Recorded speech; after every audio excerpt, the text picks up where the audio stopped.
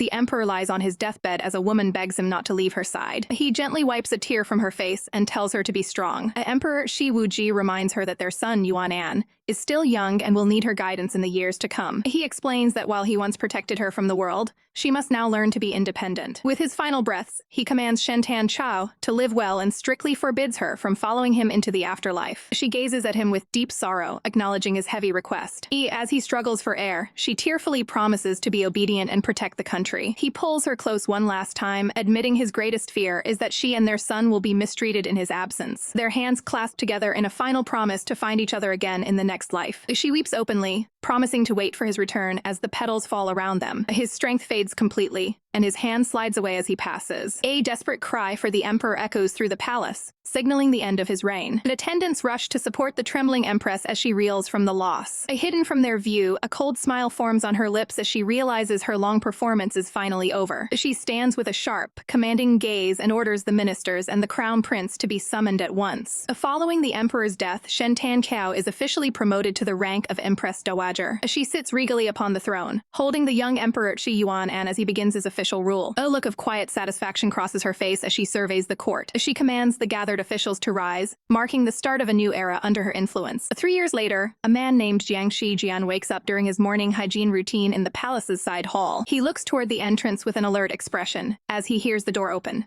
Another man arrives with a robe, mentioning that the Empress Dowager expects her guests to be perfectly presented. A consort Yunyu leans in and offers to assist with the preparation process. Jiang Shijian immediately reacts by grabbing the man's hand in a firm, defensive grip. Startled by the sudden aggression, Yunyu demands to know what he is doing. Jiang Shijian responds with a cold, murderous glare that leaves the other consort feeling intimidated. Yunyu becomes upset, warning him to be gentle so he doesn't accidentally cause any trouble for the Empress Dowager. Jiang Shijian dismisses the other man and states that he will finish his preparations on his own. Yunyu leaves the room with a final reminder to ensure every detail of the cleansing is handled properly. Once outside, the consort grumbles about how arrogant the newcomer is for someone who is merely meant for the Empress Dowager's entertainment. A dark, ominous aura surrounds a sudden, indignant exclamation of, "How dare you!"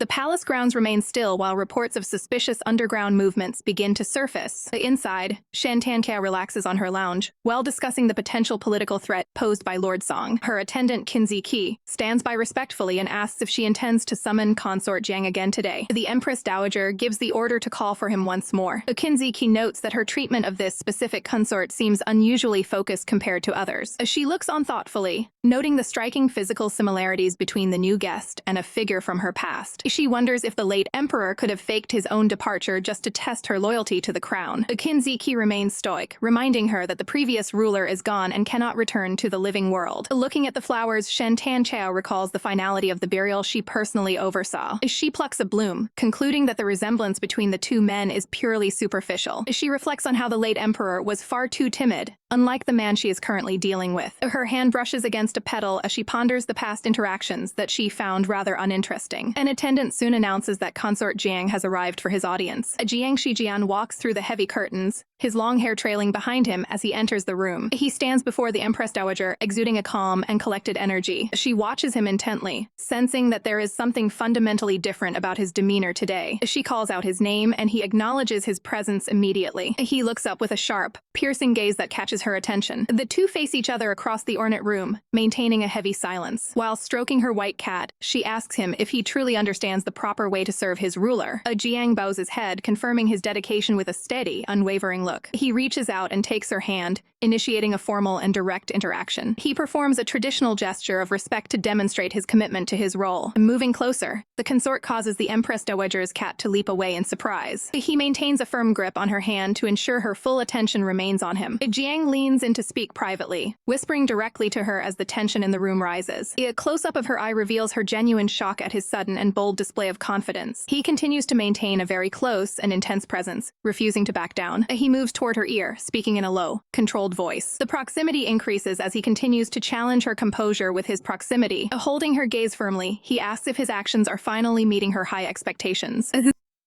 Jiang's sudden physical boldness leaves the Empress Dowager completely stunned. She quickly pulls back, realizing how much he reminds her of the past. The Empress scolds him for his arrogance as he falls to his knees. Her pet cat suddenly leaps forward and bites Jiang's hand. Jiang bows deeply, acknowledging that he pushed his boundaries too far. A small amount of blood seeps from the fresh wound on his hand. The Empress watches him closely, her gaze cold and unyielding. Dismissing him immediately, she orders him to leave her presence. As he departs, a chilling smile plays across his lips. He makes his exit through the heavy palace drapes. Later that night, the Empress drifts into a restless sleep. In her dream, a hand reaches out to cover her eyes. A familiar figure looms over her, speaking of possession. The dream version of the Empress reacts with visible alarm. She leans into the figure, pledging her loyalty in the vision. The figure gently touches her face as the dream continues. The Empress snaps awake, tightly gripping her bed sheets. She steps onto the cold palace floor, still shaken by the dream. Gazing out the window, she reflects on the late emperor's possessive nature. She fears what will happen if the man from her past ever returns. The next morning, Jiang pushes open the doors to the outer court. A palace staff whisper about his recent conflict with the Empress. Jiang is confronted by another court official in the hallway. A rival mocks him for being rejected by the Empress Dowager. The rival tauntingly offers to teach him techniques to regain favor. Jiang remains silent, his expression unreadable despite the insults. An attendant suddenly arrives to announce that the Empress has summoned Jiang again. Jiang departs immediately, leaving his rival completely stunned. The frustrated rival vents to his group of followers about the sudden turn of events.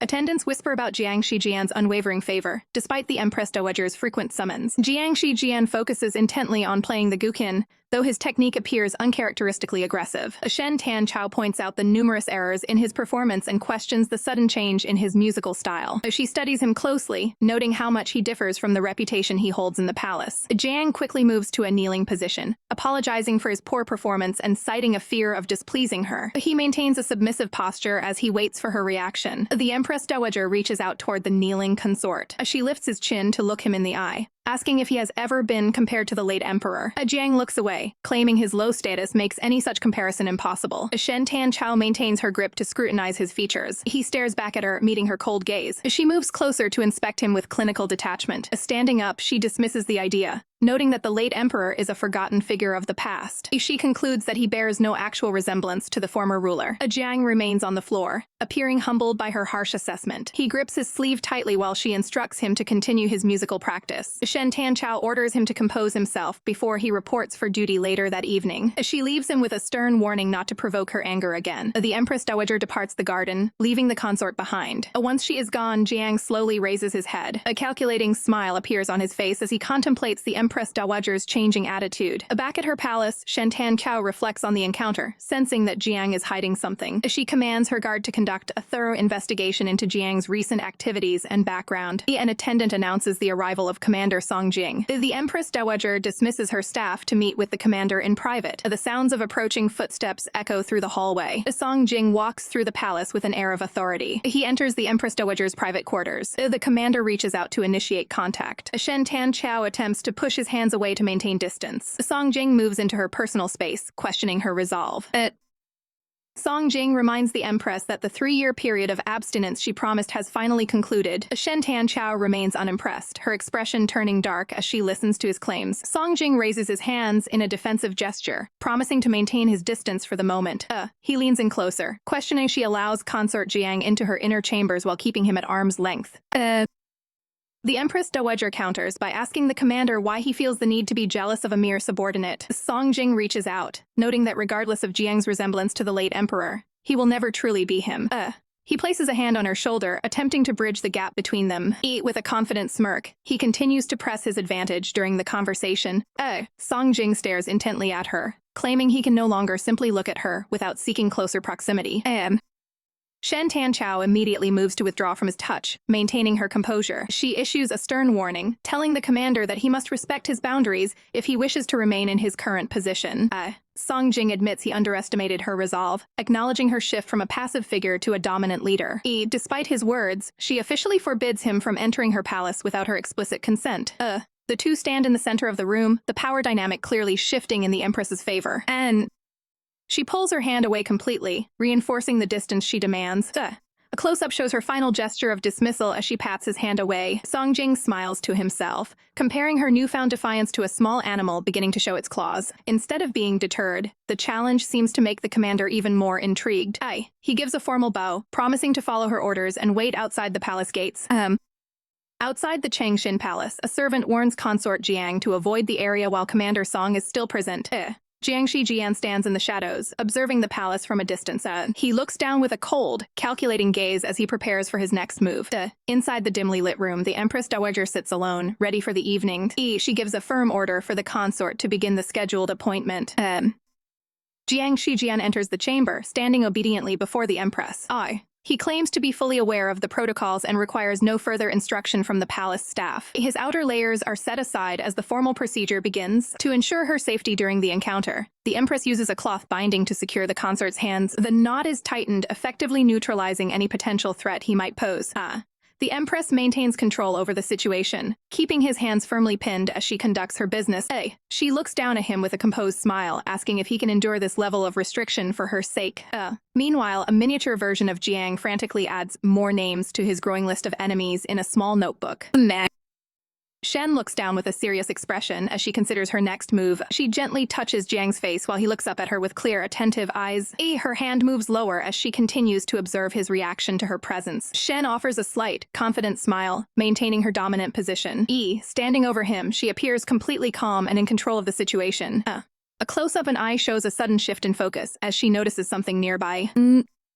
She pulls up the blanket to settle in for the night. Both lie down under the covers, maintaining a respectful distance while they prepare to rest. Jiang turns his head to look at the sleeping Empress, his expression unreadable in the dim light.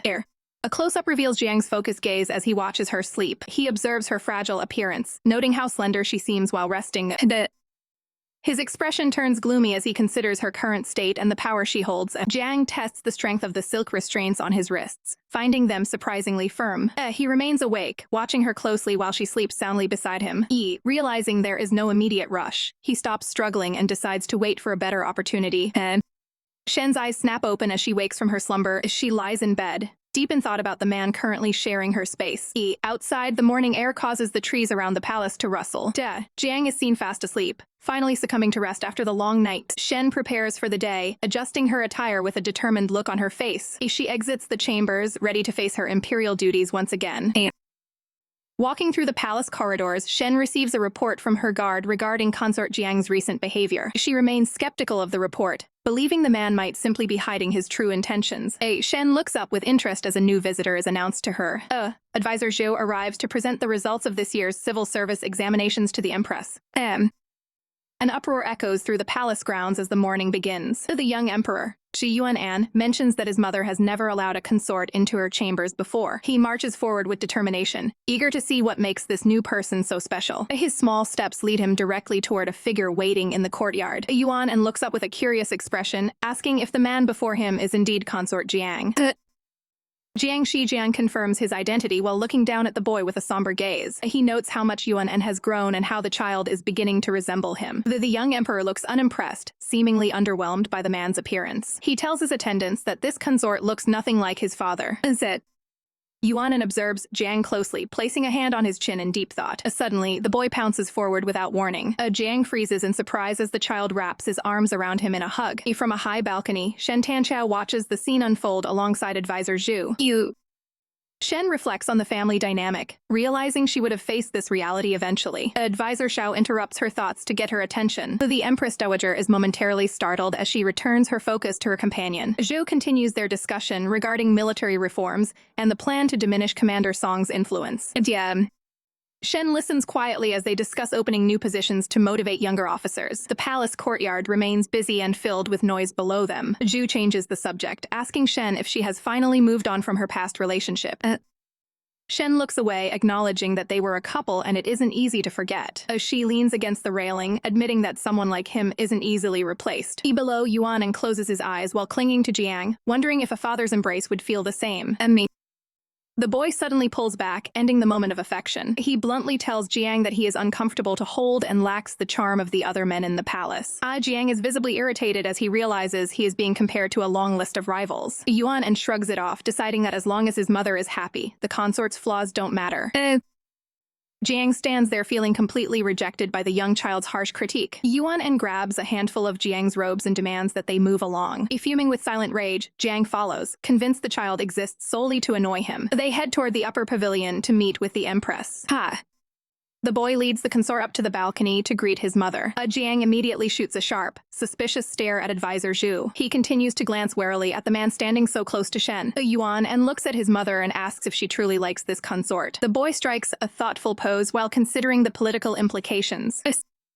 Yuan suggests that an indebted officer might be a better choice for a court position. Jiang secretly clenches his fist, realizing the child is actively sabotaging his standing. Shen rests her chin on her hand and playfully asks Jiang for his thoughts on the suggestion. Jiang Shijian stands respectfully, stating he would never dare to refuse a gift from the Empress Dowager. Shen Tanqiao looks on with a side glance as Yuan stands proudly, questioning how he came up with such a bold title. Yuan points out that anything from his mother is a blessing, while Shen remains focused on ensuring the consort earns his position through merit. Shen suggests that for a consort to be worthy of his rank, he must first prove his dedication through his performance in the palace. Jiang considers the challenge with a calm and determined expression. He vows to put in his best effort to gain the recognition of both the Empress Dowager and the Emperor. Shen Tanqiao observes him carefully, noting that she looks forward to seeing his progress. Yuan claps cheerfully, enjoying the interaction between his mother and the consort. The young emperor's attention is suddenly diverted as he notices another familiar face. He looks toward advisor Zhu, who maintains a stoic demeanor while standing nearby in the garden. Yuan kneels at the railing, watching the adults with a curious and observant eye. He asks his mother why she isn't with Uncle Zhou, bringing up rumors of past engagement. Shen Tanqiao questions the source of his information as the boy points out he heard it from Auntie Fang. She reflects on the past, describing those old ties as nothing more than a verbal promise that has long since passed. A flashback reveals the two spent their youth studying together and sharing common interests. They were once very close, even holding hands as they navigated their younger years together. Shen wonders if their lives would have turned out differently if circumstances hadn't changed. Yuan asks if his father took her away by force, but she calmly denies any such dramatic events. The boy smiles, happy to believe that his father was a man of great integrity.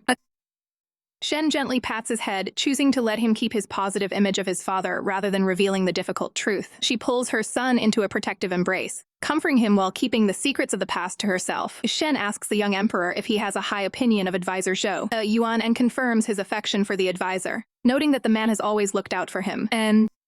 He looks down sadly, asking if there is any chance for his mother and the advisor to reunite. Shen explains that she cannot risk damaging the advisor's professional reputation with such a connection, and she further clarifies that her feelings for him have evolved and are no longer what they once were. The two sit together on the balcony, looking out over the palace grounds in a quiet moment of reflection.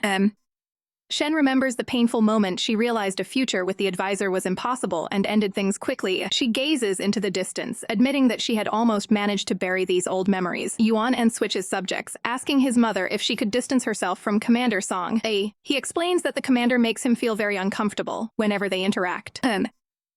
Shen Tanqiao reassures her son that she will take care of the matter and ensure his peace of mind. The boy hugs her tightly and suggests she spend more time with consort Jiang to keep from being lonely. Shen considers her options and decides that she will call for a specific associate later that evening. Consort Jiang walks outside the Chun Yai garden, while a servant praises his complexion and readiness for the Empress Dowager. He suddenly stops in his tracks when he spots someone nearby. Jiang stares in shock, becoming completely stiff at the sight of another consort. Yun Yu strikes a pose while wearing a flashy, unconventional pink robe to grab attention.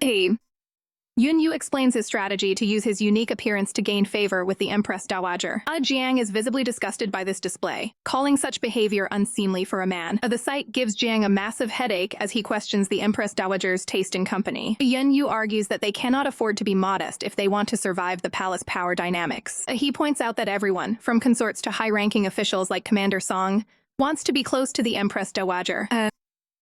Jiang realizes there is truth in those words as he considers the political landscape. He imagines the powerful figures surrounding the Empress Dowager and the intense competition involved. Jiang decides to seek advice, asking who he should specifically avoid to stay in the palace for a long time. Yin Yu is thrilled to finally have an attentive audience for his palace wisdom. He starts a mini lesson, clearing his throat to prepare his explanation.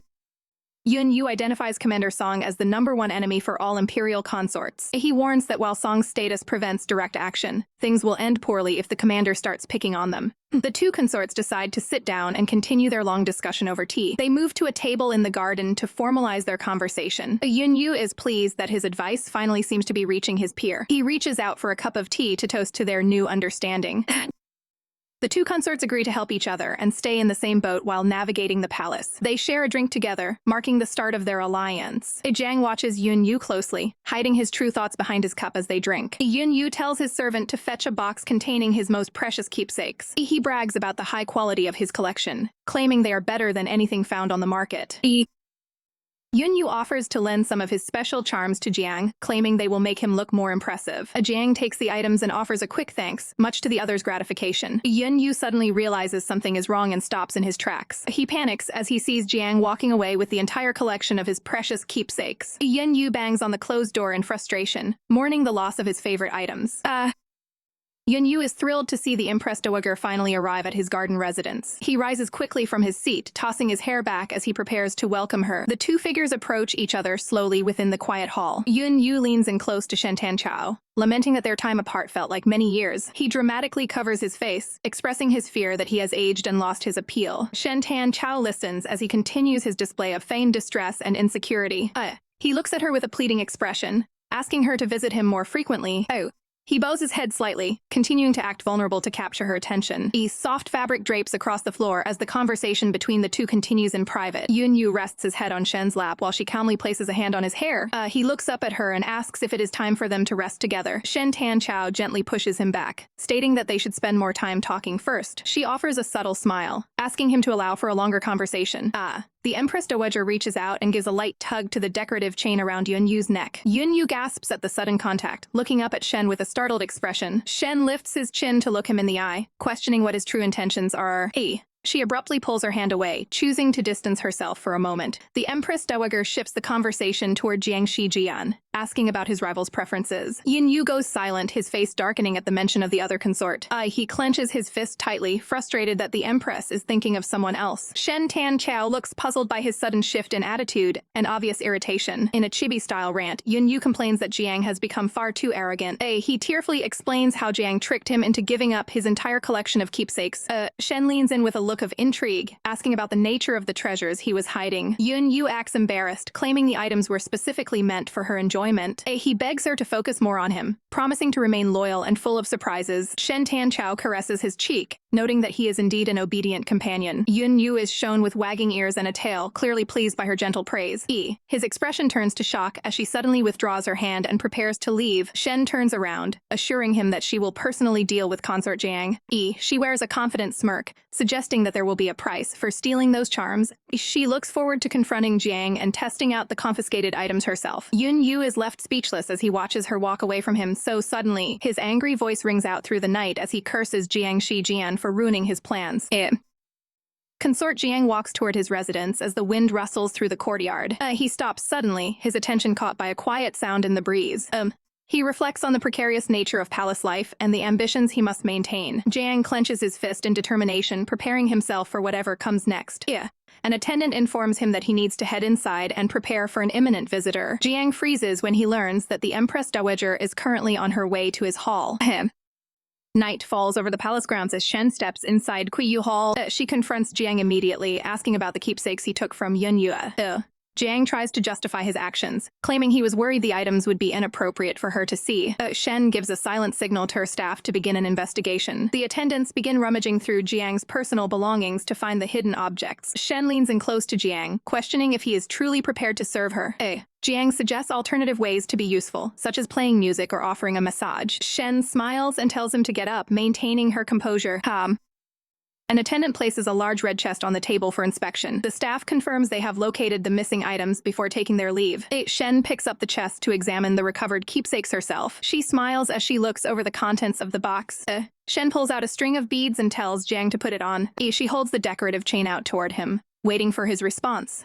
Jiang stares at the item in total shock. He refuses the request, citing his family's reputation as esteemed scholars. Jiang pleads for Shen to be considerate of his family's standing before punishing him. Shen observes his reaction with a neutral, calculating expression. Jiang lowers his head, waiting for final judgment on the matter. Shen decides to put the item down, acknowledging the scholar background of the Jiang family. She looks back at the other keepsakes in the chest, noting the different styles of the various consorts. Jiang looks down, feeling the heavy weight of the situation. Shen tells him that since he took these items, he must now present them to her on Yu's behalf. Jiang hesitates, unsure of how he should proceed with the request. Shen reaches into the box and pulls out a soft dusting tool. She decides to help him choose an item to present since he is struggling to pick one. Shen observes the interaction closely, noting the reaction to the presentation. Shen asks Jiang directly if he finds her lifestyle and the way she chooses to live her life to be problematic. Yeah. Jiang questions if his thoughts are seen as disgusting while keeping his gaze fixed on the Empress. Shen remains silent, holding a small keepsake as she observes his reaction. Her eyes narrow slightly, showing her intense focus on the unfolding situation. A close-up captures Shen's calculating gaze as she weighs Jiang's family background. Shen chuckles and adjusts her posture, maintaining her calm and commanding presence. A mental image contrasts Shen's authority with the reality of Jiang's complicated history. In a flashback, a young Jiang stands alone, feeling like an outsider within his own family. The memory shows Jiang being ignored while other children receive care and attention. He is depicted standing in the rain, illustrating the isolation and restlessness he felt growing up. Unable to find a place in the government, he was forced to rely on relatives who looked down on him. Jiang clenches a royal scroll, showing his internal struggle over being sent to the palace. He spent his youth studying classic literature, developing a quiet and non-resistant nature. Shen realizes her usual psychological tests might not work on someone with such a background. Jiang attempts to speak, his expression betraying a deep sense of uncertainty. He claims he came to the palace of his own, while looking Shen in the eye. Shen asserts her absolute power, reminding him that no one in the empire can stop her. She uses a small keepsake to tilt his head up, reinforcing her dominant position. Shen moves in closer, making it clear that he is expected to follow every instruction. She informs him that he must endure her demands regardless of his personal feelings. Jiang performs a deep bow, verbally accepting his role and the honor of serving her. He closes his eyes, struggling to adapt to the reality of his current situation. Standing before the Empress, Jiang pledges to do his best to learn his new duties. He accepts the small keepsake from her, bowing his head in a formal sign of submission. Shen watches him closely, her golden eyes evaluating his true intentions. She tosses the keepsake aside and turns her back to focus on a storage chest. Shen begins to adjust her formal outer layers, preparing for the next part of the evening. Jiang watches from the bed, his hands clenching the fabric as he waits for her next move. Shen stands in her simple attire, commanding him to use what he has learned to serve her well. Jiang sits in silence, his expression tense as he processes the current situation. Shen grips Jiang's chin, forcing him to meet her gaze as she issues a stern warning about his future conduct. Jiang looks away and clasps his hands, signaling his reluctant acceptance of her terms. An incense lamp flickers in the background, filling the room with a subtle aroma as the night settles in. A silver hair cascades across the sheets as the scene transitions toward rest. Jiang remains focused on his work, his face showing a mix of duty and inner turmoil. Hands move carefully through the long strands of silver hair during the routine check. The movement continues downward, following the path of the fabric and hair with clinical precision. Every inch is covered with care as the task is carried out exactly as ordered. Jiang's expression turns dark while he contemplates the nature of his service and the Empress's past. Shen places a hand down to stop the progress, setting a clear boundary for the night. She pulls the blankets up and dismisses the tension, ordering Jiang to finally get some sleep. Jiang remains seated at the edge of the bed, staring into the distance as the room goes quiet. He stares ahead with a cold, analytical gaze, clearly lost in his own thoughts. A hazy memory surfaces, showing a past moment of formal closeness between the royal pair. Jiang sits with his back to the room, reflecting on the Empress's perceived heartlessness and her recent decisions. A group of officials and attendants gather outside the palace to witness the morning's arrival and the start of a new day. In a flashback, a younger version of Shen is seen with a man from her past, highlighting her previous life. The memory depicts a moment of vulnerability as she rests, haunted by the questions of her former companion. Jiang closes his eyes, struggling with the weight of his thoughts and the complex reality of his position. Shen watches Jiang sleep, acknowledging that he wouldn't be able to leave the hall if he actually tried something against her. She reflects on her own actions, deciding that, despite everything, Jiang doesn't deserve to be treated poorly. Her hand clenches the fabric tightly as she processes her conflicting emotions. Shen moves quietly to the edge of the bed, preparing to depart. She reaches out and picks up her outer garment to dress for the morning. Clad in her red robes, Shen exits the room while Jiang appears to remain asleep. As soon as she is gone, Jiang's eyes snap open, revealing he was awake the entire time. He sits up immediately, his expression shifting into something far more calculating. A small, cold smirk plays on his lips as he plans his future moves. Jiang rests his head on his hand, looking out with a gaze full of hidden intent. He recalls an image of the Empress in a much more restricted and vulnerable state from the past. The morning light filters into the room as Jiang lies back down, lost in thought. He is suddenly startled out of his daze by an unexpected presence. The young emperor, Xi Wuji, is peering over the edge of the bed with intense curiosity. With a serious expression, the young boy begins to question Jiang about the previous night. Xi Yuan becomes suddenly excited, holding up a scroll and demanding a promotion for Jiang's service. The boy tries to pull Jiang out of bed, insisting that he needs to work much harder to maintain favor. Xi Yuan mocks Jiang's lack of ambition, causing the consort's frustration to peak. The young emperor continues nagging, lecturing Jiang on how quickly beauty fades without effort. Jiang is left speechless and annoyed as the boy compares him to another favored consort. Visions of the rival, Yun Yu, appear as the boy highlights the competition. Jiang's irritation grows as the name of his rival is brought up yet again. Xi Yuan frowns, deciding he must provide Jiang with educational materials on how to win favor. Jiang looks at the young boy, questioning why the emperor cares so much about his success. The conversation turns more serious as Jiang mentions the late emperor. Jiang asks a pointed question about whether the Empress Dowager should only have eyes for the boy's father.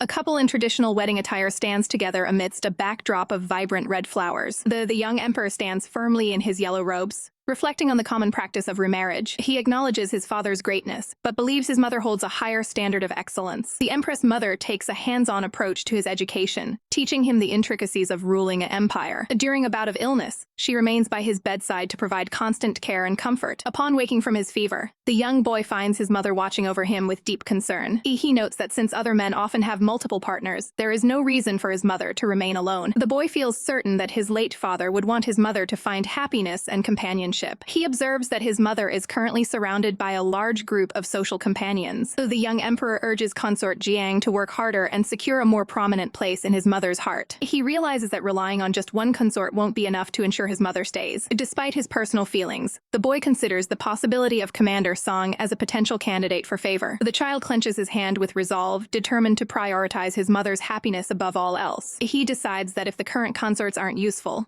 he will personally find better candidates for her. His spirit ignites with a fiery determination to prevent anyone else from becoming too important to her. He continues to push consort Jiang, insisting that he must create more opportunities to gain favor. Outside at the Song mansion, Commander Song learns that the Empress has spent time with multiple consorts. A guard reports that Jiang is now even participating in political affairs, which frustrates the commander. Song views the rising influence of his rivals as a major eyesore that needs to be addressed. He taps his fingers on the table while processing the news of Jiang's growing favor. The commander confirms that the Jiang family is divided, which might provide a tactical advantage. He clenches his fist tightly, ready to set a plan in motion to disrupt the current power dynamic. Song vows to ensure that consort Jiang loses his standing within the palace. His subordinate trembles in fear while witnessing the commander's intense and calculating mood. The commander's sharp gaze remains fixed on his goal as he prepares his next move. He considers bringing another noblewoman into the mix to complicate matters for the Empress. A smirk plays on his lips as he focuses his attention on undermining Jiang Shijian. Confident in his scheme, Song prepares to strip away the kindness the Empress has shown his rival. A hand carefully grinds ink in a stone basin to prepare for a session of calligraphy. Shen Tan Chao stares off into the distance, reflecting on her recent attempts to avoid social interactions. A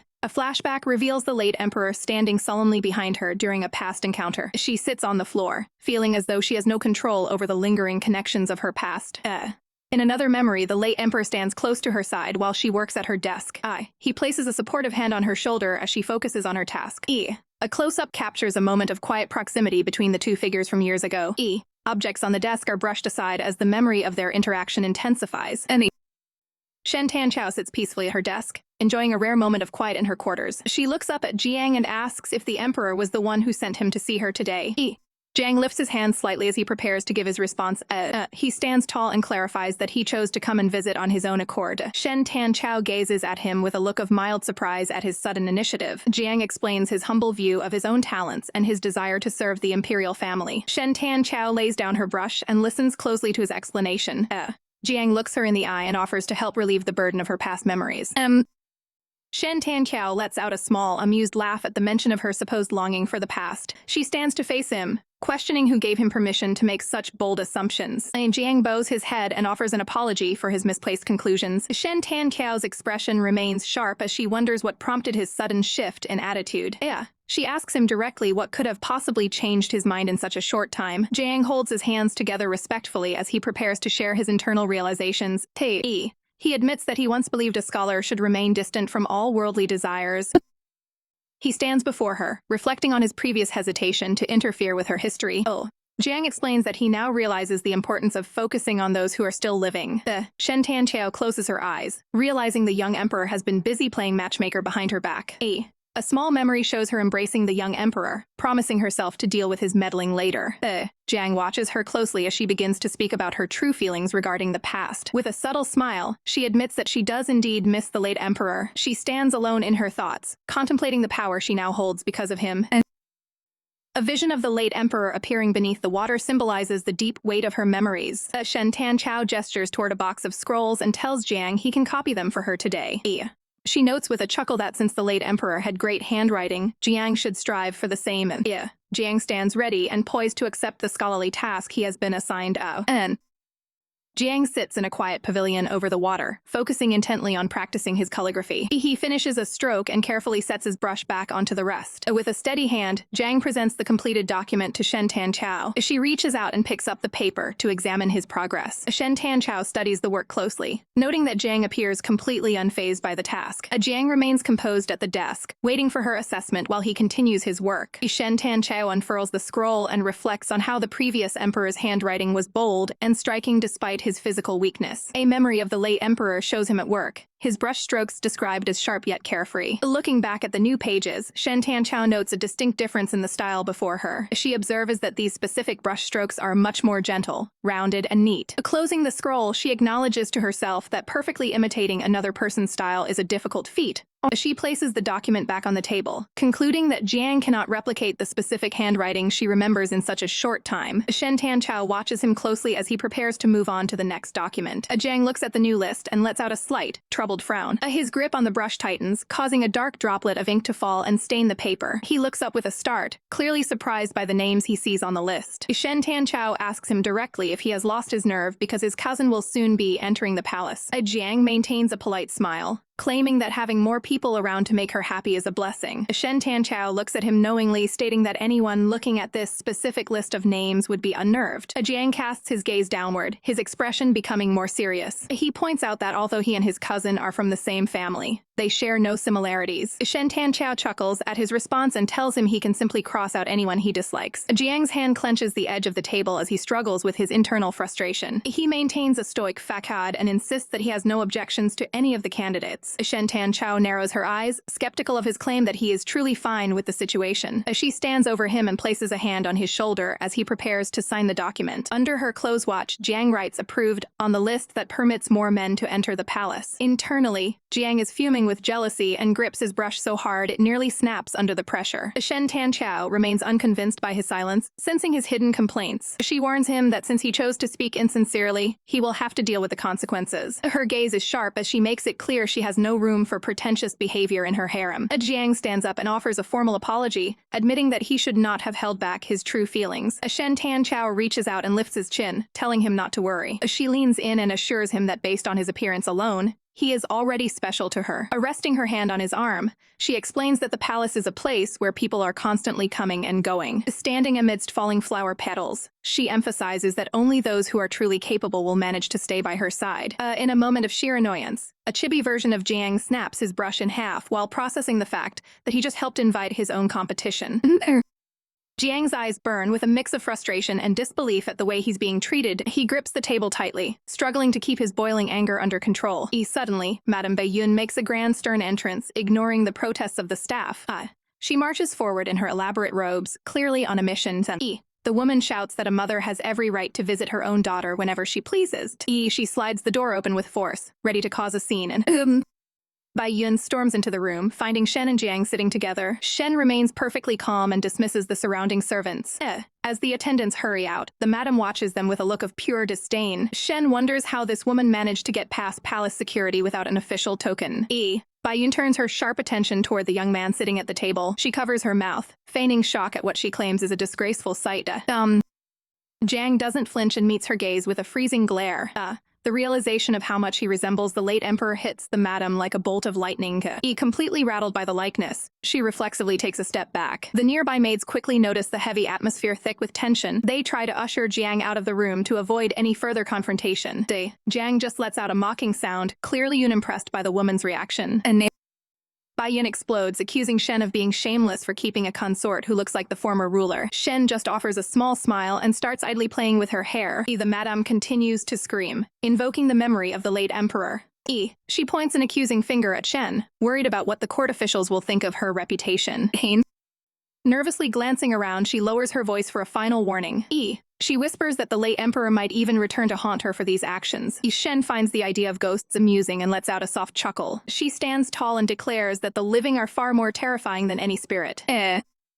Bai-Yun looks guilty as she tries to justify her past choices as a means of family survival. Shen turns away, realizing her mother is still making excuses for her old betrayals. Her gaze sharpens as she remembers how her family was driven by nothing but greed. Shen walks past her, stating that her mother simply used her as a ticket to gain wealth. The madam stands frozen, unable to find a quick retort for the blunt truth. Her face contorts and her lip trembles with rising fury. She points at Shen again, claiming that none of this power would exist without her family's sacrifice. The woman continues her rant, calling Shen shameless and demanding the consorts be expelled immediately. She jumps back in shock as a ceramic piece is smashed onto the floor right in front of her. Trembling with rage, she accuses her own daughter of trying to end her life. Shen remains unmoved and calls for the guards to discipline the madam for insulting the crown. Hands reach out to restrain the unruly guest. Bai-Yun struggles against the guards, demanding to be let go as the Empress Dowager watches the scene unfold. The mother's fury boils over as she questions the audacity of being held back. A sharp slap rings out across the room, instantly silencing the insults. Bai-Yun's eyes widen in disbelief as she processes the physical rebuke from her own daughter. Shen Tanqiao wears a cold smile, indifferent to any further damage to her reputation. She paces slowly, reminding her mother that the family's current status depends entirely on her position as Empress Dowager. Shen explains that if their discord becomes public, power-hungry rivals will surely exploit the family's weakness. Collapsed on the floor, Bai-Yun looks up with a mixture of fear and realization. The Empress Dowager leans down, mocking her mother's habit of always calculating profit and loss. A haunting memory surfaces of a time when the weight of the crown first changed their relationship. In the past, the Shen family celebrated their sudden ascent to wealth and glory after their daughter's promotion. Bai-Yun originally planned to exert control over her daughter to further the family's interests. However, those ambitions were met with a chilling reality in the dark corridors of the palace. As she recalls sitting alone and shivering in the cold silence of the royal grounds during a previous visit.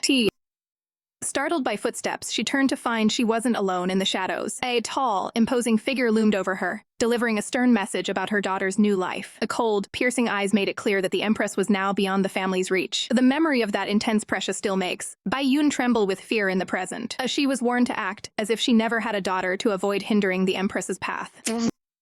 The messenger offered a sinister smile while threatening the complete removal of the Shen family if they interfered. Terror gripped her as the full weight of the threat sank in. The dark chuckle of the man remains a vivid part of her recurring nightmare. The recollection of that dangerous encounter leaves her breathless and shaken. Back in the present, Shen places a hand on her mother to snap her back to reality. The Empress Dowager towers over her mother, asserting total dominance in the room. She warns Bai-Yun not to be manipulated by those who want to interfere in the crown's business. Shen highlights the irony of the family enjoying a lavish lifestyle they did nothing to earn. She dismisses the incident by claiming her mother simply tripped and fell, ordering servants to assist her. A final, stern warning is issued to the staff. Anyone who speaks of today's events will face severe consequences.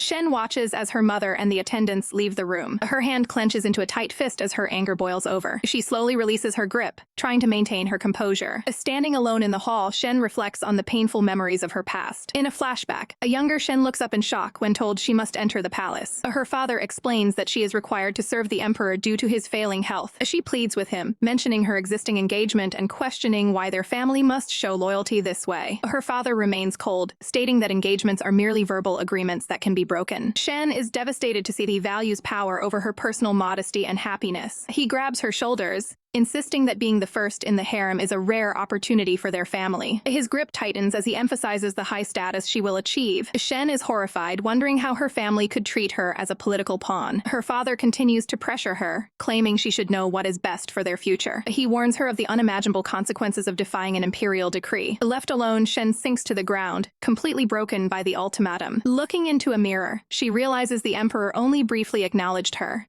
and it was her own family who used it as an excuse to climb the social ladder. She feels betrayed, knowing they ignored her wishes just to present her to the emperor. Her family members look on with cold ambition as she is prepared for her new life. Shen enters the palace without any title or dignity, feeling like a mere servant. She finds herself surrounded by others who were similarly sent by their families to serve. Years later, she stands in her royal robes, having focused only on survival in a hostile environment. She questions why her parents couldn't value her life like other families do. Clutched by grief and resentment, she reflects on her history of obedience. Shen glares at a nearby vase as her internal rage reaches its limit. She grits her teeth, unable to contain the bitterness any longer. In a sudden outburst, she sweeps a ceramic vase off the table. The vessel shatters into pieces, mirroring her fractured relationship with her family. Her attendants retreat in fear as the crash echoes through the chamber. A man watches the scene from the shadows of the doorway. Shen commands him to stop in his tracks as he tries to leave. Jiang Shijian steps forward and bows respectfully before the Empress Dowager. Shen reflects on how this man was once a constant threat looming over her. She looks at him with intense eyes, knowing he has seen past her family's facade. She asks him directly if he heard everything her mother said while he was hidden. Jiang Shijian confirms he heard the entire conversation from behind the drapes. Shen orders the porcelain shards on the floor to be picked up immediately. Jiang Shijian obediently crouches down to gather the broken pieces while Shen stands over him. As Jiang focuses on the task, Shen watches him with a cold, piercing gaze. A sudden movement cuts through the air as the atmosphere in the room shifts. Shen pins Jiang to the ground, pressing a sharp porcelain shard against his neck. She squints her eyes, radiating a lethal intent that demands answers. Despite the danger, Jiang remains calm and asks if she intends to silence him forever. Shen leans in close, questioning his loyalty and what he truly wants. Holding the shard steady, she asks if he is truly willing to sacrifice his life for her. Jiang looks up without fear, claiming his life has belonged to her from the start. He gently reaches up and takes hold of her wrist to steady her hand. Shen remains skeptical, wondering if his display of devotion is just another calculated act. Jiang urges her to value her own safety and not let the sharp porcelain cut her hand. Shen notices a drop of blood starting to ooze from a small cut on her finger. The tension hangs heavy in the quiet, decorated study as the two face off. Shen eventually relents and takes a seat, her long red robes pooling around her. Jiang stands before her, maintaining an intense and unwavering stare. He reaches out his hand toward her in a slow, deliberate motion. Very gently, he retrieves the sharp porcelain piece from her hand to prevent further injury. He carefully observes the small wound on her finger with a look of concern. Shen turns her head away, remaining silent as she processes the interaction. Jiang lifts her hand up to get a better look at the injury. He tends to the small cut on her finger personally to ensure it stops bleeding. Looking into his eyes, Shen is struck by how his gaze mirrors her own past desperation. She slowly reaches out her hand toward him, her wall of anger starting to crack. She places her hand on his face, realizing he is just another person struggling to survive the palace's cruelty. Shen reflects on her current actions and wonders if she has become the very person who once hurt her. A flashback begins, showing the imperial grounds where her fate was once decided.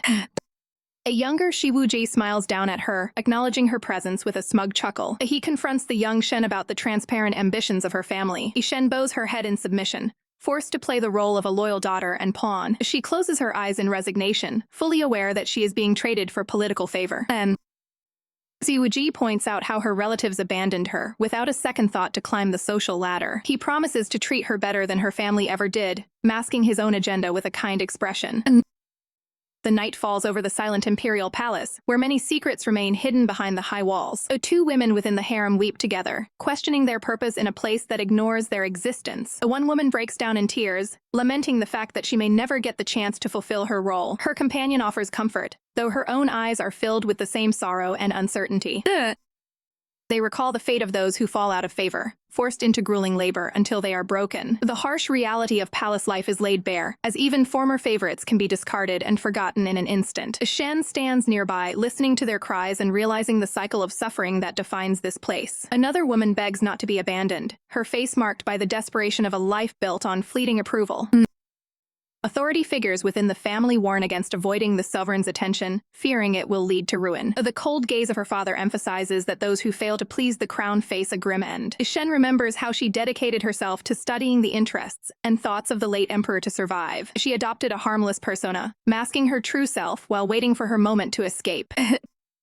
The late emperor eventually passed away, leaving behind a legacy of control that Shen managed to navigate. Now, she reflects on her unexpected rise to power, having become the very thing she once feared. Shen confronts Jiang, reminding him that she has the power to decide the fate of everyone in her palace. Jiang looks up at her, pleading for a shred of pity amidst her cold demeanor.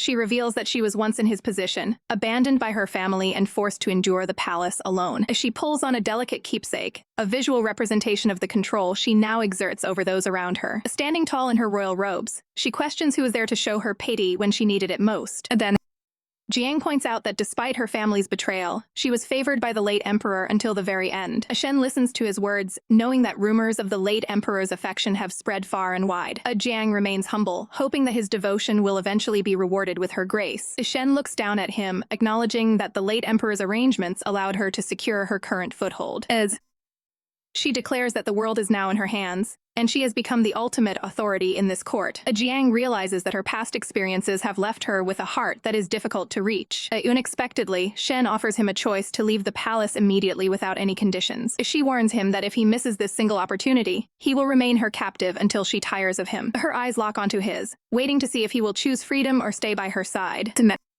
Shen Tianchao looks at Jiang and explains that if he is indeed Jiang Shijian, she should offer him a way to atone for past actions. Jiang questions what the fate of those who fall out of favor with her might be. Shen answers that those who leave the palace simply return to the lives they had before entering. Jiang wonders if these individuals could still pursue careers as officials after their departure. He asks if there would ever be an opportunity for them to cross paths with her again. Shen confirms that such a meeting is possible if they manage to distinguish themselves. Jiang bows low to the ground, declaring his firm intention to stay within the palace walls. Internally, he admits to himself that he could never bring himself to leave her side. Shen gazes down at him, asking if he is truly certain about the path he is choosing. She approaches him slowly as he maintains his submissive posture on the floor. The Empress Dowager warns that staying means he will forever remain in the shadow of the late emperor. Shen reaches down and lifts Jiang's chin to force him to look her in the eye. Jiang meets her gaze steadily, signaling his full understanding and agreement to her terms. He pledges that as long as she does not cast him aside, he will never leave her. Jiang takes her hands and expresses his deep desire to remain her constant companion. Shen claps her hands in mock applause, noting the cleverness of his words. Moving closer, Shen explains that she does not consider herself a benevolent person. She admits to being selfish when it comes to the people she chooses to keep near her. Shen studies his face, questioning how she could ever treat him like a common servant. She leans in close, reminding him that he must now accept the full weight of his decision. A hand grips his hair firmly as the permanent nature of their bond is established. The palace grounds remain silent as the Empress reflects on her years of living in constant fear. In a moment of high tension, she maintains a close proximity to Jiang, asserting her presence over him. Despite their proximity, she realizes that she never truly held a place in his heart during the previous reign. Shen leans against him, contemplating her past status as nothing more than a decoration in the palace. A hand presses firmly against the wooden surface as the power dynamic between the two shifts. Standing close, the two face the reality that their differing statuses were always destined to create a divide.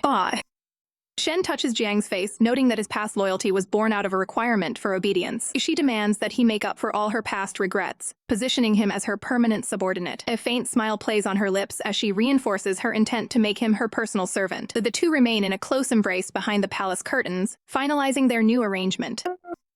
Outside, palace attendants discuss the current situation, noting the Empress's likely temperamental mood. The guard looks down, preparing to wait outside as the private meeting continues. Jiang props himself up on the floor, looking toward the Empress with a mixture of exhaustion and submission. Shen stands tall over Jiang, questioning his experience with such personal palace interactions. Straightening her hair, the Empress displays absolute confidence, while noting there is still room for improvement. Jiang looks up, requesting that she provide him with more opportunities to prove his worth. Shen instructs him to tidy his appearance and return to his quarters immediately. She further cements his new role by relieving him of his previous duties at the magistrate's office. Footsteps echo along the stone walkway as Jiang departs from the Empress's chambers. He observes that the Empress appears to place a significant amount of value on an official named Chief Qin. Walking along the balcony, Jiang listens as a palace maid provides details about the current hierarchy. The maid explains that Chief Qin oversees the palace and manages the Confidential Missions Bureau. Jiang processes this information, realizing the extent of the competition for the Empress's favor. Chief Qin stands prominently under the garden trees, embodying the high-ranking authority the maid described. A determined, miniature version of Jiang vows to show a much stronger side of himself in the future. Shen looks skeptical as she learns Commander Song is refusing to deploy troops to suppress local bandits. Chief Qin informs her that the commander expects a personal visit to his mansion before he will comply. Shen immediately sees through the request, recognizing it as a blatant attempt to compromise her position for his own gain. Qin explains that the commander is likely retaliating because Shen has been systematically stripping his men of their military authority. Shen considers the political chess match, weighing her options against the commander's demands. Qin suggests that a strategic visit might be the most efficient way to secure the commander's cooperation. Shen rests her hand on the furniture as she weighs the risks of showing any sign of weakness. She eventually decides that giving in to such demands is not an option for her. Qin shifts the conversation to Madame Shu's recent visit, advising Shen not to be bothered by the woman's antics. He notes that Madame Shu is currently the only person trying to stir up trouble in the palace. Qin mentions how Wei Ran has been preoccupied with trivial things like designing outfits for Shen's pet. Shen dismisses him as a child at heart who lacks any real influence within the Shen family. Qin remains silent, suspecting that the young man might be harboring more significant ambitions. Shen enters a moment of deep reflection as she considers the internal threats to her rule. She orders Qin to launch an investigation into how Madame Shu managed to obtain an official entry badge. Qin accepts the task immediately, ready to root out any security breaches. Shen adds another mission, demanding a handwriting comparison between the late emperor and consort Jiang.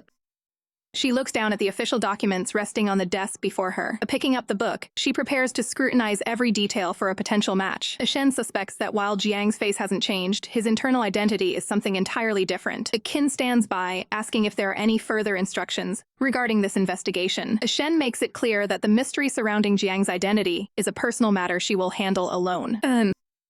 At the Shen mansion, the doors are firmly shut to isolate the residents. Wei Ran tells the servants that his mother is ill and must be kept away from any distractions. He issues a cold command that she is strictly forbidden from leaving the estate under any circumstances. Locked inside, his mother beats against the door in a desperate attempt to be heard.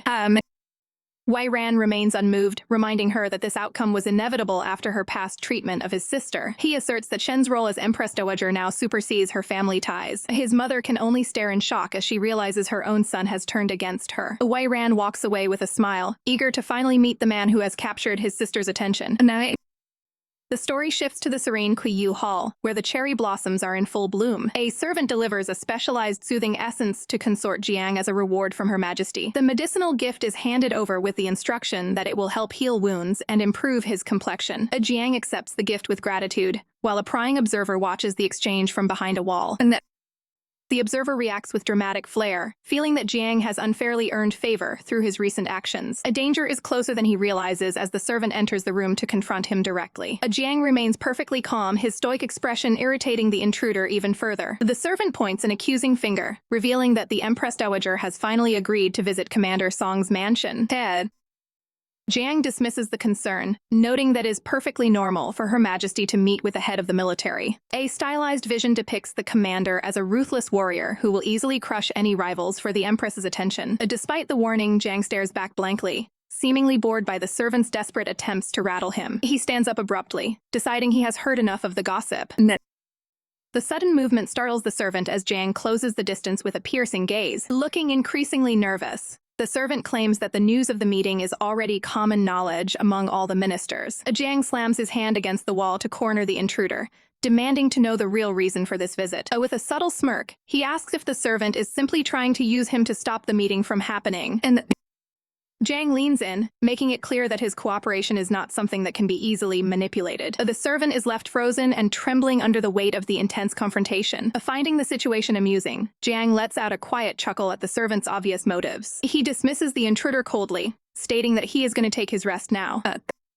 Left alone, the servant wonders if the Empress Dowager will be upset if Jiang actually tries to interfere in her political affairs. Clenching a fist, the servant hopes that a rift will form between the two, causing the Empress to resent Jiang. The servant celebrates this genius plan, imagining a scenario where two rivals are taken out at once. Even though Jiang appears reserved on the surface, the servant is convinced he is a master of hidden agendas. A mental image portrays Jiang as a calculating figure who uses his charms to mask a very sharp and scheming mind. Back in his quarters, Jiang sits in deep thought, likely planning his next move in this complex game of palace power. The next day, a young royal confronts Jiang with a direct question about recent family bullying within the palace. Jiang stands tall as the youth warns that remaining silent will be considered a crime against the crown. The determined young royal vows to question everyone in the palace until the truth is finally revealed. Jiang Shijian reflects on the Empress Dowager's recent sorrowful mood while bowing his head. The young prince urges Jiang to take advantage of the situation and do whatever it takes to cheer up the Empress mother. Jiang is taken aback as the young prince aggressively explains how he should console his mother and make her smile. Jiang lets out a heavy sigh, feeling the weight of the prince's expectations. The prince mentions that Commander Song is visiting and fears he will win over the Empress mother with his strong presence. Panicking, the young prince calls Jiang a dummy and insists he cannot let anyone else win her favor. Jiang admits his own shortcomings, feeling as though he has failed the young royal. The prince remains determined, telling Jiang that they must find a way to resolve the current situation together. The young royal secretly recalls a promise the Empress mother made to him and suspects the commander is using dirty tricks to break it. Jiang expresses concern that Commander Song's high status and military power could negatively impact the imperial court. The prince's eyes light up with a sudden realization. He suggests getting Uncle Zhou to help with court matters to gain an advantage. Grabbing Jiang's robe, the prince warns him not to consider the commander an ally and to report all his movements. Jiang offers a small, knowing smile in response to the prince's intense demands. Jiang formally acknowledges the instructions, stating that he understands the gravity of the situation. Over at the Changxin Palace, someone urgently reports that the situation is becoming dire. A high-ranking official argues that stripping the commander of his power is necessary to stop any potential revolts. The Empress Dowager remains composed, stating that this plan is the most effective way to break the current stalemate. The official questions why she would lower her status and use herself as bait in such a risky political game. She explains that Commander Song is ruthless and will only negotiate if his specific demands are met. The official looks away in frustration, knowing that the commander's cooperation is tied to his satisfaction. The Empress Dowager asserts her intention to eventually reclaim all the power and influence currently held by the military leader. The official pleads with her not to compromise her own well-being just for the sake of survival. The official grits his teeth in frustration as the Empress Dowager insists on avoiding unnecessary bloodshed. The official takes a step forward, unable to remain silent about his concerns for her safety. He reaches out and firmly grasps her hand to emphasize his loyalty and commitment to her cause. With an intense gaze, he declares his resolve to protect her from any harm that may come her way. Shen Tanqiao stares blankly as advisor Zhou holds her hand. Zhou insists on saving her from the dangers of the palace, holding her hand tightly. Zhou's grip on Shen Tanqiao's hand intensifies as he offers to take the fall for her political interference. Zhou expresses his frustration with the jealousy in the imperial hall. Shen Qiao glances down, telling Zhou he has lost himself. Zhou pulls Shen Tanqiao closer, refusing to let her go as he talks about his repressed feelings. Zhao looks at her with determination, regretting the end of their past engagement. Shen Tanqiao remains silent, her expression unreadable as she listens to his confession. Zhou holds her close, admitting he wants more than just being a virtuous advisor. Zhou expresses a deep desire for a genuine connection that goes beyond their current roles. Shen Tanqiao realizes that Zhou has finally overstepped a boundary. She tells him they cannot be together because of their reputations and positions. Zhou remains defiant, insisting that he still wants to try despite the risks. Multiple sets of eyes loom over Zhao as a metaphor for the people waiting to drag him down. Shen Tanqiao warns him that being involved with her will lead to attacks on his character. Zhou's resolve doesn't waver, even if it means his own destruction. Shen Tanqiao slowly withdraws her hand from his. She explains that she is no longer the respectable girl he once knew. Shen Tanqiao acknowledges her poor reputation and the numerous consorts she now has. She turns away, telling him that he will only be disappointed in her. Zhou places a hand over his heart, declaring that his feelings will never change. He steps toward her, grabbing her shoulders to emphasize his dedication. Zhou approaches closely, vowing to serve as her protector forever. Zhou kneels before Shen Tanqiao and holds her hand, offering his absolute devotion. Shen Tanqiao looks down at him, telling him he shouldn't trouble himself with the past. She helps him back to his feet, trying to maintain distance. Zhou looks determined, deciding to take the lead since she won't. Shen Tanqiao stares in shock as advisor Zhu makes his bold declaration. Zhu maintains a determined gaze, refusing to back down from his vow. Shen closes her eyes, reflecting on how her time with the late emperor changed her view on emotions. She explains that she cannot give him the emotional fulfillment he desires. Standing before him, she claims she is no longer the innocent girl he remembers. Shen challenges his resolve, questioning if he truly believes he can handle her. She takes a decisive step closer to test his commitment. Leaning over him, she looks into his eyes with a cold, testing gaze. She asserts that in this room, his status as an advisor means nothing. Shen looks down at him, asking if he can truly accept a role of total submission. Zhao closes his eyes and firmly agrees to her terms. Shen stares back in silence, seemingly surprised by his unwavering dedication. She stands up and turns her back to him, refusing to be the cause of his downfall. She reminds him that his family expects him to leave a great legacy in history. Zhao looks down, realizing that her rejection is meant to protect his reputation. He realizes that he can never truly be the person she once knew because of his family's weight. Shen maintains a stern profile, while finalizing her decision. She calls him by his name, suggesting they are better off remaining in their current positions. Shen envisions him continuing as the esteemed advisor that the people admire. She vows to remain the powerful Empress Dowager until she can hand the throne to the young prince. She admits he holds too special a place in her heart for her to use him lightly. Zhao looks on with a heavy heart, feeling guilty that he cannot devote himself to her fully. Shen looks away and commands him to get dressed and leave her palace. Later, the Empress Dowager is seen reacting with visible fury to an unexpected situation. Zhou expresses his eternal devotion to Her Majesty, promising to serve whenever she might need him. In the past, the late emperor relied on a network of advisors to maintain control over a court filled with potential rivals. Zhou worked closely with the previous ruler to root out corruption and earn his absolute trust through strategic planning. Back then, he vowed to become a pillar of support for the lady if her own family ever failed her. He was even prepared to give his life for her if the situation ever demanded such a sacrifice. However, he never could have predicted that their relationship would eventually reach such a complicated and distant point. Shen remains firm in her stance, asserting that Commander Song will never be among her chosen companions. Zhao reflects on his own actions, realizing he might have been far too impulsive in his recent choices. The quiet ripple in the pond mirrors the unsettling shifts currently happening within the palace power structure. Shen wonders if the late emperor was aware of the prior connection between her and the advisor. She questions if the late ruler intentionally placed Zhou in a position where his reputation would bind him to the throne. His prominent family name became a double-edged sword, effectively chaining him to the palace's service. The guard responding to her refuses to speculate on the private thoughts of the previous emperor. Shen remains silent for a moment, processing the weight of these long-term political maneuvers. She suddenly shifts her focus to a more immediate concern regarding recent leaks of her private schedule. She demands to know how the people in the palace learned about plans she was still contemplating. The attendants reveal that a person named Kui Ying was responsible for giving away the sensitive information. It turns out the leak was widespread enough to reach the ears of Consort Jiang and even the young emperor. The attendant offers to arrange for someone to deal with the informant immediately to prevent further damage. Shen orders them to hold off, deciding instead to teach the informant a lesson about what can and cannot be said. She turns to leave, asking if there are any other updates she needs to be aware of regarding her investigations. The guard reports that his team failed to find any of Consort Jiang's original calligraphy works before they were destroyed. Shen finds the timing highly suspicious, suspecting an intentional move to prevent her from meeting with Commander Song. The investigation leads toward the Kuiyu Hall, where more hidden agendas are likely to be uncovered. A mysterious figure observes the unfolding drama from the shadows with a clearly amused expression. Someone quietly searches through a storage unit, looking for specific items hidden away from prying eyes. Inside, a collection of servant and eunuch outfits suggests a plan involving a secret infiltration of the palace. The man suddenly hears a noise, signaling that his privacy has been interrupted by an unexpected visitor. He quickly shuts the container to hide the incriminating evidence before anyone can see what is inside. A royal figure makes a sudden, unannounced entrance into the room, catching the occupant off guard. She strides in with immense purpose, ready to confront the person who has been interfering with her plans. Enraged, Shen lashes out at the individual for attempting to use the emperor to manipulate her schedule. Shen remains skeptical, questioning if the previous actions were truly just an unintentional mistake. Kui Ying admits his intentions were deliberate, citing Commander Song's overbearing personality as a reason for his interference. He shifts his position quickly to address the Empress Mother directly, and Shen stares back with an intense gaze, ordering him to continue his explanation. Kui Ying argues that the late emperor would want her to follow her own desires rather than social expectations.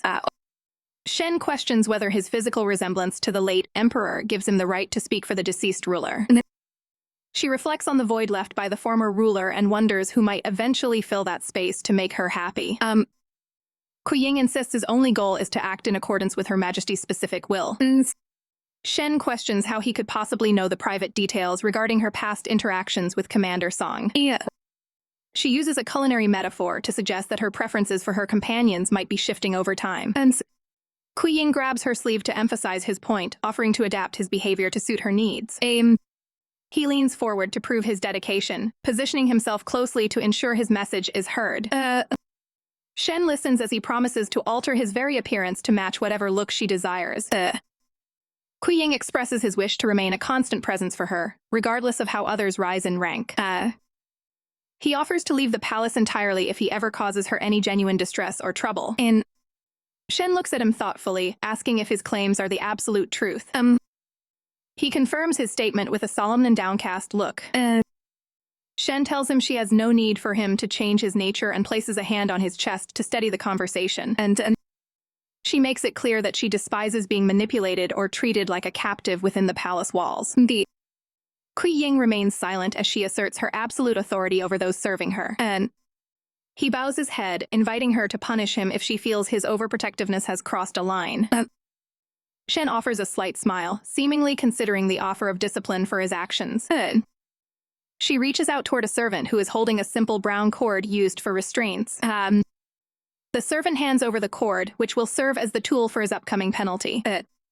Shen notes that his attempts to interfere with her business are undeniable facts that require a firm response. Holding the restraint, she prepares to deliver a penalty that spares his life but reinforces her control. Outside the quiet palace building, Kui Ying asks the Empress Mother to let the servants carry out his punishment instead of her doing it herself. Within the room, discarded clothing on the floor signals that the disciplinary session has already begun. Shen maintains a firm grip on Kui Ying while he stands restricted by a series of red cords used for his punishment. She dismisses his request, insisting that this specific method of discipline is not something she can delegate to servants. Shen holds a loop of the red cord between her hands, staring at him with a cold, authoritative gaze. Shen pulls on the cord near his shoulder and reminds him that his recent actions were a major error. While adjusting a fabric covering, Shen remarks that her true intentions are clear to those who understand her. Shen heads for the door, informing the restrained man that he won't be released until she eventually returns. She glances back one last time, wanting him to feel the weight of every passing second while he is confined. As Kui Ying sits silenced and bound on the bed, Shen declares her plan to visit the Song Mansion later that evening. A caged bird serves as a stark symbol for Kui Ying's loss of freedom and status within the palace. The perspective shifts to the sunlit exterior of the Shen Mansion as the day progresses. A servant approaches a young master to report that the Empress has finally made her departure from the palace. Determined to take advantage of the timing, the young man prepares to leave for the palace at once. Incense smoke drifts through the room as the name Song Jing is spoken aloud. Shen stands firm and questions if the commander has any respect for her position as the Empress Dowager. Song tries to de-escalate the tension by approaching her and suggesting she stay calm for the sake of her health. He offers a bottle of wine, suggesting they take a moment to sit and drink together. The two stand across from a table prepared with multiple bottles and cups. Shen realizes his motives are transparent and maintains a calm exterior while she considers her next move. She reaches for one of the bottles, appearing to go along with his suggestion for now. A few drops of the liquid spill as she consumes the beverage in front of him. Song watches her closely, leaning on his hand with a knowing expression. Without warning, Shen draws a blade from its sheath with a sharp metallic sound. She swiftly levels the sword at Song, catching him off guard with her sudden aggression. With the steel pressed against his neck, she demands to know why he secretly brought Madame Shen into the palace. The tip of the blade slides down his chest as she continues her interrogation. Song is forced to step back as the Empress Dowager closes the distance between them. He eventually takes a seat, seemingly unfazed by the weapon pointed at his chest. Shen leans in over him, demanding an explanation for why he has repeatedly blocked her official orders. Song maintains his smug demeanor while explaining the personal importance of his subordinates. Frustrated by his lack of compliance, Shen stares him down while keeping her weapon ready. Song reaches out toward her waist charms, commenting on her dual nature as both alluring and dangerous. He closes the gap, placing his hands on her while offering his own life to appease her anger. Shen forcefully slams her blade down to regain control of the situation and halt his advances. She sits next to him and holds the sword firmly, testing his resolve with a pointed and grim ultimatum. Empress Dowager Shen leans in close to Song Jing, mocking his interest while maintaining a position of absolute power. Shen offers a deal to spend time together day and night if he surrenders to her authority. Song Jing smiles confidently, dismissively mentioning he only wants control of the army. Shen pulls back her weapon, daring him to try threatening her again in the future. Song Jing jokingly asks for mercy while adjusting his disheveled attire. Shen steps back, claiming her impulsive actions were merely a result of the wine she drank earlier. Song Jing acts concerned, claiming he was only worried about the sword hurting her hands. Shen turns and walks away through the curtains, keeping her blade drawn as she exits. Song Jing watches her go, wondering if their intense confrontation is really over for the night. Shen gives one last cold stare over her shoulder as she departs the room. Left alone, Song Jing remains still with a look of slight apprehension on his face. He looks over at the table where a sword has been firmly embedded into the wood. Song Jing tries to play off his nervousness with a shaky smile. He watches from the doorway as Shen walks through the palace courtyard with her attendants. Song Jing's subordinates observe from a distance, noting how thoroughly their commander has been handled. The guards question Song Jing's next move regarding the bandits and his relationship with the Empress Dowager. Song Jing remains undeterred, finding the challenge of dealing with Shen's thorns to be quite interesting. He reflects on their close encounter, seemingly more amused than intimidated by the danger. The guards can only watch as their commander stays lost in his own thoughts. Elsewhere, the young master ignores the servant's warnings and pushes his way into the hall. He lifts the curtain with an urgent expression, determined to check on the occupant inside. He finds a figure lying in bed, appearing to be asleep under a thick blanket. Pulling back the covers, he is shocked to find Kui Ying bound tightly in red keepsakes. The young master's face pales as he processes the unexpected scene before him. He immediately turns away in a panic, shouting about the meaning of this discovery. The young master panics at the scene, questioning if his sister is responsible for the chaos. A servant despairs, noting that no one could have done this to themselves. Cautiously, the young master approaches the bedside. He stands ready to uncover the truth behind the curtains. With a quick motion, he pulls back the covers to reveal the captive. He reflects on how a man of such high status has fallen so low. He observes the captive's features, noting how they seemingly intoxicated his sister. Looking closely, he sees a cunning heart hidden beneath a pure appearance. He orders the captive moved to the cold woods despite the servant's protests. He insists the harsh treatment is a necessary punishment his sister couldn't deliver. Standing over the captive, he vows to help his sister by dealing with the problem. The servant tries to explain the situation, but the young master remains firm. Internally, the servant panics over how to explain the true nature of the event. A night settles over the estate as a cool breeze passes through the courtyard. The captive remains alone and restrained within the dark woods. The servant worries about the Empress's reaction to these impulsive moves. Shen Tanchao arrives suddenly, demanding an explanation for the interference. She questions Wei Ran on why he is involving himself in her affairs. Wei Ran greets her brightly, hiding his true intentions behind a smile. He claims he only wants to resolve the trouble she's facing. He argues that her private punishments are creating a political mess. He reminds her that the old emperor's officials are no longer powerful enough to worry about. He offers to take the captive to his own mansion to end the burden. From the window, the captive watches the siblings' tense exchange. He realizes that Wei Ran has been deceiving the Empress for a long time. Wei Ran questions if she is simply projecting her past grief onto the captive. In a brief moment of levity, the captive shivers while waiting for a rescue. Wei Ran reminds his sister that she once claimed to fear the late emperor rather than love him. He recalls seeing her looking mournful by a quiet pond during those difficult years. Gripping his chest, he notes how much more at peace she has appeared since the emperor's passing.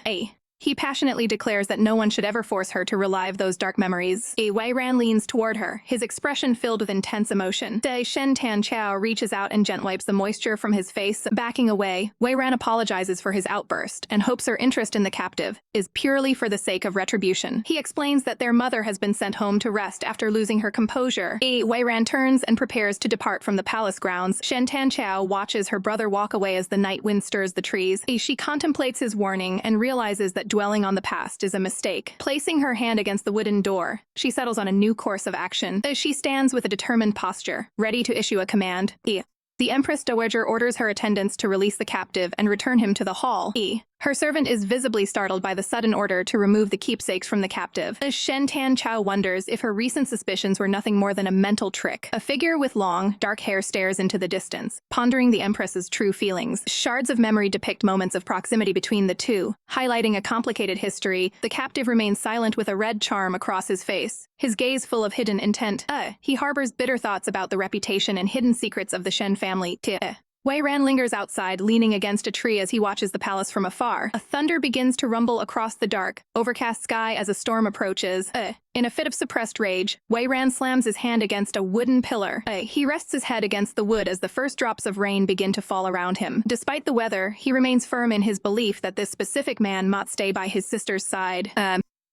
Outside Qiyu Hall, palace servants trade scandalous rumors about the Empress's recent visit to the Song Mansion. The small, frustrated figure slams a door shut, clearly annoyed by the loud gossip echoing throughout the palace. Kui Ying sits down on the edge of his bed, tossing aside a piece of rope with a brooding expression. A servant examines the visible marks on Kui Ying's skin, noting the physical evidence of his recent encounter with the Empress. Kui Ying remains silent as the servant continues to recount the wild theories being shared by the palace staff. The two characters express their mutual frustration and disbelief at the current state of affairs. Kui Ying suddenly reaches out and firmly grabs the servant's arm to gain her full attention. The servant pulls back in surprise, questioning why she should be expected to follow his instructions. Kui Ying rises from the bed and tells her she's free to leave if she doesn't want to help. The servant is quickly ushered out of the room as the door is shut behind her with a loud bang. Shen Tanqiao receives a report that Consort Jiang's health has taken a turn for the worse. The Empress questions the severity of his condition and asks if a doctor has been summoned to provide treatment. A servant explains that the consort caught a severe cold after insisting on keeping his bindings until the Empress returned. Shen Tanqiao remains silent, thoughtfully considering the consort's displays of stubborn loyalty. As the rain falls outside, the servant recounts how the consort called for the Empress even while drifting into unconsciousness. The Empress listens as the servant suggests that a personal visit might be the best way to help him recover. Inside the hall, the consort lies asleep behind a delicate blue floral curtain after taking his prescribed medicine. Shen Tanqiao stands at the bedside,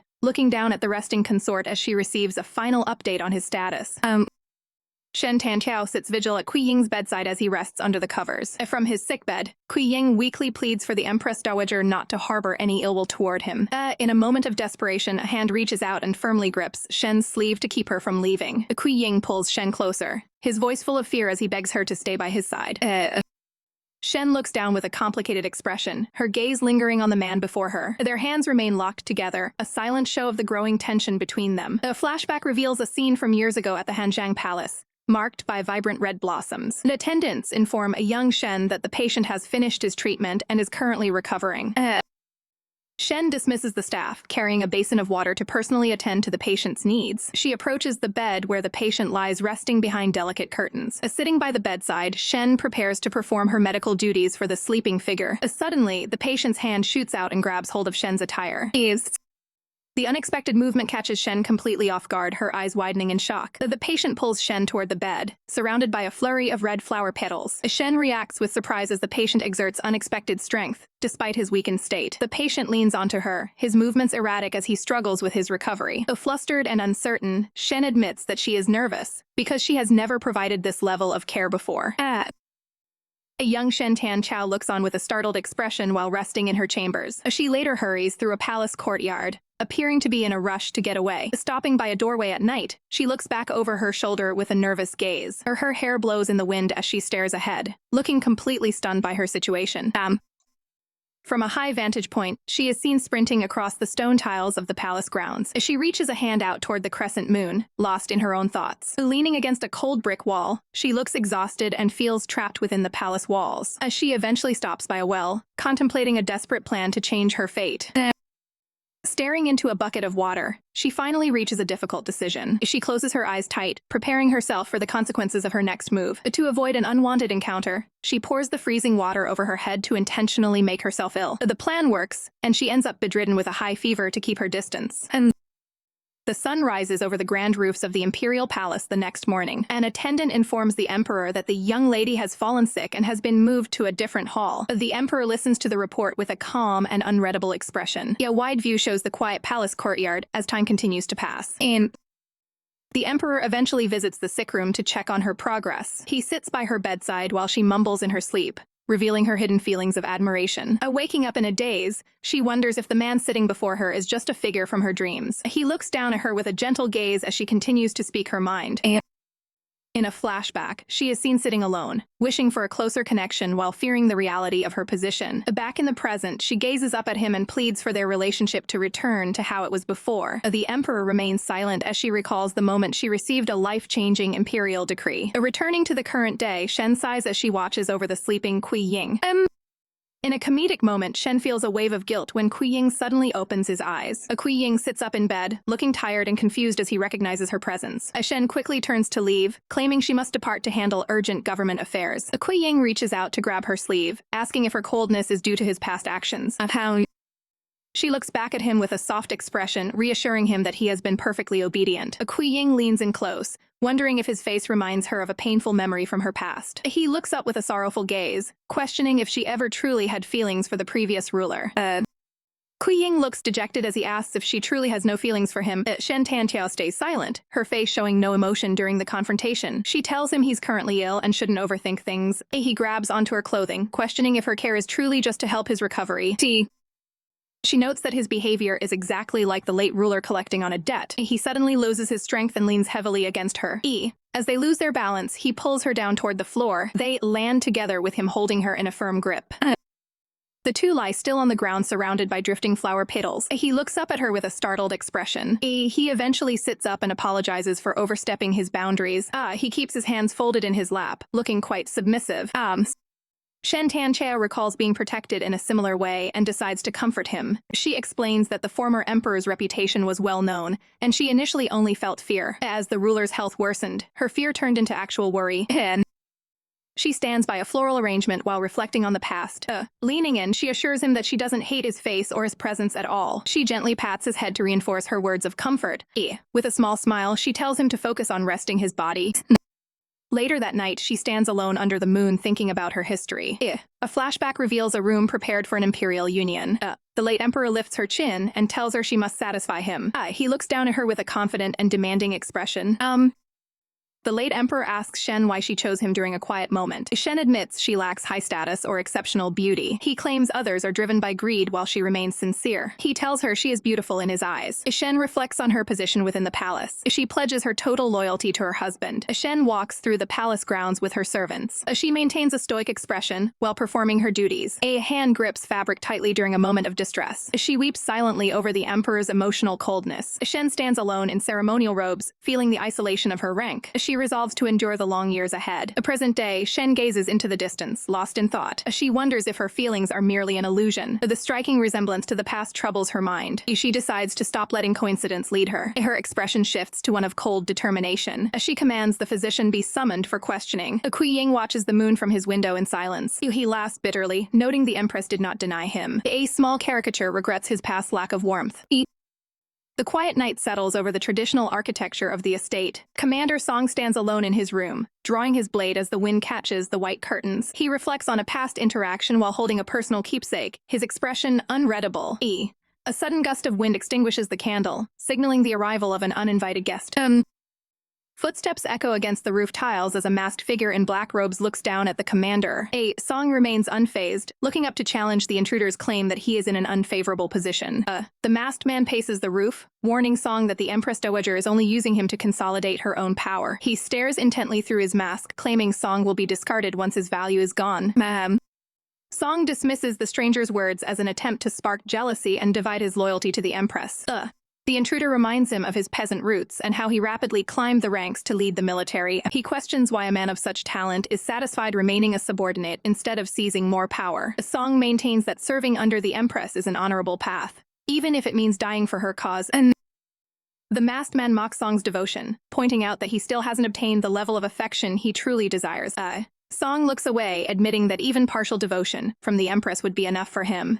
This response causes the intruder to laugh, questioning if Song is truly naive enough to believe the Empress's current public image. And Song's expression turns cold as the stranger's words begin to pierce his confidence. The masked man tells him it's better to take control of what he wants rather than watching from a distance.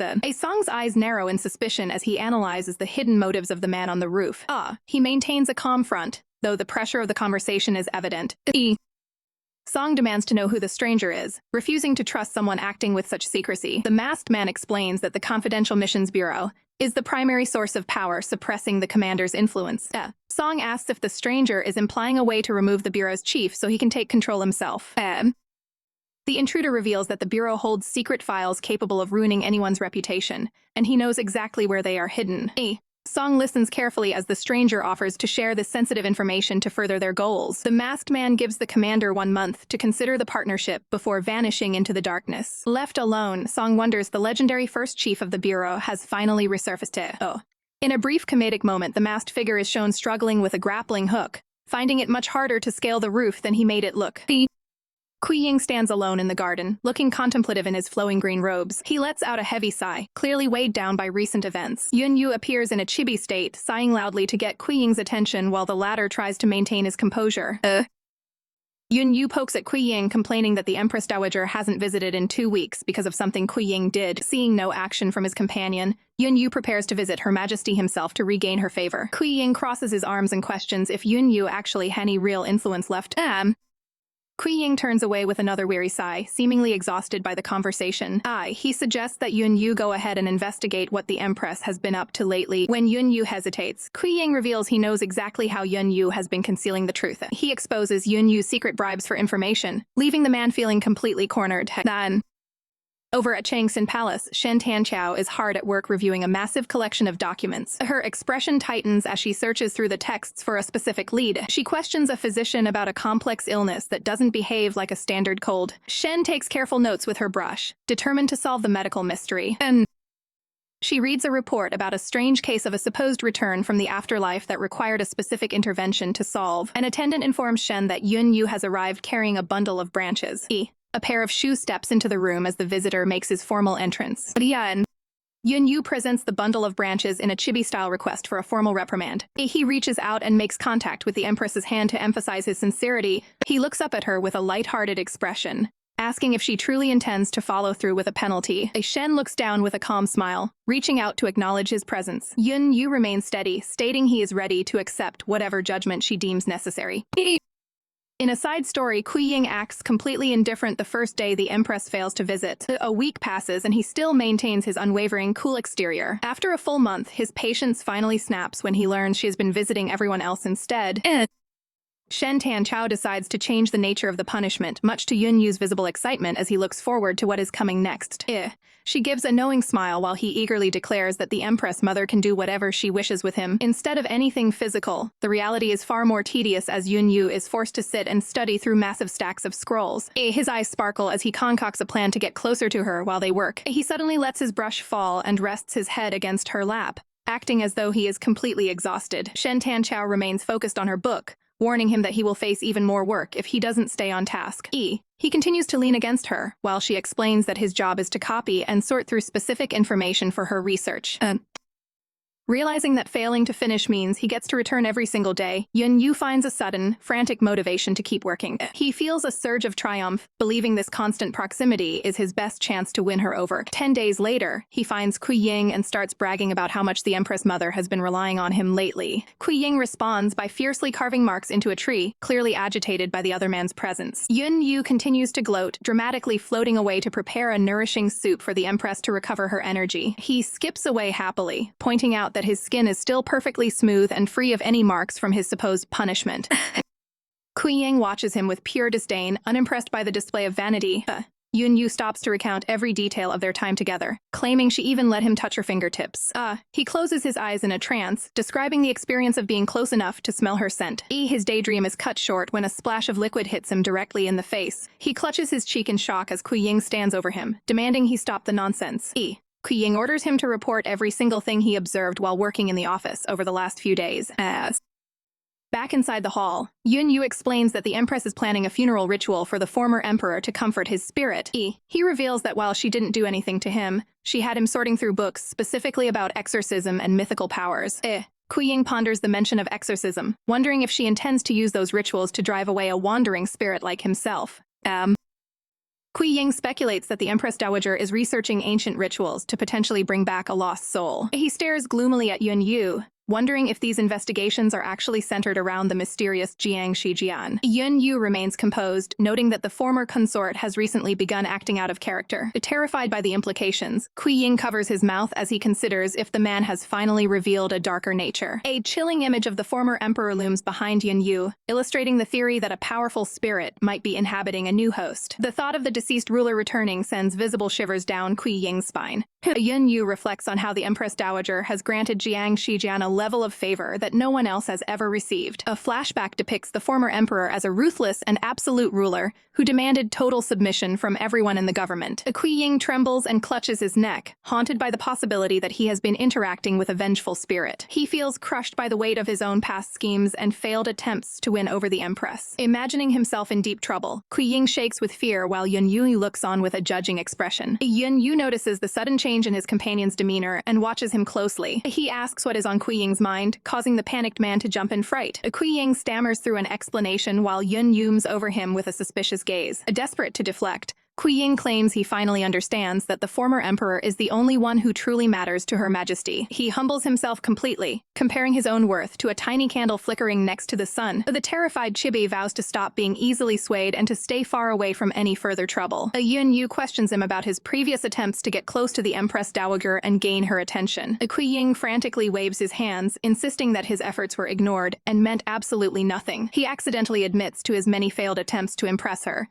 leading to a comedic and loud outburst of regret. Yun Yu calmly suggests that Kui Ying should pretend to be sick so that he can deliver a tonic to the palace in his place. Relieved to be out of the line of fire, Kui Ying happily agrees and encourages him to go instead. Once the door is closed, Kui Ying is left alone to process his overwhelming anxiety. He rolls around on the ground, hoping that a good night's sleep will return his world to normal. The scene transitions to the serene exterior of the side hall of Changsin Palace. Inside, the Empress Dowager focuses her attention on painting a detailed portrait of a man. Yun Yu arrives with the tonic, explaining that Kui Ying was too embarrassed to show his face after an accident. The Empress looks up from her work to ask Yun Yu if he has fully recovered from his recent duties. She offers a slight smile and invites him to come closer and inspect the portraits she has been drawing. In a small side comic, Yun Yu confidently takes over the task while a rejected Kui Ying sulks in the distance.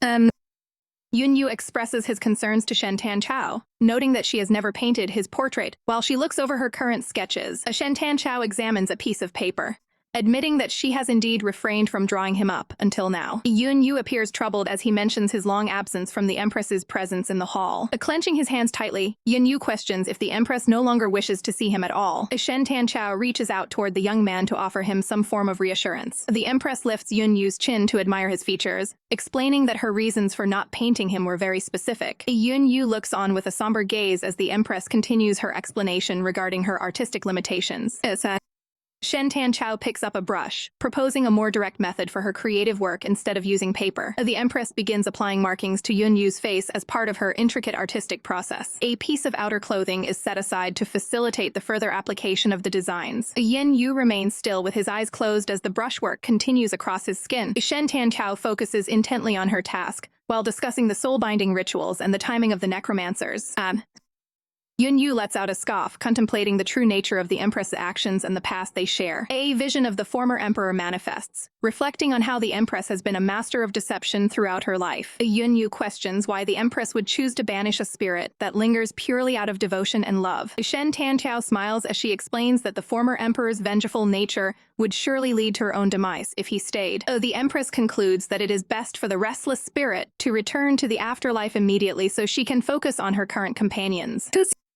Shen leans in close to the vessel, completing the delicate ritual markings on his skin. She continues applying the dark pigment with a fine-tipped brush, focusing on the area around his throat. The Empress Dowager maintains a calm expression as she works, seemingly pleased with the progress of the soul binding.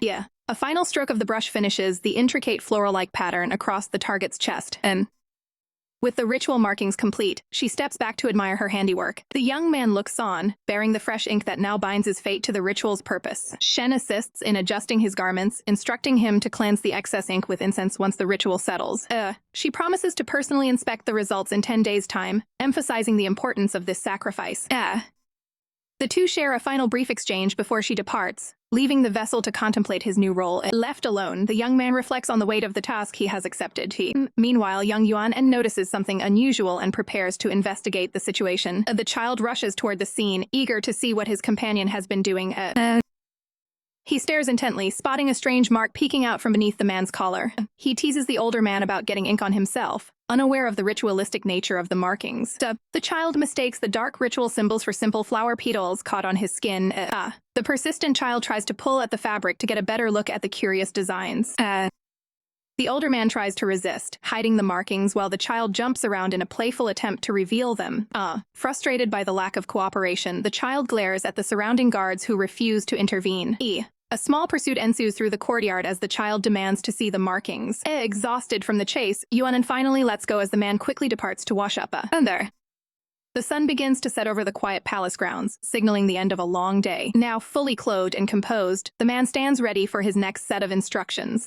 The child approaches with a newfound seriousness, indicating that he has a special request for the coming days. He asks the man to play a specific role, acting as a stand-in for his father if the necromancers fail their task.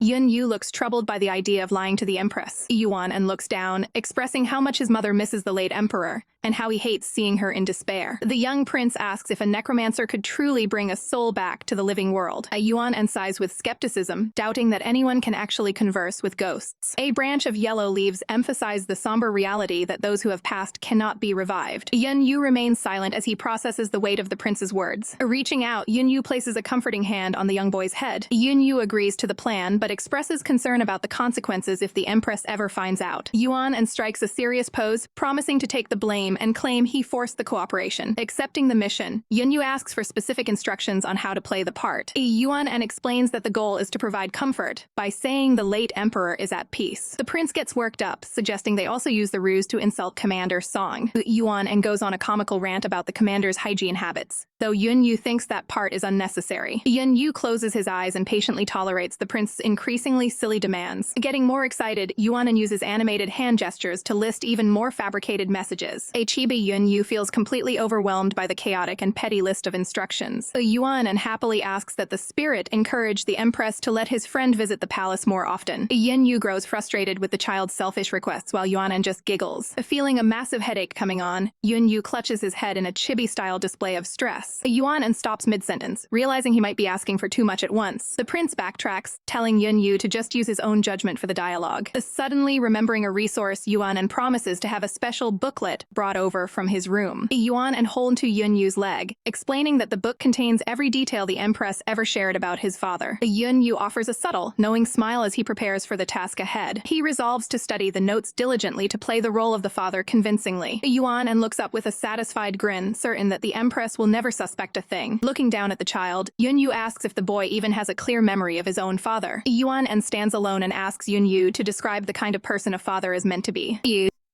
Yun Yu listens as the young prince speaks about his upbringing and the noble role a father should play. The prince recalls his mother's words, describing his father as an invincible man who shielded them from every hardship. He expresses a bittersweet wish that his father had been around so his mother wouldn't have been so exhausted. Yun Yu looks on with a silent, contemplative expression while listening to the boy's heartfelt perspective. Then Yun Yu offers a word of reassurance, promising the prince that he will eventually get to live the life he wants. The young prince beams with a bright smile, clearly comforted by the encouragement. The boy runs off to rest, leaving the rest of the planning in Yun Yu's hands. Yun Yu remains behind in the pavilion, framed by lush greenery as he settles in for some research.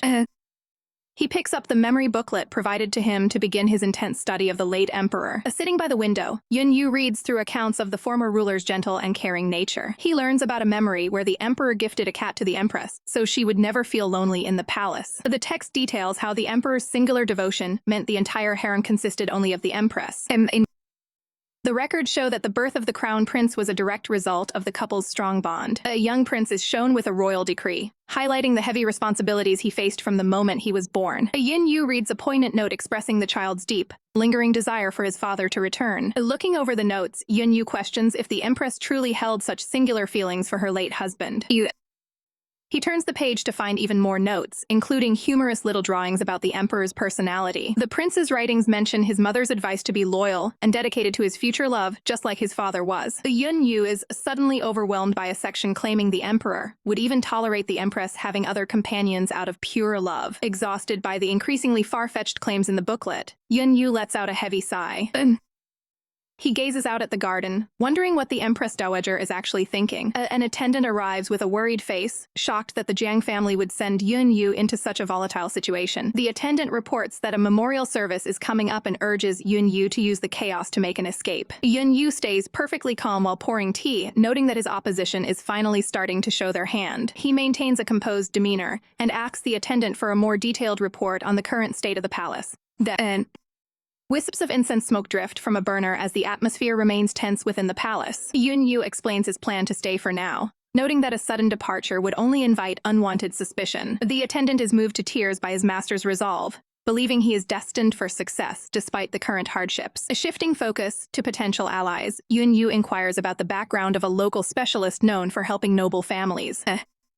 He pauses to reflect on the information, carefully weighing his next moves in this dangerous game of shadows. The attendant shares news about a member of the Jiang family who is successfully making their way into the palace. Yun Yu acknowledges the progress, though his expression remains guarded and focused on a long-term strategy. Standing alone in the sun-drenched hall, he realizes that his previous struggles have forged a new kind of inner strength.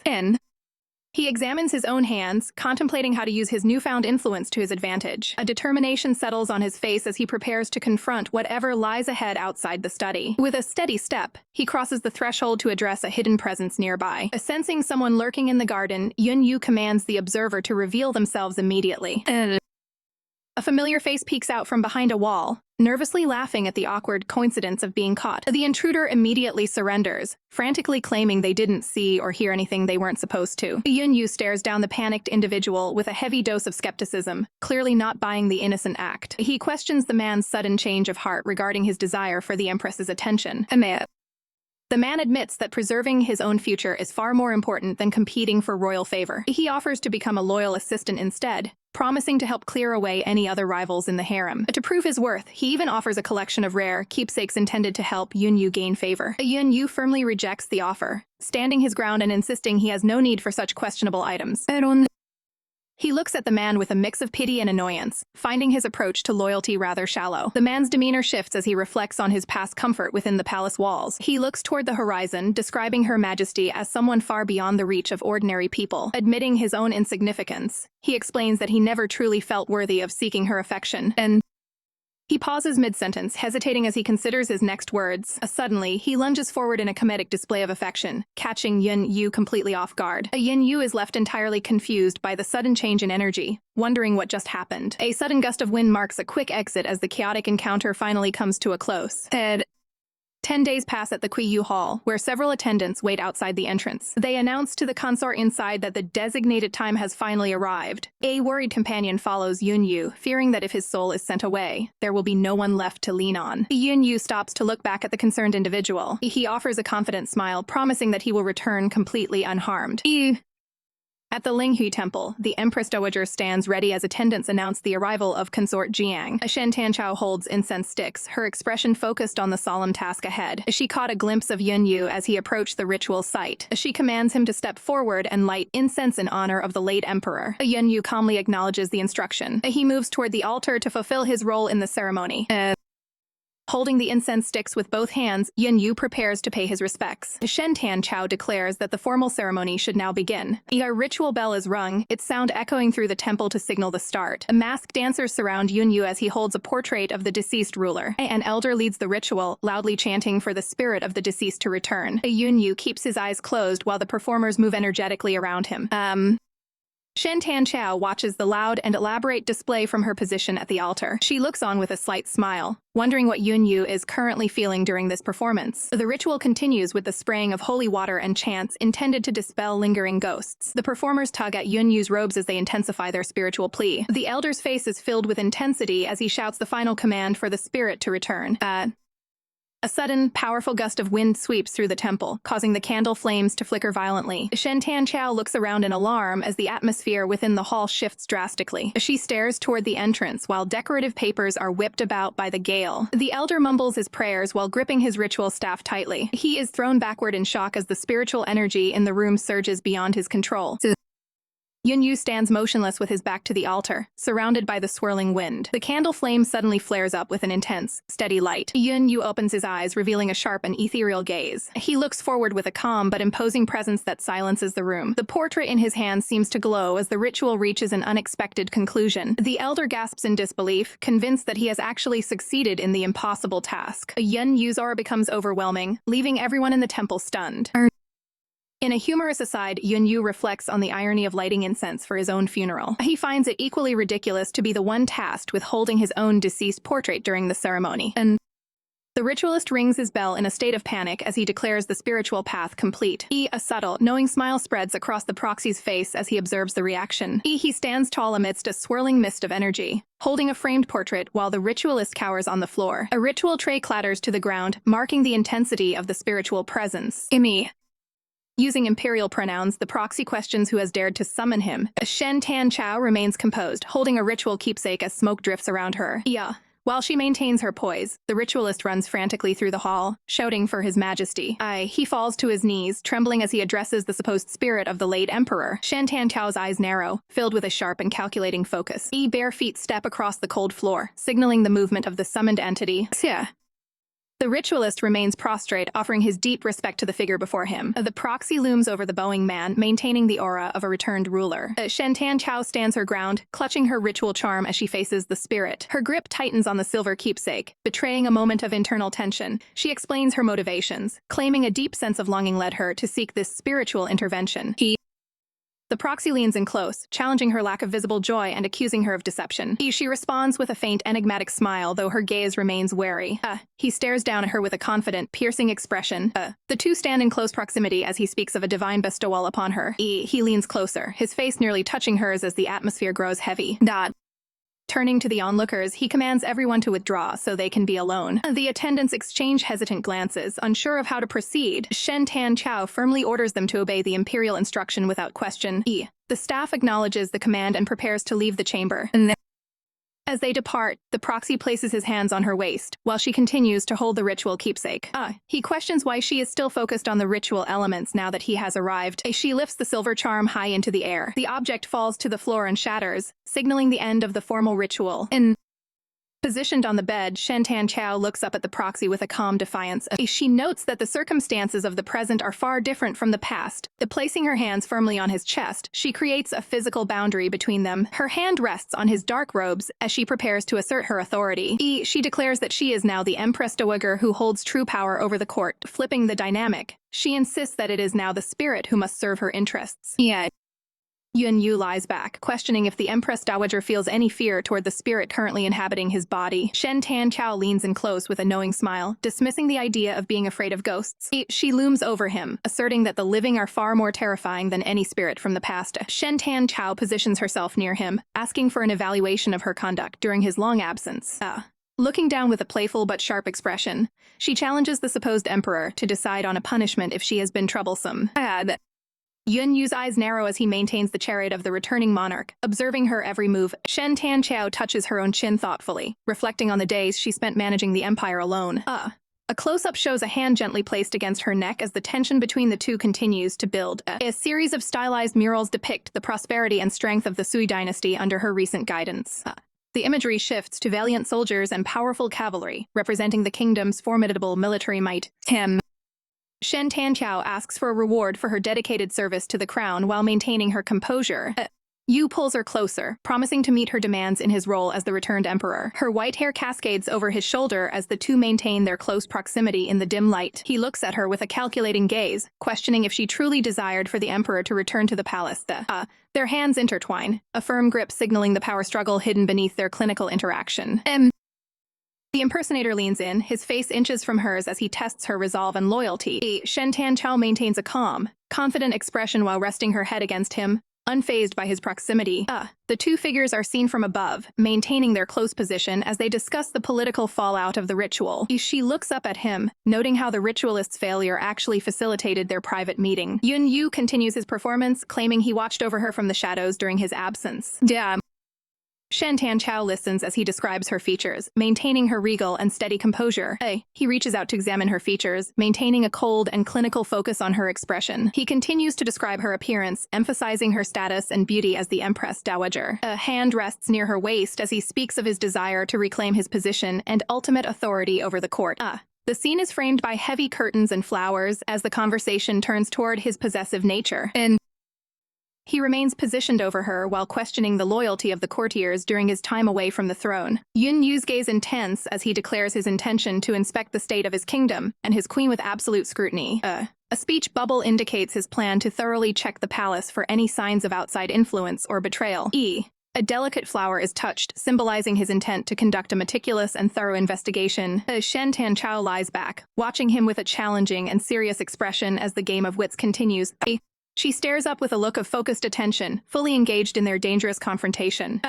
In a final frame, the Empress Dowager looks on with a steady, unwavering gaze, ready for whatever comes next. Shen Tanqiao reflects on a familiar feeling as she looks down at the man before her. She notes that his behavioral patterns remain unchanged, despite his current situation. The man remains motionless while she observes his long hair and composure. Shen Tanqiao labels his current actions as rash while maintaining a steady gaze. Yunyu listens as she points out that she is the one taking charge of their interaction. She leans forward to assert her dominance, offering to guide him through this lesson. Yunyu questions her methods, looking up with an expression of mild curiosity. Shen Tanqiao maintains a calm smile, unfazed by his questioning of her authority. He watches her closely as she prepares to follow through with her intent. Shen Tanqiao maneuvers over him to establish complete control over the immediate space. Yet, she issues a firm command for him to remain still, while she takes the lead. She prepares a red charm to serve as a temporary restraint for his movements. Holding the red keepsake high, she continues to exert her influence over the situation. She leans in closer to remind him that he was the one who invited this challenge. She secures the red charm around his wrists to ensure he follows her instructions.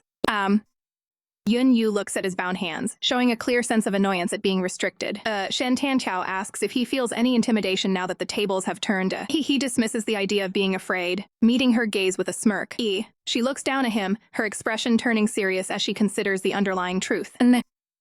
Shen Tanqiao recalls a past incident involving a swindler who claimed to have supernatural abilities. She reaches out to inspect his features, suspecting that someone is attempting a major deception. Her eyes narrow as she pieces together the theory that he is impersonating the late emperor. She stares down at him, fascinated by how perfectly he has captured every detail of his target's persona. Yunyu remains restrained as she continues her silent evaluation of his true identity. Shen Tanqiao smiles, confident that she has finally seen through the elaborate ruse. Shen hovers over Yunyu, maintaining a dominant posture as they exchange words. She leans in closer, narrowing the distance between them to emphasize her point. Shen continues her speech, her expression remaining calm and collected during the confrontation. The proximity between the two intensifies as Shen remains positioned directly over him. Yunyu looks up steadily while a hand is placed near his chin to guide his attention. Shen looks down with a faint, knowing smile, seemingly in total control of the situation. Her golden eyes widen slightly as she reacts to an unexpected shift in the conversation. Yunyu reaches up and places his hands on her, bringing her into a close embrace. Shen looks away with a contemplative expression, her hand resting near her face as she listens. A small, cartoonish bunny mascot slides down a white background, signaling a shift in the scene. The bunny mascot pauses to look at a branch of pink flowers blooming nearby. The mascot displays a wide-eyed, shocked expression while continuing its movement. Yunyu gazes upward with a subtle, confident smile spreading across his face. He leans in toward Shen again, maintaining eye contact during their private exchange. A close-up shows their hands coming together and resting on the sheets. Their fingers interlock tightly, signaling a firm and unwavering agreement between them. Two hands are firmly interlaced against the white bedding as a quiet moment is shared. Yunyu looks up with a gentle expression while discussing his efforts to meet the expectations placed upon him. The Empress looks down with a serious gaze, noting how much their dynamic has changed recently. She reflects on old habits while maintaining a steady, golden-eyed stare. Looking away, she admits that he never seemed to enjoy certain aspects of their past interactions. She recalls how she used to perform or even show vulnerability, just to satisfy his previous preferences. A sense of melancholy washes over her as she questions if there is any real hope for their future together. Yunyu remains silent, processing her heavy words with a neutral but attentive expression. Leaning in, she asks him directly how long he plans to stay by her side during this visit. The scene opens on the quiet palace architecture nestled behind thick green foliage. Inside, Yunyu watches with a stern and unhappy expression as the conversation turns serious. Shen Tanqiao ponders the risks of her exposed identity, lightly touching her face in deep thought. Outside the pavilion, white flowers sway gently near the flowing curtains. Nearby, a small mascot character pants heavily while resting next to a bright flower.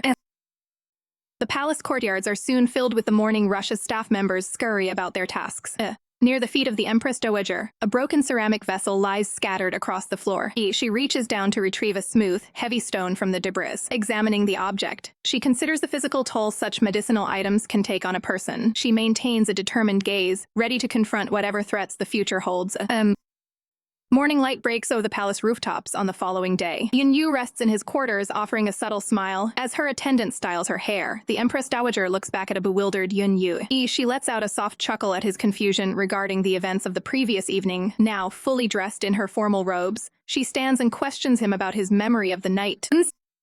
Yunyu fixes his attire while reflecting on the heavy burden of concealing his true identity from the world. Shen Tanqiao studies his face closely, noting how well he has adapted to his role as a tamed consort. The Empress Dowager watches him with a cold curiosity, wondering exactly how long he can maintain this charade. She calls for an attendant to bring forward a specific item for their current meeting. A bowl filled with a dark medicinal liquid is presented to a wary Yun Yu. Shen Tanchao explains that the imperial physician prepared this tonic to ensure there are no complications regarding the royal bloodline. She outlines the strict protocol he must follow to remain in her service without further risks. Yun Yu stares at the medicinal drink, realizing the gravity of the Empress Dowager's demands. Shen Tanchao teases him, asking what he could have possibly thought the drink was for. He honestly admits that he suspected the concoction might have been a lethal poison meant to end him. The Empress Dowager gives a slight, amused smile at his lack of trust in her intentions. She remains silent as the conversation turns toward the unsettling possibility of the former emperor's return. Yun Yu ponders the dangerous consequences if the soul of the deceased ruler were to ever reclaim his body. Shen Tanchao dismisses these supernatural concerns, believing the former ruler's influence has finally vanished. She asserts that even if a miracle occurred, the former emperor would have no army or throne to return to. Looking down at him, she asks if there are any other worries clouding his mind during their time together. Yun Yu expresses his deep fear that he will never be able to truly measure up to the man he is replacing. She reassures him that while the former ruler had a strategic mind, he was far from perfect in other areas. She points out the former emperor's recklessness and ego, suggesting he wasn't nearly as capable as Yun Yu thinks. A small, frustrated version of the consort reacts to the harsh critique of his predecessor's lack of skill. Shen Tanchao advises him to swallow his pride and continue practicing his new role with humility. She confidently predicts that with enough time and effort, he will eventually outshine the previous ruler entirely. Yun Yu's internal thoughts manifest as a tiny, fire-breathing version of himself fuming with rage. Stepping back into reality, he masks his anger with a polite smile and a promise of loyalty. Shen Tanchao reassures him that he won't have to deal with the medicinal tonic protocols again. Yun Yu reaches out and takes the bowl of medicine, ready to prove his commitment. He tilts his head back and finishes the entire bowl in one swift gulp. The Empress Dowager watches him closely, wondering if he will eventually regret being so decisive. After wiping his mouth, he insists that a single bowl of medicine is a small price for his devotion. He places his hands over hers to emphasize his supposed sincerity. Leaning in, he claims he will remain devoted even if he is eventually cast aside. She touches his face and promises to keep him around as long as he remains perfectly obedient. Shen Tanchao keeps a sharp eye on him, eager to see how long he can maintain this facade. A brief memory shows her reflecting on how much trouble she has caused him in the past. Later on, an attendant helps her into her formal robes as she prepares for her next move. She gives a firm order to report any developments from the guard bureau immediately. Across the city, the sun shines over the quiet exterior of the Song Mansion. Inside the estate, a red-haired man sits quietly while cleaning the blade of his sword. His attention shifts instantly when a messenger arrives with urgent and troubling news. The subordinate reports that a key ally was struck by a poisoned arrow during a mission. Frustrated by the setback, the man slams his hand down onto the wooden table. The messenger notes that other factions are becoming jealous of the recent rewards given to the palace.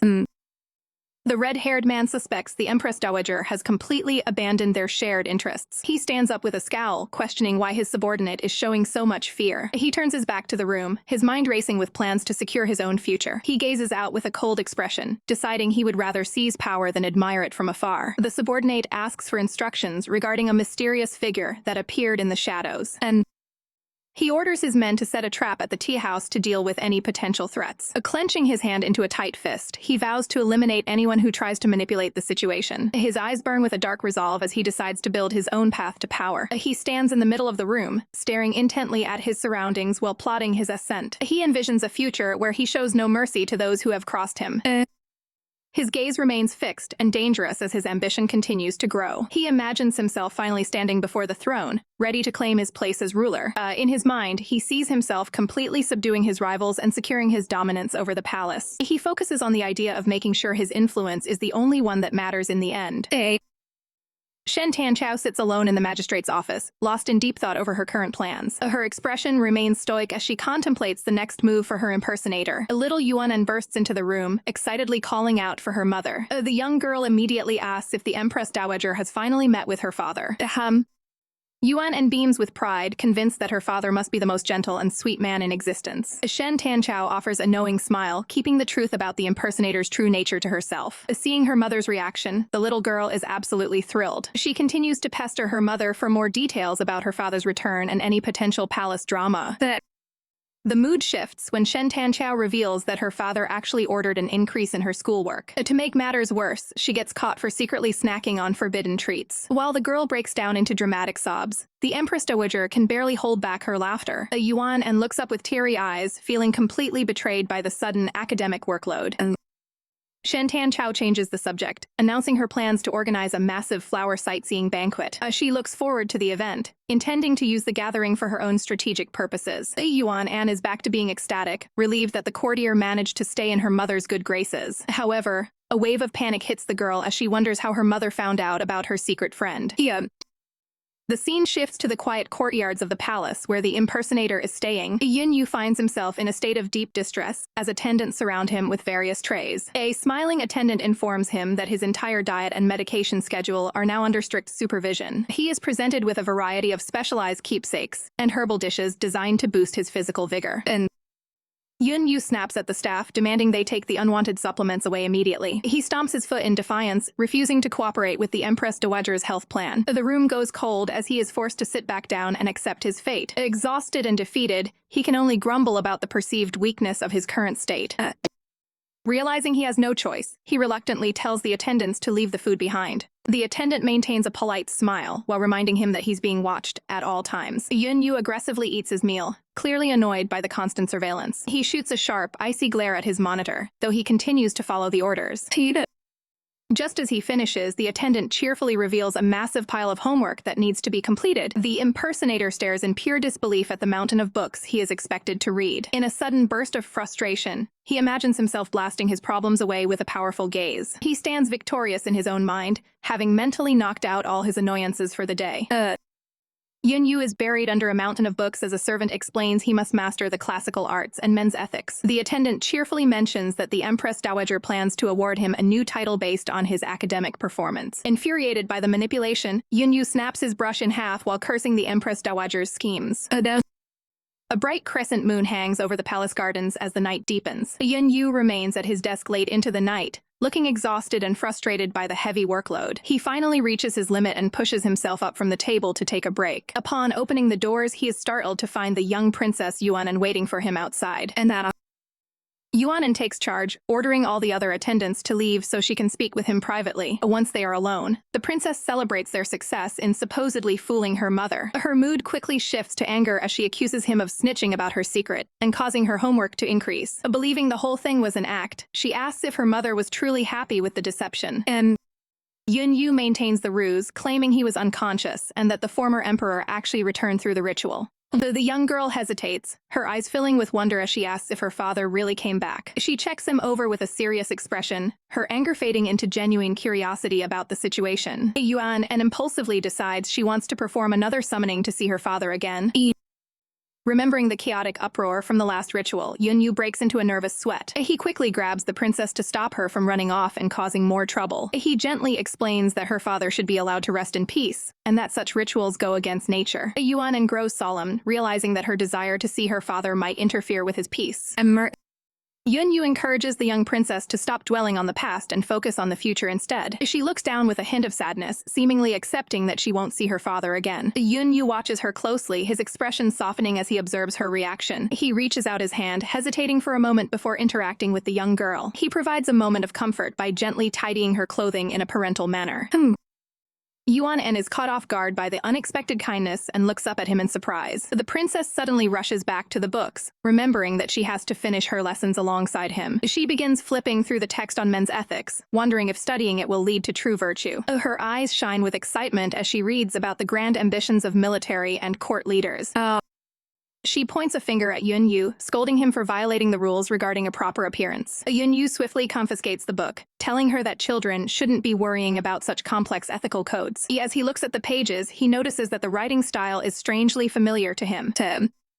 Yuan puffs out her cheeks in a huff, stubbornly insisting that she is no longer just a kid. She challenges him to work hard and not lose to her father's vast knowledge. Yun-yu grips the book tightly, determined to prove himself and live up to the prince's expectations. High above the drama, the Empress Dowager remains perfectly composed and self-assured. The scene opens on the exterior of Kuiyu Hall, where the atmosphere is anything but calm. Inside, Yun-yu stands with a visibly drained and pressed expression, while Yuan quietly snacks on watermelon in the corner. A group of servers presents Yun-yu with an overwhelming amount of food and medicinal soup. His patience snaps, and he directs an intense, terrifying glare at the staff that leaves Yuan shaking in fear. He dismisses the servers immediately, leaving Yuan feeling incredibly guilty for her part in the awkward situation. She stands nervously as he slowly approaches her with a cold, calculating look. He asks her directly if she is enjoying the spectacle of his forced studies. Yuan quickly backs away, stammering that she would never dare to find amusement in his predicament. Yun-yu isn't convinced and tells her that since she finds the situation so interesting, she should be the one to drink all the medicine. He gives a confident smirk as he prepares to turn the tables on her. He reaches down and picks up a manual regarding ethics from the desk. Leaning in close, he demands to know the origin of the ridiculous book she has provided for his lessons. Yuan breaks into a cold sweat as she realizes the book is one she recognizes all too well. She frantically tries to explain that it was simply an old gift she gave to the Empress Dowager years ago. Yun-yu is insulted by the contents, calling the text misleading nonsense that is entirely ridiculous. Yuan mutters under her breath that the book was only meant for personal entertainment, not for actual academic use. He repeats her explanation back to her with a look of pure skepticism and disbelief. She punches the air in frustration, internally screaming at her own poor choice of words. He grips the book tightly and lectures her on how she has twisted traditional arts into something unpresentable to the public. Yuan is left completely overwhelmed, imagining herself as a master of social charms while her head spins. She slumps into a corner, feeling like a total fool in front of him. To end the grueling lecture, she desperately reaches out and agrees to drink every bowl of the bitter medicine herself. Yun-yu finally relaxes and loosens his attire to deal with the stifling heat of the room. Yuan notes that the Empress Dowager provided all this medicine and the ethics books specifically for his benefit. She then asks a dangerous question, wondering if the Empress Dowager views him as incompetent. Yun-yu suddenly pauses, his expression darkening as the insult lands. Yuan feels a terrifying aura fill the room and immediately fears for her life. A moment later, she is forced to tearfully gulp down every drop of the bitter medicine as punishment for her remark. Once she finishes, Yun-yu commands her to help him smuggle a letter out of the palace. Yuan tries to decline, claiming she is confined and has no way to help him. He looms over her and threatens to report her hidden collection of keepsakes if she refuses to cooperate. She hesitates, asking if he plans to do anything that might harm the Empress Dowager.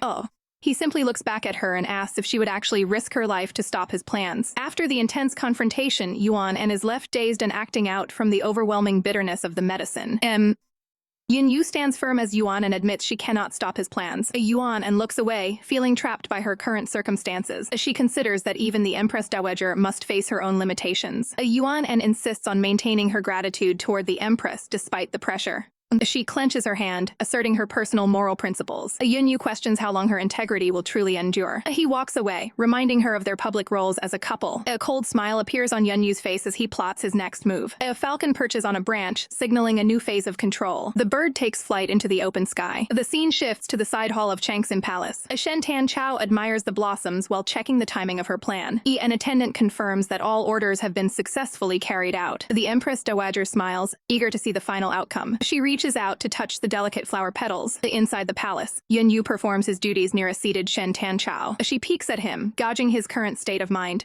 A knowing smirk appears on her face as she watches him. Yun-yu looks down, appearing visibly tense and unsettled. Shen Tan-chao maintains a confident and amused expression. She notes his lack of focus while standing near him. Yun-yu takes a sudden step back to create distance. She questions why he seems startled by her presence. Yun-yu loses his balance and falls backward onto the furniture. He covers his face, clearly overwhelmed by the situation. A hand reaches out to steady him during the intense interaction. Shen Tan-chao places a hand on his face in a clinical manner. Yun-yu looks up, requesting assistance to regulate his condition. Shen Tan-chao finds the situation highly amusing now that she's confirmed the identity of the man before her. Yun-yu looks completely overwhelmed while she tells him to stay composed and avoid rushing. Shen Tan-chao makes a deliberate movement with her hand, further asserting her control.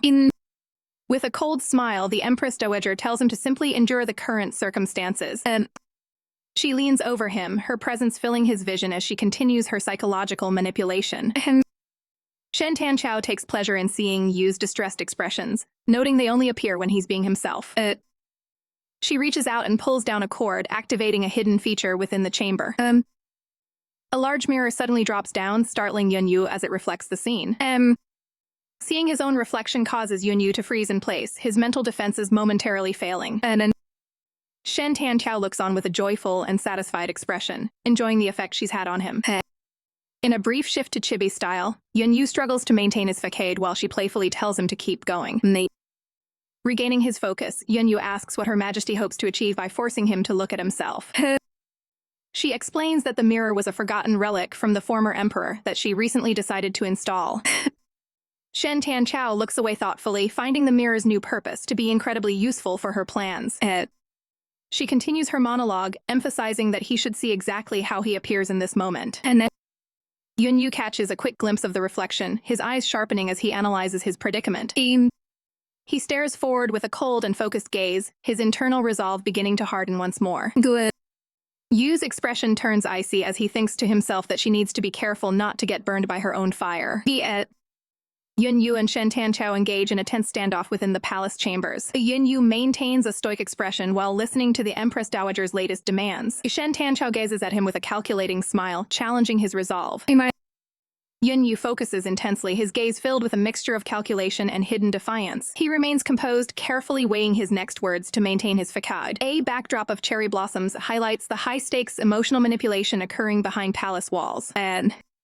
Yunyu handles a strand of hair with clinical precision as he continues his psychological game. The dialogue underscores the complex power dynamics and shifting allegiances between the two schemers. Shen Tianqiao leans in, her expression radiating a sense of absolute dominance over her pawn. Their hands rest near each other, symbolizing the precarious and forced alliance they currently navigate. Yunyu looks back with a subtle smirk, proving he hasn't been completely broken yet. In a brief comedic break, a miniature version of the Empress Dowager admires her own cleverness. The moment of triumph quickly fades as she realizes her own schemes might have backfired.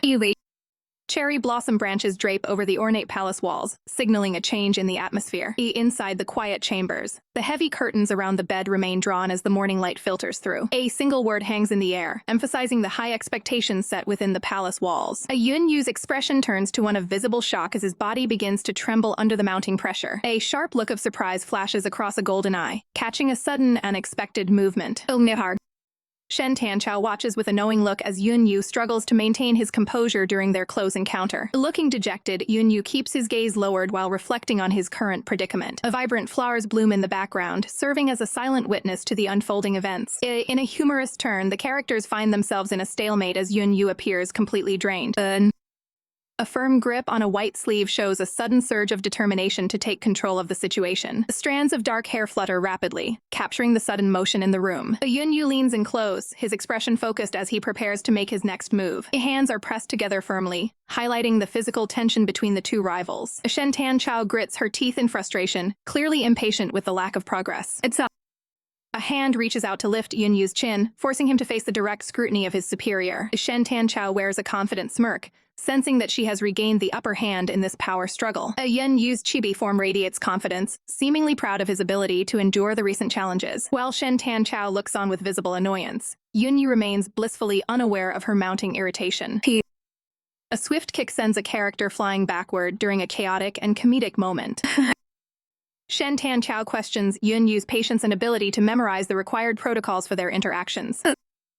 Frustrated by the lack of progress, the leader decides that a more direct teaching method for etiquette is needed immediately. Yunyu watches in silence as the authority figure exits the room, leaving the air heavy with tension. A palace worker arrives at the hall, her presence signaled by the hem of her vibrant pink robes. The servant hesitates at the doorway, intimidated by the intense atmosphere radiating from the man inside the chamber. Shen Tianqiao maintains a stern and unreadable expression, clearly displeased with the current situation. The terrified worker attempts to flee the scene but is quickly apprehended and brought back into the room. Left alone to deal with the fallout, the servant breaks down in tears over her unfortunate circumstances. She trembles while waiting for a command, fearing the consequences of the ongoing royal dispute. Despite her fear, she knows that disobeying a direct order from the throne is not an option.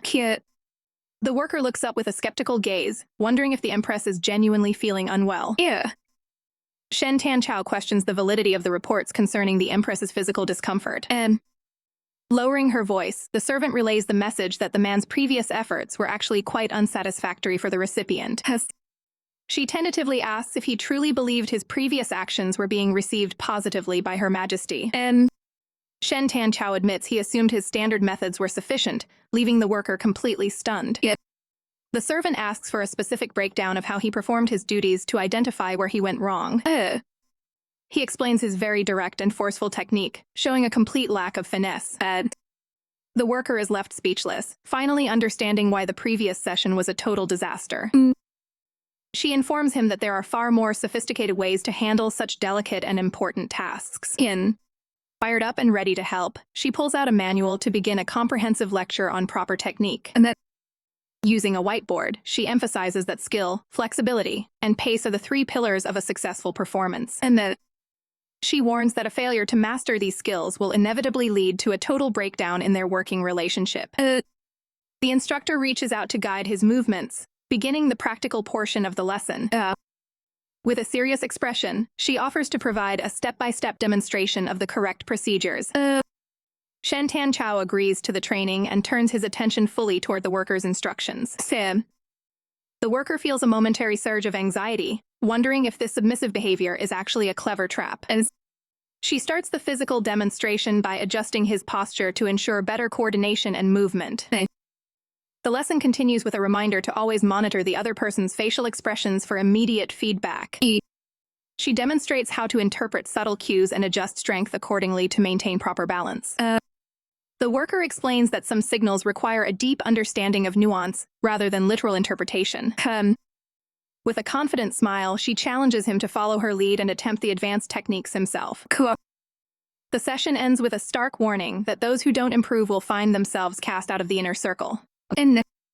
Yun Yu stares at the instructor with a look of pure disgust. The instructor tries to make a quick getaway, telling Yun Yu to just practice on his own from now on. Before he can leave, Yun Yu grabs his arm to stop him in his tracks. Yun Yu flashes a charming smile, calling the instructor a treasure he hadn't noticed before. The instructor is caught completely off guard, his heart racing as he processes the unexpected compliment. In a comedic moment, the instructor's internal reaction is represented by a small character getting bonked. The instructor panics internally, worried about the effect Yun Yu's charisma is having on his composure. He looks at Yun Yu with a mix of confusion and suspicion, wondering if this is some kind of trick. The instructor questions how a man could be so skilled at things usually reserved for palace staff. Yun Yu reflects on his past, explaining that his current lifestyle wasn't a choice but a means of survival. A flashback shows a young Yun Yu surrounded by shadowy figures, illustrating his difficult upbringing as a low-ranking member of his family. He recalls the moment his elder brother decided to use him as a tool to gain favor with high-ranking nobles. Yun Yu looks back at his journey, noting that a helpful person eventually sent him to Changsan Palace. The instructor asks Yun Yu if he ever considered seeking revenge against those who wronged him in the past. Yun Yu smiles sadly, noting that those born into privilege couldn't possibly understand the struggles of those living in hardship. The instructor reveals that he too has dealt with darkness, but his enemies have already been dealt with. He presses Yun Yu, asking if he has ever thought about taking revenge on every single person who hurt him. Yun Yu looks down at his hand, contemplating his current life of seeking fame and wealth. He walks away, deciding that his current path is a valid way to live despite the hardships of his past. Yun Yu mentions that his training allowed him to win the favor of the Empress Dowager. He looks on with a determined gaze,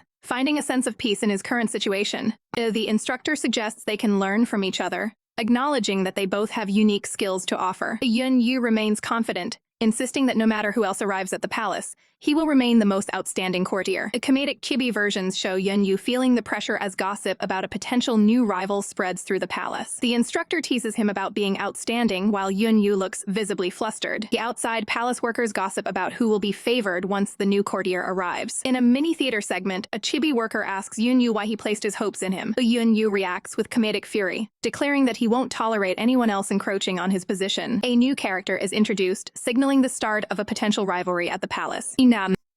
The palace worker complains that the Empress will surely drive the nuisance out of the palace soon. He looks frustrated and annoyed after his expectations of a failed interaction are completely subverted. Yun Yu smirks while holding broken porcelain, teasing the instructor about their growing dependence on his presence. He takes a bold step forward, demanding that the instructor return to teach him more in the coming days. Yun Yu leans in close to the flustered worker, threatening to hold him responsible if the training doesn't result in success. He maintains a confident gaze, asserting his dominance over the situation.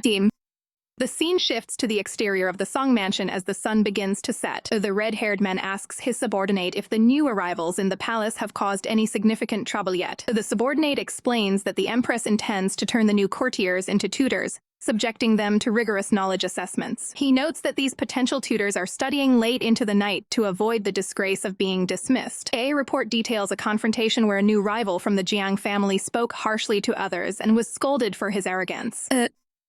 The red-haired man admits he was naive to think anyone could currently challenge the top courtier's influence. He clenches his fist, deciding to give the Empress one last chance to make a favorable decision. He contemplates whether she will prioritize her current favorite or the political peace of the kingdom. As he walks away, a new character named Jiang Tumian arrives at the palace requesting an audience with Her Majesty. An attendant urges Jiang Tumian to stay in his assigned pavilion instead of wandering the grounds. He grits his teeth in anger, fearing that failing his exams would be a massive disgrace to his family. He clutches a keepsake while blaming the current favorite for sabotaging his standing with the Empress. He is startled when the attendant returns to announce that he has been granted permission to enter. He takes a determined step into the chambers to plead his case. The Empress Dowager sits elegantly by a circular window, framed by blooming flowers. Jiang Tumian gazes at her with an intense look of ambition and nervousness. He imagines a future where he is the one favored to stay by her side. In his fantasy, he sees himself wielding her power to rule over the palace and silence all who provoke him. He resolves to get rid of his rivals as soon as possible to ensure his own success. He recalls a humiliating encounter where he was told to follow the established palace hierarchy. The memory of being told to stay silent until spoken to fuels his current resentment. Returning to the present, he prepares to deliver a formal report to the Empress. He begins his accusations, claiming the current favorite has become arrogant and is abusing his power for revenge. He complains about a cocky man in pink who he claims is a proud and insulting servant. The Empress calmly reminds him that the person he is attacking is her favorite, while he is merely a newcomer. Jiang Tumian bows nervously to the Empress, claiming he only wants to prevent her from being deceived by others. The Empress gazes down at him with a cold and piercing stare. Startled by her intense focus, Jiang Tumian remains in a submissive posture as sweat beads on his forehead. She decides to give him a chance, telling him he can stop his current tutoring duties for the time being. Instead, she orders him to stay by Yun Yu's side and report any strange behavior he notices immediately. Overjoyed by the new assignment, Jiang Tumian happily agrees and rushes out of the room. The Empress watches him leave, noting how easily he can be used while questioning if people truly believe she would accept just anyone into her inner circle. Her expression shifts as she senses another arrival approaching her quarters. She turns her head slightly, wearing a faint and knowing smile. Commander Song arrives at the palace gates, striding confidently past the bowing guards. He approaches the Empress with a bold demeanor, joining her as she stands by the window. Song comments on her recent focus on self-cultivation and notes she hasn't shown interest in any consorts lately. He questions if her current actions are actually for the sake of the late emperor. The Empress dismisses the idea of the late emperor's return as a joke, attributing the rumors to a frightened necromancer. She claims she only asked Yun Yu to impersonate the emperor for her own entertainment after the princess mentioned she missed him. Song remains skeptical, wondering if this is just a convenient excuse to hide someone's true identity. He asks why she allowed a member of the Jiang family to enter the palace to serve Yun Yu if everything is as normal as she claims. Impressed by his quick information gathering, the Empress asks if she needs to investigate who is leaking news to him. Song asserts that national matters and her well-being are his responsibility, leaving no room for secrets within the palace. He focuses on the rumors of returning spirits, insisting that something must be done. With a dark look, he vows to help her dispose of any perceived evil to prevent chaos from spreading. The Empress stands her ground, repeating that the impersonation was merely a harmless order to satisfy the princess. Song argues that even so, Yun Yu's disrespect toward the late emperor's image should be punishable by death. He warns that failing to maintain the strict line between superior and inferior will lead to public unrest. The Empress turns away, accusing him of questioning her specific orders and suggesting she has been bewitched. She maintains a cold distance as she continues to rebuff his persistent demands. Reclining with a commanding presence, she directly asks Song if he is intending to rebel against her authority. Song is visibly shaken by the accusation, clenching his fist while denying any such treasonous intent. He sighs and yields, stating he has nothing more to say if she insists on protecting her favorite servant. Acknowledging his supposed imprudence, he bows low before the Empress in a formal apology. As he prepares to leave, his inner thoughts reveal his frustration that she is still reluctant to dispose of Yun Yu. The Empress gives him a dismissive smile, telling him he may leave if his business is finished. Song turns to depart, internally seething at her arrogance and vowing that she won't suppress him so easily. He wears a cold and determined smirk as he makes his exit from the room. The Empress immediately tells her guard to strengthen palace security, especially during the upcoming flower festival. She realizes Song has too much influence and decides they need a solid reason to remove him once and for all. A mini theater panel shows a typical student working hard and staying serious while buried in a mountain of books. In contrast, the late emperor is shown concentrating intensely while practicing combat strategies in his mind. Jiang Shijian looks visibly dissatisfied while carrying a stack of old, worn-out bedding that he considers far below his status. He's standing in the middle of a grand hall. Yun Yu questions why a servant would expect to live in a master's quarters. Jiang Shijian argues that he is a member of the influential Jiang family and shouldn't be treated like a common worker. In a fit of frustration, he stomps his foot onto the pile of shabby blankets to emphasize his point. Yun Yu explodes in anger, shouting at the man for his arrogance and questioning if he truly thinks he looks like anything other than a servant. Jiang Shijian reminds him that his family was paid a massive sum of money to ensure he lived a life of comfort and respect. He takes a sudden step forward, closing the distance between them as the confrontation turns more physical. Looming over Yun Yu, Jiang Shijian smirks and asks if anyone truly expects people to just follow orders blindly. Internally, Yun Yu mocks the man's predictable behavior, thinking such a character wouldn't survive long in a palace drama. Jiang Shijian gives a cold, knowing smile while challenging Yun Yu's ability to catch him in any wrongdoing. He warns that there are plenty of ways to make a person disappear within the palace walls, staring down Yun Yu with a deathly glare. Suddenly, a hand reaches out and firmly grips Jiang Shijian by the throat to silence him. Jiang Shijian gasps for air in total shock as the grip tightens, realizing the threat against him is very real. The sound of approaching footsteps echoes through the hall as an attendant announces the Empress's arrival. Jiang Shijian collapses to the floor coughing and clutching his neck as Yun Yu stands over him. And then, hiding his true intentions, Jiang Shijian smiles to himself, planning to use the physical marks to play the victim for the Empress. His eyes widen in sudden alarm as he realizes the situation is being manipulated against him. Yu puts on a pitiful chibi-style act for the Empress, accusing the newcomer of causing total havoc in the hall. Jiang Shijian makes a face of pure disbelief at the blatant lies being told right to the Empress's face. He tries to point an accusing finger, but Yun Yu continues his performance, clinging to the Empress for support. Jiang Shijian pulls at his collar to reveal the red marks on his neck, claiming he was nearly strangled to death. To his horror, the Empress and Yun Yu completely ignore his proof and continue their own private conversation. The Empress casually suggests that as a servant, he should simply be punished if he has done something wrong. An observer watches the scene from the background, impressed by the quick adaptability and face-changing skills on display. The Empress looks on with a cold, calculating gaze, noting that the person sent by Commander Song is quite half-witted. She leans in close to Yun Yu, asking if he has finished the task of teaching the new servant his place. Yun Yu puts on a bright, cheerful front and tells her that the training process is almost complete. The Empress gives a sly smile, questioning what should happen if the servant still fails to learn his lessons. Yun Yu reaches out and gently takes the Empress's hand, maintaining a respectful but close proximity. With a blush and a theatrical pose, Yun Yu claims he is ready to accept any consequences the Empress deems necessary. In a chibi-style moment, Yun Yu feels frustrated by his own body's reactions while the Empress watches with a satisfied smile. The Empress decides she will test the results of the training immediately to see how well the instructions were followed. She informs Jiang Shijian that Yun Yu is essentially his master now and will be scoring his performance. Both men stand frozen and sweating under the immense pressure of the Empress's sudden and direct command.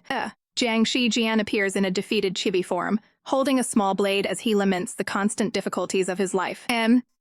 Yu suggests that the Empress's plans would be better suited for a private setting without disturbances. The Empress smiles dismissively at the concern, turning her attention back to the current situation with consort Jiang. Jiang Shijian prepares to respond to the Empress's inquiry with a serious tone. Jiang Shijian bows respectfully, stating his absolute compliance with the Empress's wishes. A frustrated Jiang Tumian tries to voice a complaint about the current arrangement. Jiang Tumian's outburst is suddenly cut short as she is interrupted. The Empress maintains a calm and elegant expression during the exchange. Jiang Tumian looks visibly flustered and shocked by the Empress's presence. Jiang Shijian takes hold of Jiang Tumian to lead her away from the immediate scene. Jiang Shijian stands close to the Empress as he prepares to address her. The two stand in close proximity as the Empress's red robes contrast with Jiang Shijian's darker attire. Jiang Shijian clenches his fist while watching the Empress walk away, noting a change in her demeanor. The Empress offers a subtle smile, aware of the eyes watching her. The Empress reaches for a manual on conduct titled Men's Ethics, resting on a nearby table. Jiang Shijian relaxes his posture as the tension in the room shifts. The Empress examines the book with interest, preparing to test Jiang Shijian's knowledge. Jiang Xian perfectly recites the expected conduct of a spouse,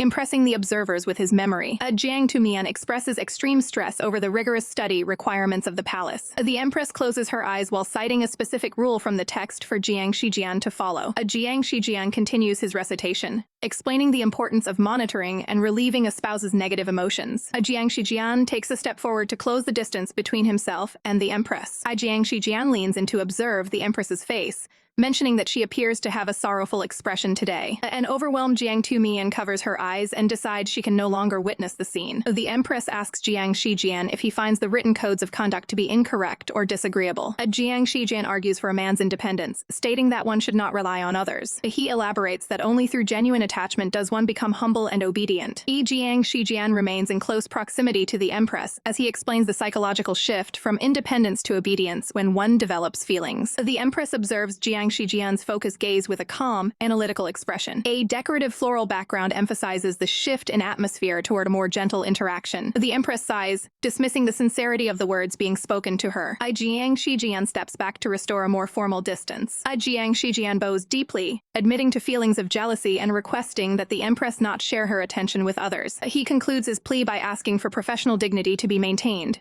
even if he faces punishment. A chibi version of the empress appears in a lighthearted frame, reflecting on the unexpected turn of events. Shen Tanqiao reflects on how love can drive a person to become both arrogant and jealous. Jiang Shijian maintains a respectful posture, contemplating how his current circumstances have changed his outlook. He remains deeply bowed before the empress, showcasing his complete submission to her authority. The empress considers the rarity of true feelings within the walls of the palace. She views the pursuit of unrequited love as a dangerous path, much like a moth drawn to a flame. Jiang Shijian listens intently as she questions the motives behind his recent displays of affection. He claims that despite his past, he is now willing to risk everything to prove his sincerity to her. Leaning in close, he challenges her skepticism regarding his supposedly faked emotions. His gaze remains fixed on her, emphasizing his determination to eventually win a favorable response. The empress offers a faint, knowing smile at his persistent claims of devotion. She tells him that if he remains truthful, he might one day receive the acknowledgement he seeks. Jiang Shijian lowers his gaze, processing the weight of her conditions.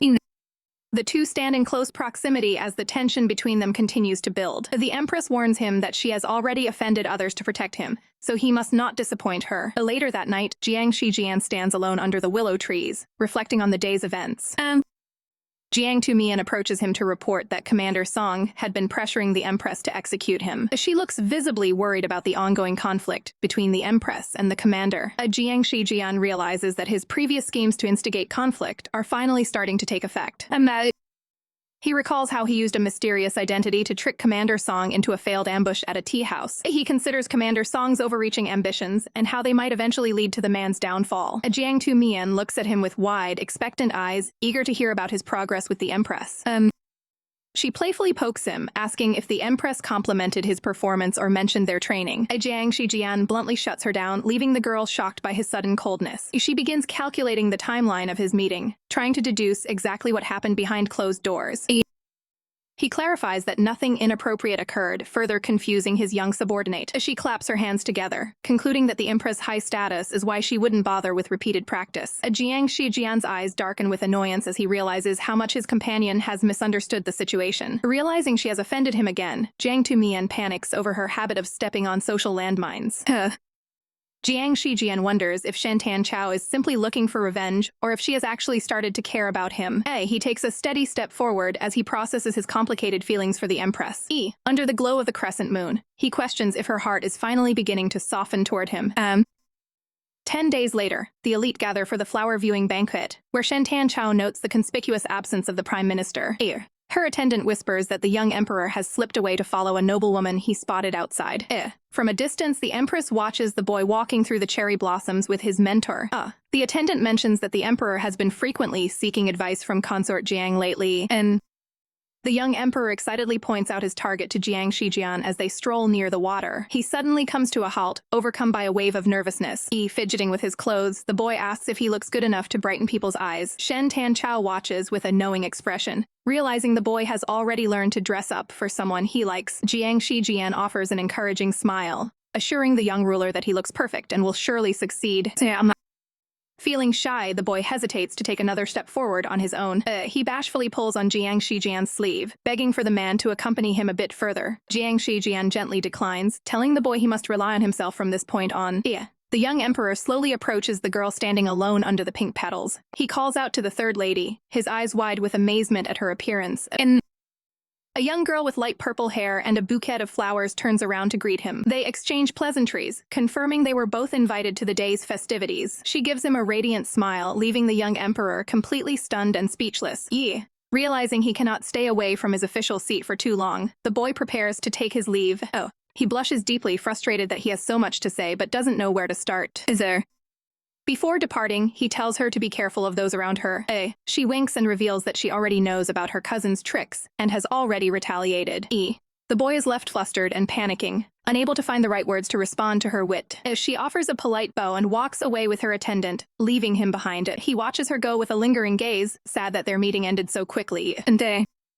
As they walk, the girl's attendant comments on how the young boy blushes every time he sees her.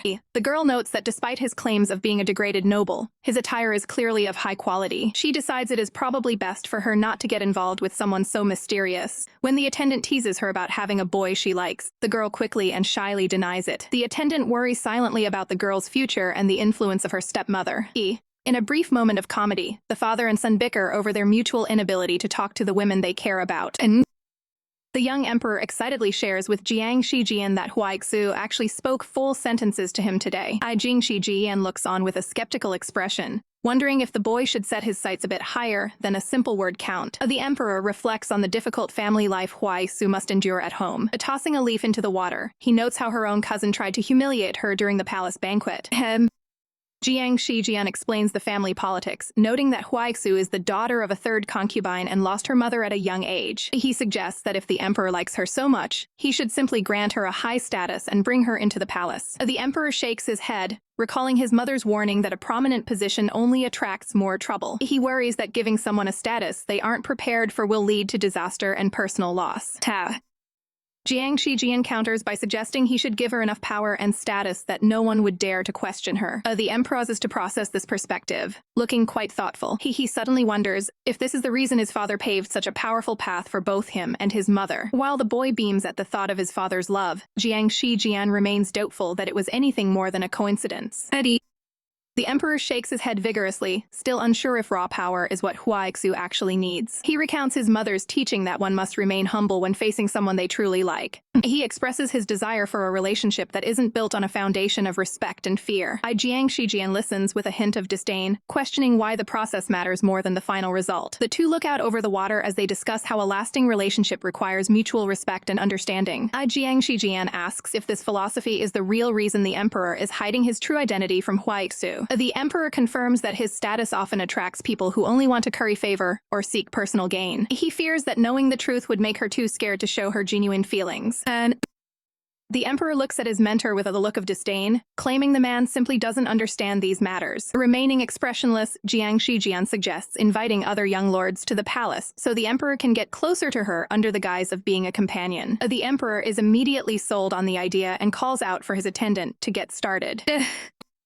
The Empress Mother arrives in the garden, looking regal in her flowing red and gold robes. The Emperor's face lights up with pure joy the moment he spots her. He runs into her arms for a hug while she gently tells him he needs to start acting more mature. Watching them, Jiang Shijian ponders if his own relationship with the Empress began with fear and hidden truths.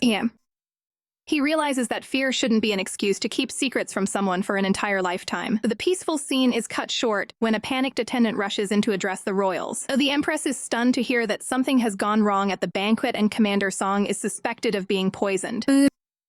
The scene shifts to the side palace, where a tense atmosphere hangs over the courtyard. The Empress Mother arrives in a hurry, finding a group of officials and servants gathered in distress. She immediately demands to know the details of the unfolding crisis. A servant reports that Commander Song was poisoned by overcooked wood ear fungus from the Imperial kitchen, but is currently stable under medical care. Suspicion flashes in the Empress Mother's eyes as she questions how such a critical oversight could happen. Jiang Shijian stands nearby, observing the chaotic scene with his usual calm demeanor. The Empress Mother moves toward the injured commander to assess the situation herself. Jiang Shijian looks on silently as the gravity of the poisoning becomes clear to everyone present. Despite his visible suffering, Commander Song manages to maintain a defiant, pained smile. He struggles to remain upright, his body trembling from the lingering effects of the toxin. His strength suddenly fails him, and he begins to lose his balance. He quickly props himself up against a nearby table to prevent a complete collapse in front of the court.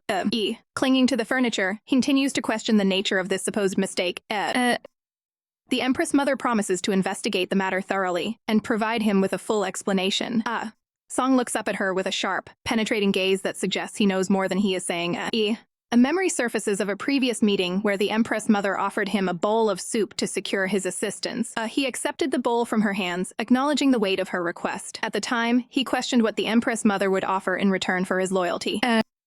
He had spoken of his long-standing devotion to the crown while holding the very gift that would later harm him. And back in the present, Song clenches his hand in frustration and physical agony. He is seized by a violent fit of coughing as the toxin continues to rack his system. He reflects on how he could never refuse a gift bestowed by the Empress Mother. A look of profound disappointment crosses his face as he realizes the true nature of their relationship.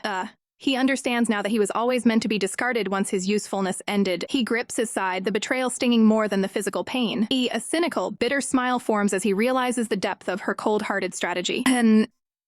Commander Song announces he will return home to seek further treatment and departs the courtyard. The Empress Mother is left standing in silence, her expression unreadable as she watches him leave. Song casts one final, sharp glance back at the palace before disappearing from view. Little Yunyu watches the departing commander with wide, startled eyes, frightened by the intense energy. The child hides behind the Empress Mother's robes. Jiang Shijian watches the commander's exit from the shadows of the palace gate.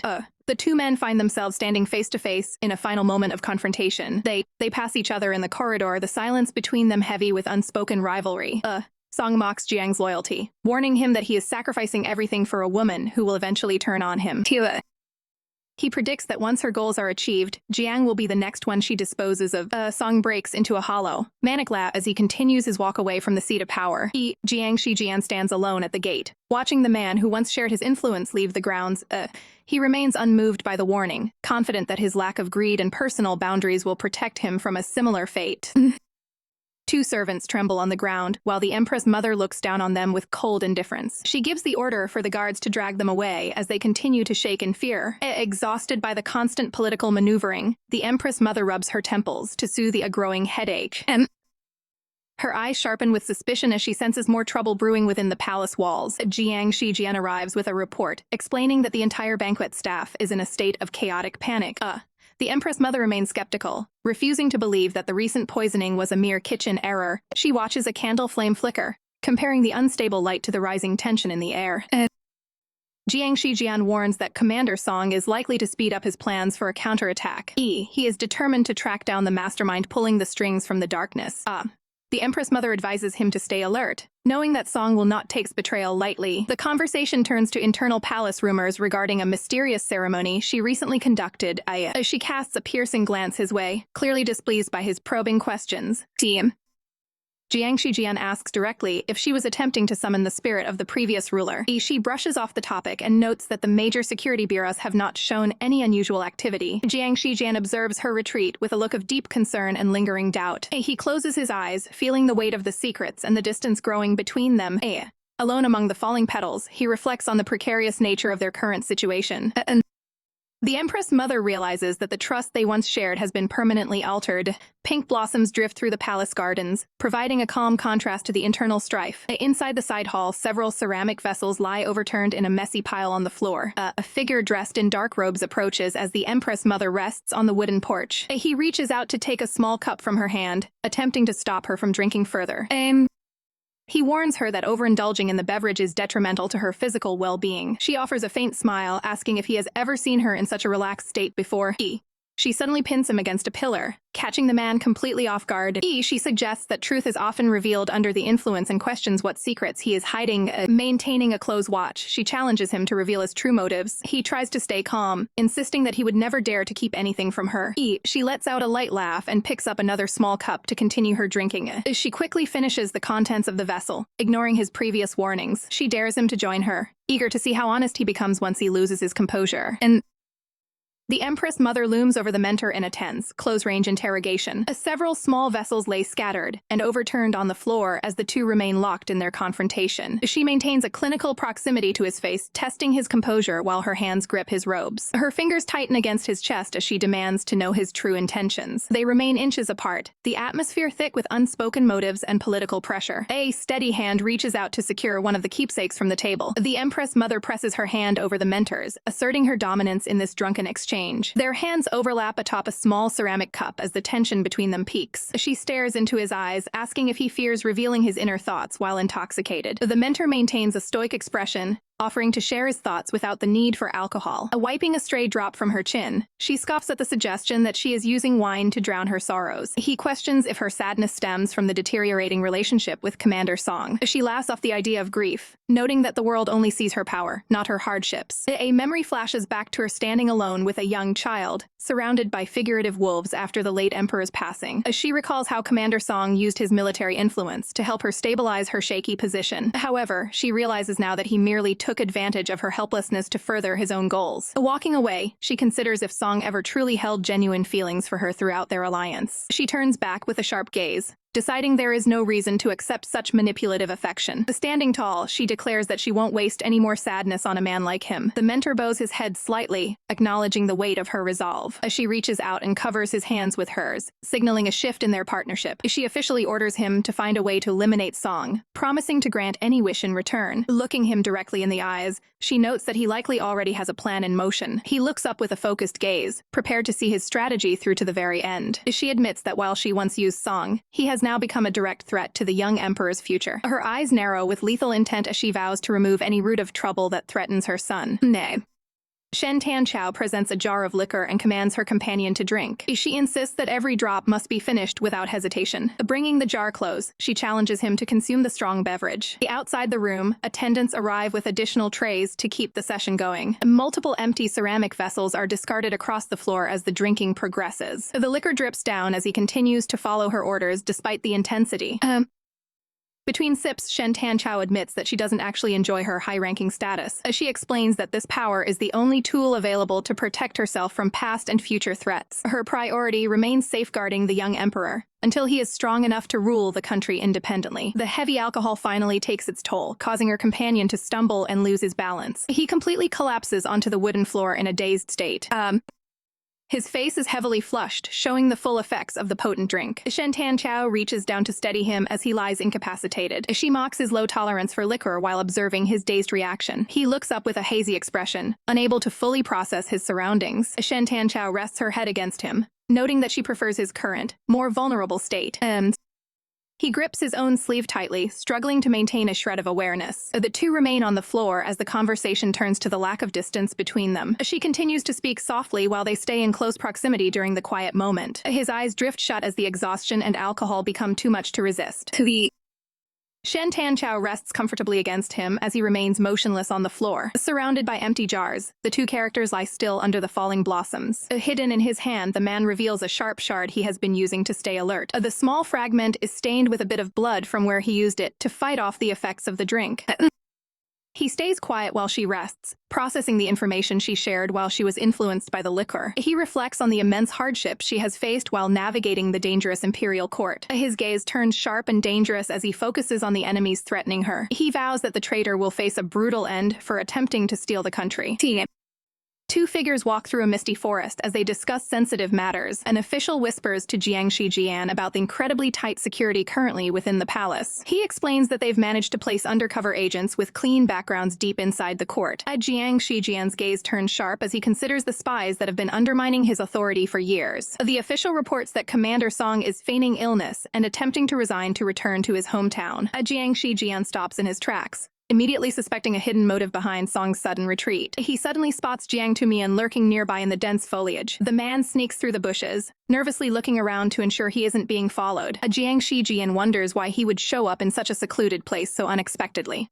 He signals his companion to stay back and watch the suspicious interaction unfolding ahead. From the shadows, he observes Jiang Tumian meeting with a mysterious individual. Jiang Tumian expresses anger, questioning the plan to lure a target into the water just to gain trust. The other person coldly informs him that the mission is complete and there is no need to save anyone. A threat is issued, warning Jiang Tumian that he will meet a dark end if word of this ever gets out. Jiang Shijian's eyes widen as a sudden, loud splash echoes through the forest. A child struggles desperately in the water, crying out for help as he begins to sink. Jiang Shijian's grip tightens on a branch until it snaps, his anger reaching a boiling point. His companion looks on with excitement, viewing the drowning as a perfect opportunity to advance their goals. Jiang Shijian's expression turns cold and focused as he stares at the life-threatening situation. He silences the official with a sharp command to stay quiet and out of sight. He orders his men to capture the two conspirators while he prepares to jump to the lake. Without hesitation, Jiang Shijian dives into the turbulent water to save the child. He swims deep into the blue depths, searching for the boy who is sinking further down. As he descends, memories of his past and his deep connections begin to resurface. He recalls a significant conversation from the past regarding the future of his family line. In a vision, he looks at a newborn child, wondering if the boy truly belongs to him. He watches the Empress holding the infant, realizing the child was born primarily to ensure a successor for the country. Returning to reality, his hand reaches through the bubbles toward the drifting boy. The young emperor floats peacefully, but unconsciously as the water surrounds him. Memories of the child's innocent questions about his father flash through Jiang Shijian's mind. He realizes that he cannot allow anyone else to harm the person he has vowed to protect. With a final push, he reaches out and grabs the child's clothing to pull him back to the surface. He pulls the young emperor into a protective embrace,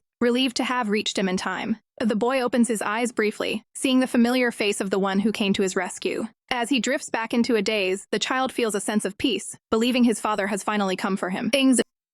Water drips from a soaked boot as a tense rescue concludes. Jiang Shijian sits on the grass, holding the drenched young emperor tightly in his arms to keep him warm. He urgently orders his subordinate to get help, noting the child is trembling from the cold. The subordinate hesitates, suggesting they let the boy suffer a bit longer to gain the Empress's trust, or even let him perish to destabilize the country. He argues that the loss of the young lord would create a power vacuum they could easily exploit for their own gain. Jiang Shijian shuts down the suggestion with a lethal glare, repeating his command to save the child immediately. The subordinate remains unwilling, feeling that saving the boy isn't worth the risk to their own secrets. Jiang Shijian demands to know if there is a solution to the boy's condition right now. The subordinate feels a sudden chill from his master's intensity, realizing there is no room for further debate. He finally relents, acknowledging that the child's life is too fragile to delay medical attention any further. With a final, sharp look from Jiang Shijian, the subordinate recognizes the gravity of the situation. He sprints away at top speed to fetch the necessary help. Left alone, Jiang Shijian continues to shield the unconscious boy, his expression softening as he protects his charge. He reflects on the irony that while the boy's death would be the ultimate revenge, he cannot bring himself to let it happen. The young emperor remains still and pale, completely reliant on his protector's warmth. Jiang Shijian eventually stands and carries the boy back toward the palace while recovering from the ordeal. Empress Mother Shentan Chao arrives at the Hanjiang Palace in a hurried state, her face etched with worry. A servant informs her that the imperial doctor has already visited, and the emperor's fever has finally started to go down. She enters the inner chamber to check on her son personally. Her eyes widen in surprise at the sight awaiting her inside the room. As she approaches the bed slowly, her robes rustling against the floorboards. A servant whispers that Jiang Shijian refused to let go of the emperor, so the two were left to rest together. Shentan Chao stares down at them, her usual cold demeanor replaced by a complex, thoughtful look. She leans over the bed to get a closer look at the pair as they recover from the near tragedy. Her gaze lingers on Jiang Shijian's sleeping face, perhaps seeing him in a new light. She notices how he continues to hold the boy's hand with a gentle, protective grip even in his sleep. It dawns on her that the man she doubted was the one who truly stood as the boy's shield. Turning back to official matters, the Empress reviews the report that Jiang Tumian lured the Emperor out under false pretenses. The servant explains that the traitor pushed the boy into the water, thinking no one was around to witness the crime. Shen Tanchao notes the bravery of Jiang Shijian, who jumped in to save the child despite his own inability to swim. The servant adds that the captive Jiang Tumian is currently refusing to name the mastermind behind the assassination attempt. The Empress immediately draws a connection between the conspirator and his known ties to the rival faction, as she concludes with a look of cold fury that Commander Songjing must be the one pulling the strings.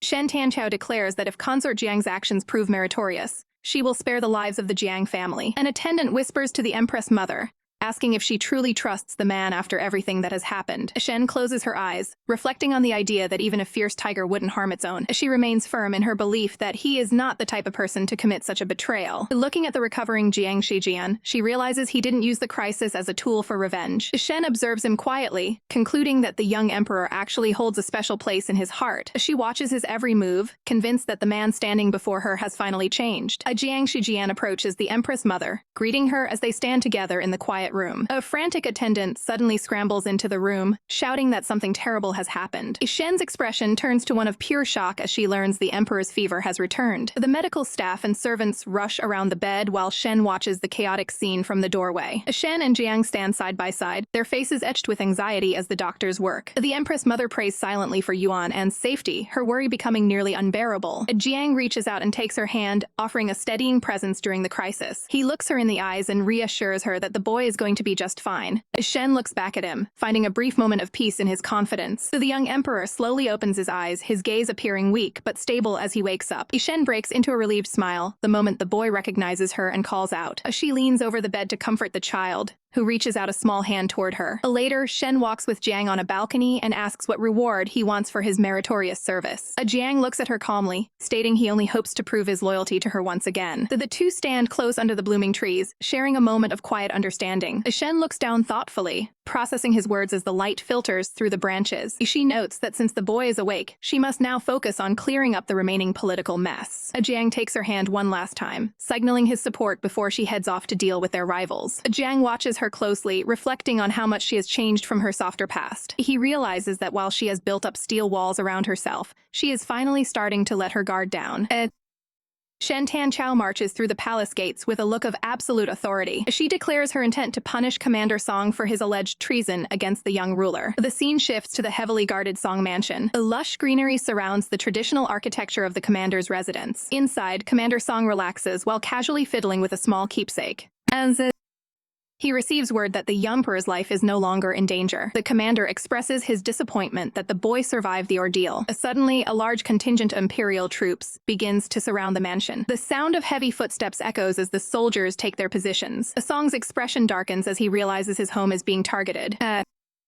He walks out to confront the massive line of armed soldiers blocking his path. The Empress Mother stands at the front, flanked by her elite guards. As she fixes him with a cold, piercing stare that demands submission. Song meets her gaze with an equally intense and defiant look. She directly accuses him of planting a traitor in the palace to assassinate the emperor.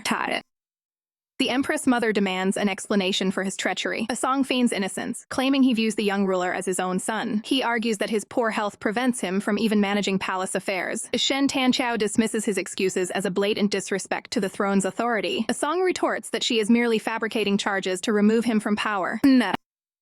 His eyes narrow with a dangerous glint as the verbal sparring continues. He questions if he is no longer welcome and warns of potential civil unrest. The Empress Mother asks if he has any respect left for her or the emperor. She orders the mansion to be sealed, preventing anyone from entering or leaving. With a sharp smile, she suggests he use the time to recuperate under house arrest. Song's subordinate prepares to draw his weapon in response to the lockdown. Song holds up a hand, signaling his guard to stand down for the moment. Shen Tanchao steps closer to finalize the house arrest orders. She mockingly claims the troops are there for his own protection. Song remains composed, agreeing to wait while she clears up the mystery. He offers a parting warning that the real culprit might be closer to her than she thinks. The Empress Mother turns away sharply, her robes billowing in the wind. She walks away from the mansion, leaving the commander under heavy surveillance. Song's subordinate expresses frustration over the Empress Mother's bold actions. Song smiles sinisterly, regretting only that he didn't move against the boy sooner. Shen Tanchao meets with a loyal commander, stating they have less than a month to strip Song of his influence. She maintains a look of grim determination as she plans her next move. The commander bows deeply, pledging to dismantle Song's power base. The scene opens with a view of the Hanjiang Palace, nestled behind lush green trees. Inside, the young emperor focuses intently on practicing his calligraphy with a brush. He remains diligent at his desk, while a white cat plays nearby. Jiang Shijian observes the boy's progress, impressed by the Empress Mother's guidance. The young ruler pauses his writing, looking slightly hesitant as he ponders his lessons. He turns to Jiang Shijian to ask for clarification on the text he is studying. The protector explains the philosophy of ruling a country and serving the emperor with a serious tone. The boy questions how others can serve him as a parent when he is still so small. Jiang Shijian maintains a calm expression, while reinforcing the importance of respecting imperial status. Excited by the explanation, the young emperor asks if the protector views him in such a high regard. Suddenly, the cat knocks over the ink, splashing it across the boy's face and leaving him stunned. Jiang Shijian fights back a laugh as the ink-stained pet looks on pitifully. The boy picks up the messy cat, playfully scolding it for the chaos. Shortly after, the cat is given a thorough cleaning in a basin of soapy water. Jiang Shijian kneels down and uses a cloth to gently wipe the ink from the young emperor's face. The boy stares back intently during the quiet, focused interaction. The young ruler tells the protector that formal respect isn't necessary between them. He then makes a bold request, asking Jiang Shijian to take on a fatherly role. Sensing hesitation, the boy grips the protector's arm to keep his attention. He appears nervous while explaining that he simply wants his mother to be happy. The boy clarifies that the protector only needs to pretend to be his father. Jiang Shijian listens silently, his face showing little emotion. A subtle shift in his gaze suggests he is deeply considering the proposal. The young emperor crosses his arms, offering to drop the request if it's unwanted. He looks up in surprise when he feels a hand placed gently on his head, and Jiang Shijian officially accepts the role as the Empress Mother watches the scene from a distance. With a faint smile, the protector promises to keep the boy under his wings. A symbolic vision shows the young emperor resting peacefully, fully protected by his new guardian. In a lighthearted extra panel, the protector grumpily asserts his new status, and Yuan and celebrates with pure joy, thrilled at the idea of finally having a father figure in his life. Shen Tanchao approaches the two, observing the scene and concluding that this new bond is likely a positive influence on the young emperor. She notices a small ink stain on the boy's clothing, a remnant of his playful interaction with Jiang Shijian. The Empress Mother and the protector share a silent, knowing look as they acknowledge the messy situation. Seeing that Jiang Shijian is also covered in ink, she instructs him to go and freshen up while she tends to the child. She gently begins to clean her son's face with a soft cloth, focusing on removing the dark marks. As he is being cleaned, Yuan An asks if his impulsive actions were wrong or went against palace protocols. Shen Tanchao looks her son in the eyes and asks him directly if he truly likes the new consort. The boy admits that while the man can be a bit slow at times, he doesn't seem interested in competing for favor. He explains that he felt a protective, fatherly aura radiating from the man during their time together. Yuan An recalls the moment he was rescued, feeling as though a true protector had finally returned to his side. He imagines that a real father would risk everything to save him and hold him close just like that. Overwhelmed by the thought of losing his mother, he clings to her and insists that the consort must be given a massive reward. Shen Tanchao returns the embrace with a gentle smile, promising her son that the man will be well compensated. In his excitement, the child accidentally rubs some of the ink from his hands onto his mother's pristine robes. Yuan giggles as he realizes he has made a bit of a mess on her clothes as well. He quickly shifts into a state of panic when he sees the extent of the dark stains he left behind. The young boy encourages his mother to go get cleaned up as well, suggesting she let the consort assist her. During their discussion about rewards, Jiang Shijian suddenly reaches out and catches her wrist to stop her movement. Shen Tanchao is visibly taken aback by the directness and strength of the sudden gesture, highlighting his role in the situation. Yuan and feels proud of himself for acting as a clever matchmaker to bring the two together. JXJ and STC position themselves within the water for the cleansing session. The two subjects maintain close proximity during the aquatic procedure, and a small basket containing a cleansing charm sits on the wooden walkway. Red floral patterns decorate the serene environment, and a hand reaches down to retrieve the small keepsake from its container. A decorative fish swims over a large blossom submerged in the pool. STC closes her eyes and rests her head during the cleansing process. The fish moves through the water, making contact with the underwater floral arrangement. The cleansing charm is held ready for the next stage of the routine. STC's golden eyes remain focused on her companion. A hand secures the long hair to facilitate the washing process. STC observes JXJ's improved efficiency in his duties with a slight smile. Displacement of water creates a visible splash near the storage tray. Shen Tanchao stares ahead with a focused, dazed look as she experiences the full weight of the current service. A hand shifts its hold to maintain balance during the close contact ritual. Jiang Shijian maintains a soft but expectant look, asking if he'll be granted more recognition for his dedicated service. Their fingers interlock tightly, symbolizing a pact of mutual reliance and a deepening personal connection. The young emperor retreats under his covers, deciding it is best to pretend he has no idea what his mother and the consort are doing. A water spills over the edge of the basin and onto the floor as the movement in the pool intensifies. Jiang Shijian watches with a focused gaze, inwardly noting the Empress Mother's maturing presence as their session continues. STC rests at the edge of the water, her silver hair spilling over her back. Cherry blossoms bloom overhead as the ritual concludes. JXJ grips STC firmly, insisting the process will be finished shortly. The pair begins to dress in light robes after leaving the water. JXJ catches STC as she stumbles, providing much-needed stability. STC glances back, surprised by the sudden shift in their power dynamic. She turns her gaze away, admitting a mental defeat to herself. JXJ wears a triumphant grin while watching her reaction. A brief, animated argument breaks out as STC moves away in frustration. JXJ mentions a specific medicinal aid he believes would benefit her.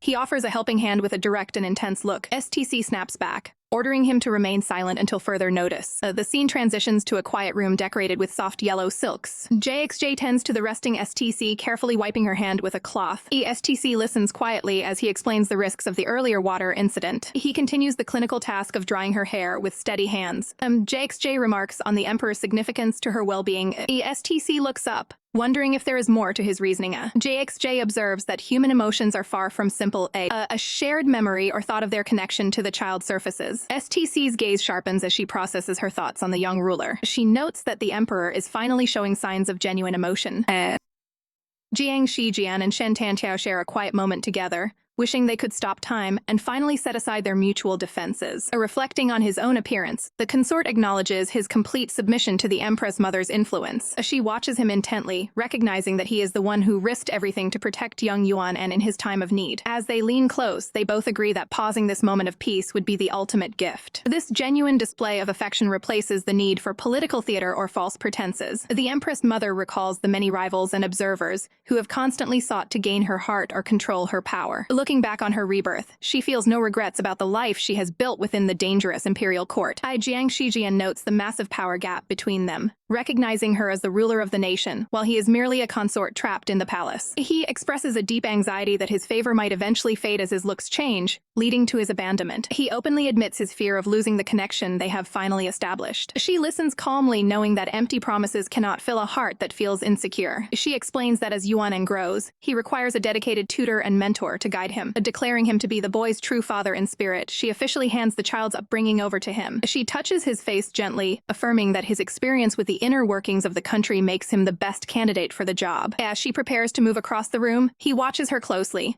absorbing the weight of this new responsibility. She begins walking toward the rear of the chamber, recalling how the previous emperor had little interest in his son's development. She explains that she had to lie to the boy to make him believe his late father actually cared for and protected him. Looking back with a knowing smile, she reveals that the previous ruler never truly cared for his successor. Jiang Shijian remains silent, contemplating the cold reality the young prince was shielded from. She turns back to face him, reminding him that since the boy sees him as a father, he must now step into that role. Taking his hands, she urges him not to disappoint the pure and innocent trust the child has placed in him. This conversation marks a significant shift in their shared future and their roles within the palace. She looks into his eyes and promises that she will be more forgiving of his future actions because of this new bond. She vows to eventually give him a status that matches his importance, hoping they can both remain true to themselves as time moves forward. Jiang Shijian stands alone under the cherry blossoms, reflecting on how much Shen Tantiao's heart has changed over time. He looks down with a heavy gaze, wondering if the past and her lack of prior affection can truly be set aside so easily. Nearby, two palace residents chatter about how popular the consort has become since saving the young ruler. They discuss his new residence in the Hanjiang Palace and his prestigious role as a teacher alongside great scholars. The gossip continues as they mention that other consorts are being sent away for failing to meet the Empress Mother's standards. One of them expresses concern that their own positions might be at risk if the Empress Mother focuses her favor entirely on Jiang Shijian. A pair of hands firmly close the doors to a private room. A man dressed in ornate pink robes looks on with a sharp, calculating expression. He confronts Jiang Shijian directly, accusing him of hoarding the Empress Mother's attention for himself. Jiang Shijian maintains a calm smile, holding a single blue flower and comparing the complexities of love to a strategic game of chess. The man is left standing there, completely baffled by the consort's sudden departure.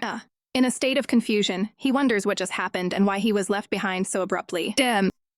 Night falls over a quiet building situated just outside the palace grounds. A woman in a blue robe moves through the dark interior, looking visibly nervous. She stops in her tracks, her face filled with sudden fear. Startled, she watches as a lamp is suddenly lit in the room. She quickly draws a small blade and demands to know the identity of the intruder. A masked man in dark attire steps forward, questioning if she has forgotten her previous master now that a new one has risen. The woman realizes with a shock that Lord Tianya is actually still alive. He smiles coldly, reminding her of the intelligence she once possessed while working for the Bureau. Terrified, she can't hide the panic in her eyes as he looms over her. She drops to the floor, pleading that she was only acting as a spy to monitor Commander Song's ill intentions. Lord Tianya notes that if she was truly spying, she should have plenty of evidence to hand over. He stares her down with a commanding presence, making it clear she needs to do the right thing. The moon shines brightly over the palace as the night progresses. A guard reports to the Empress Mother about suspicious activity involving the Confidential Missions Bureau. Shen Tanqiao listens intently, asking for an update on the status of Commander Song. The guard reveals that while Song is contained, his former troops are spreading rumors that are becoming difficult to suppress. Shen Tanqiao frowns, realizing the danger of subordinates who hold too much influence. Later, Jiang Shijian approaches the Empress Mother in the hall. She notices he seems cold and asks him where he has been spending his time. He calmly explains that he only returned to the hall to retrieve something he had forgotten. Shen Tanqiao accepts his explanation, though she privately hopes his actions are truly for the benefit of the young emperor.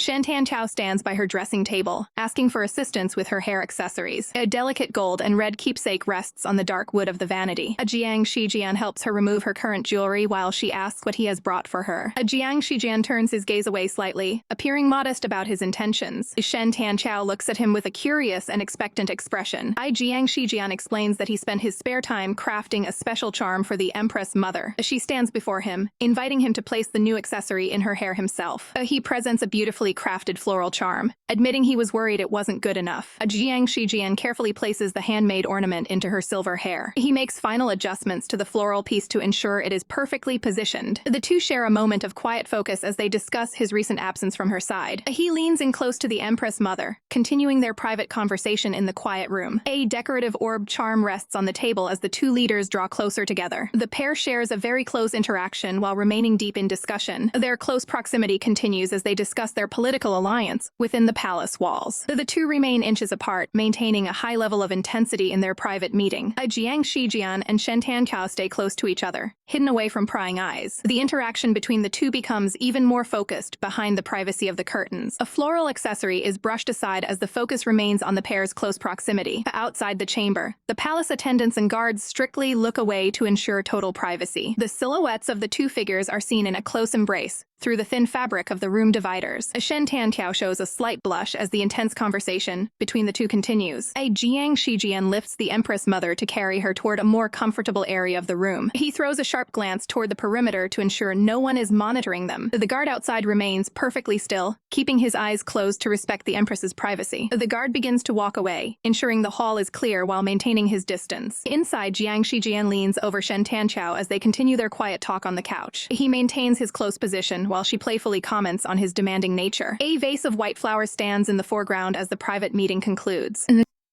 At the Song Mansion, the atmosphere is tense as plans for a major move begin to take shape. Commander Song meticulously wipes his blade while discussing the Empress's lack of evidence against him. His aide expresses deep concern, urging the commander not to delay his counteroffensive any longer. Song stares coldly into the distance, making it clear that he's already preparing a response.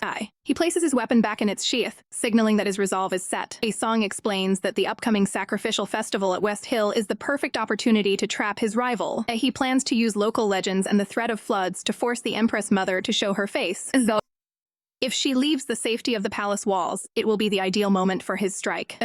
Despite his aide's doubts, Song is certain she will fall for the bait. He smiles with chilling confidence, ready to finally put his long-sharpened plans into action. The commander demands news on Bai Qi, but is told there's still no contact from her. He reflects on her former position at the Bureau and wonders if her loyalty is starting to waver. His eyes narrow as he considers the danger of a former Bureau head potentially switching sides. Song fears that her prolonged silence means she no longer wants to communicate with his faction. His aide warns that the lady knows far too many secrets to ever be captured alive by the Empress. The commander issues a ruthless command to find her and eliminate her if she shows any sign of betrayal. 5 days later, a concerned official asks Shen Tanqiao if she's really going through with the trip. The Empress Mother remains unfazed, knowing that Song's main forces are still far from the capital. She notes that the enemy is using rumors of natural disasters to manipulate her into leaving the palace. She sees right through the bait they've set, fully aware of the danger awaiting her at West Hill. Instead of hiding, she decides to go personally to face whatever trap has been laid at. She calmly picks up a small, intricate charm from her desk. Holding the keepsake, she prepares to see exactly how many snakes will crawl out from the shadows during her journey.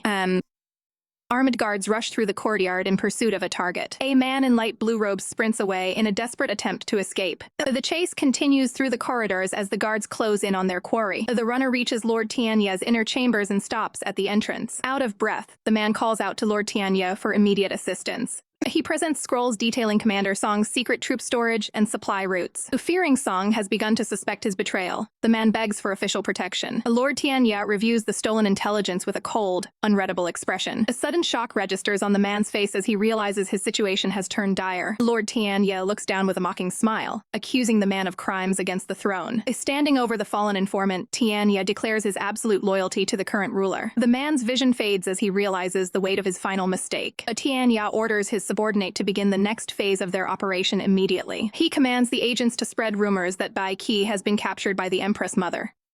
Under a bright full moon, the narrative shifts to the internal rot within the government. Jiang Shijian sits in a quiet study, reading classic texts to the young emperor. He explains the complex passages about how treacherous officials hide their corruption from the crown. The young emperor is surprised to hear his mother will be away at West Hill for months. Jiang Shijian clarifies that her trip is for ritual purification and requires strict isolation from others. He reassures the child that he will remain in the city to provide constant company and guidance. The study session continues late into the night by the light of a single candle. Jiang Shijian reflects on the political dangers facing the country if the emperor is missiled by powerful men. The young boy struggles to stay awake while listening to the dense philosophical lecture. Eventually, the child falls completely asleep while listening to the academic text. Shen Tanchao enters the room and finds the pair together during their late-night lesson. She smiles, noting that the heavy reading material was the perfect way to put the child to rest. Jiang Shijian stands with her and suggests they take a peaceful stroll under the moonlight. The Empress Mother looks on with a touch of sadness, wondering how long this peace will last. She accepts the invitation, agreeing that the night is far too beautiful to ignore. In a humorous aside, the young emperor grumbles about being left behind during the evening plans.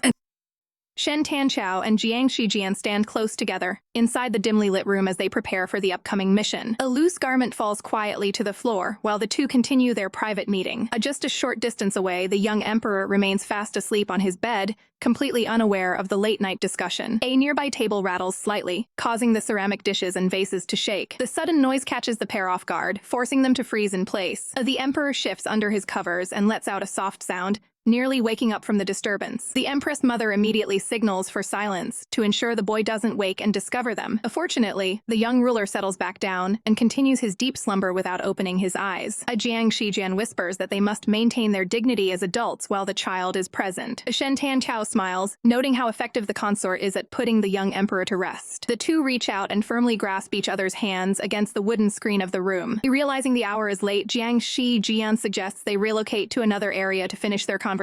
Outside the palace walls, a heavy rain begins to fall over the blooming spring flowers. The consort looks closely at the Empress Mother, admitting he will miss seeing her face during her long trip. He explains that he wants to make the most of their remaining time together, before her departure for West Hill.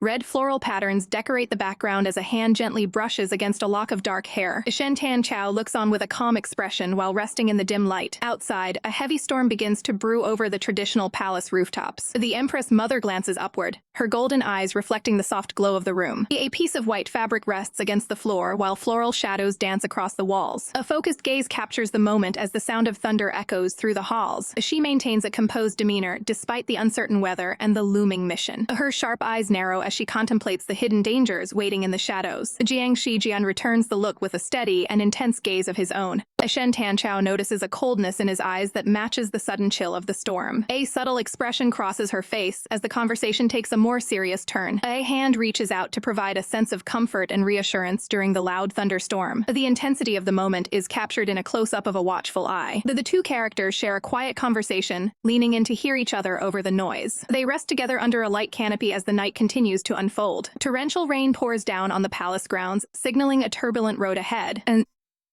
Rain pours over the traditional tiled roofs of the palace as a storm rages outside. Jiang Shijian gazes upward with a serious expression during an intense late-night discussion. Lush green foliage and white blossoms provide a calm backdrop to the heavy conversation. Petals from cherry blossoms drift through the air as the two contemplate a future in harmony. Jiang Shijian narrows his eyes, clearly skeptical of the recent claims made to him. He maintains a firm, stoic look while reminding the Empress Mother of her many responsibilities. Decorative glass beads hang between the two as they remain locked in their deep dialogue. Shen Tanchao offers a slight, confident smile while questioning his long-term loyalty. She challenges him to use the coming days to prove his devotion is genuine. The pair sits together to finalize plans for the impending mission to West Hill. They share a brief moment of mutual support before facing the uncertain path ahead. Morning light eventually breaks through the leaves of the palace gardens. Inside the Changxin Palace, an officer arrives to report that all preparations for the journey are complete. Shen Tanchao calmly sips her tea while confirming their departure is set for 3 days from now. The guard voices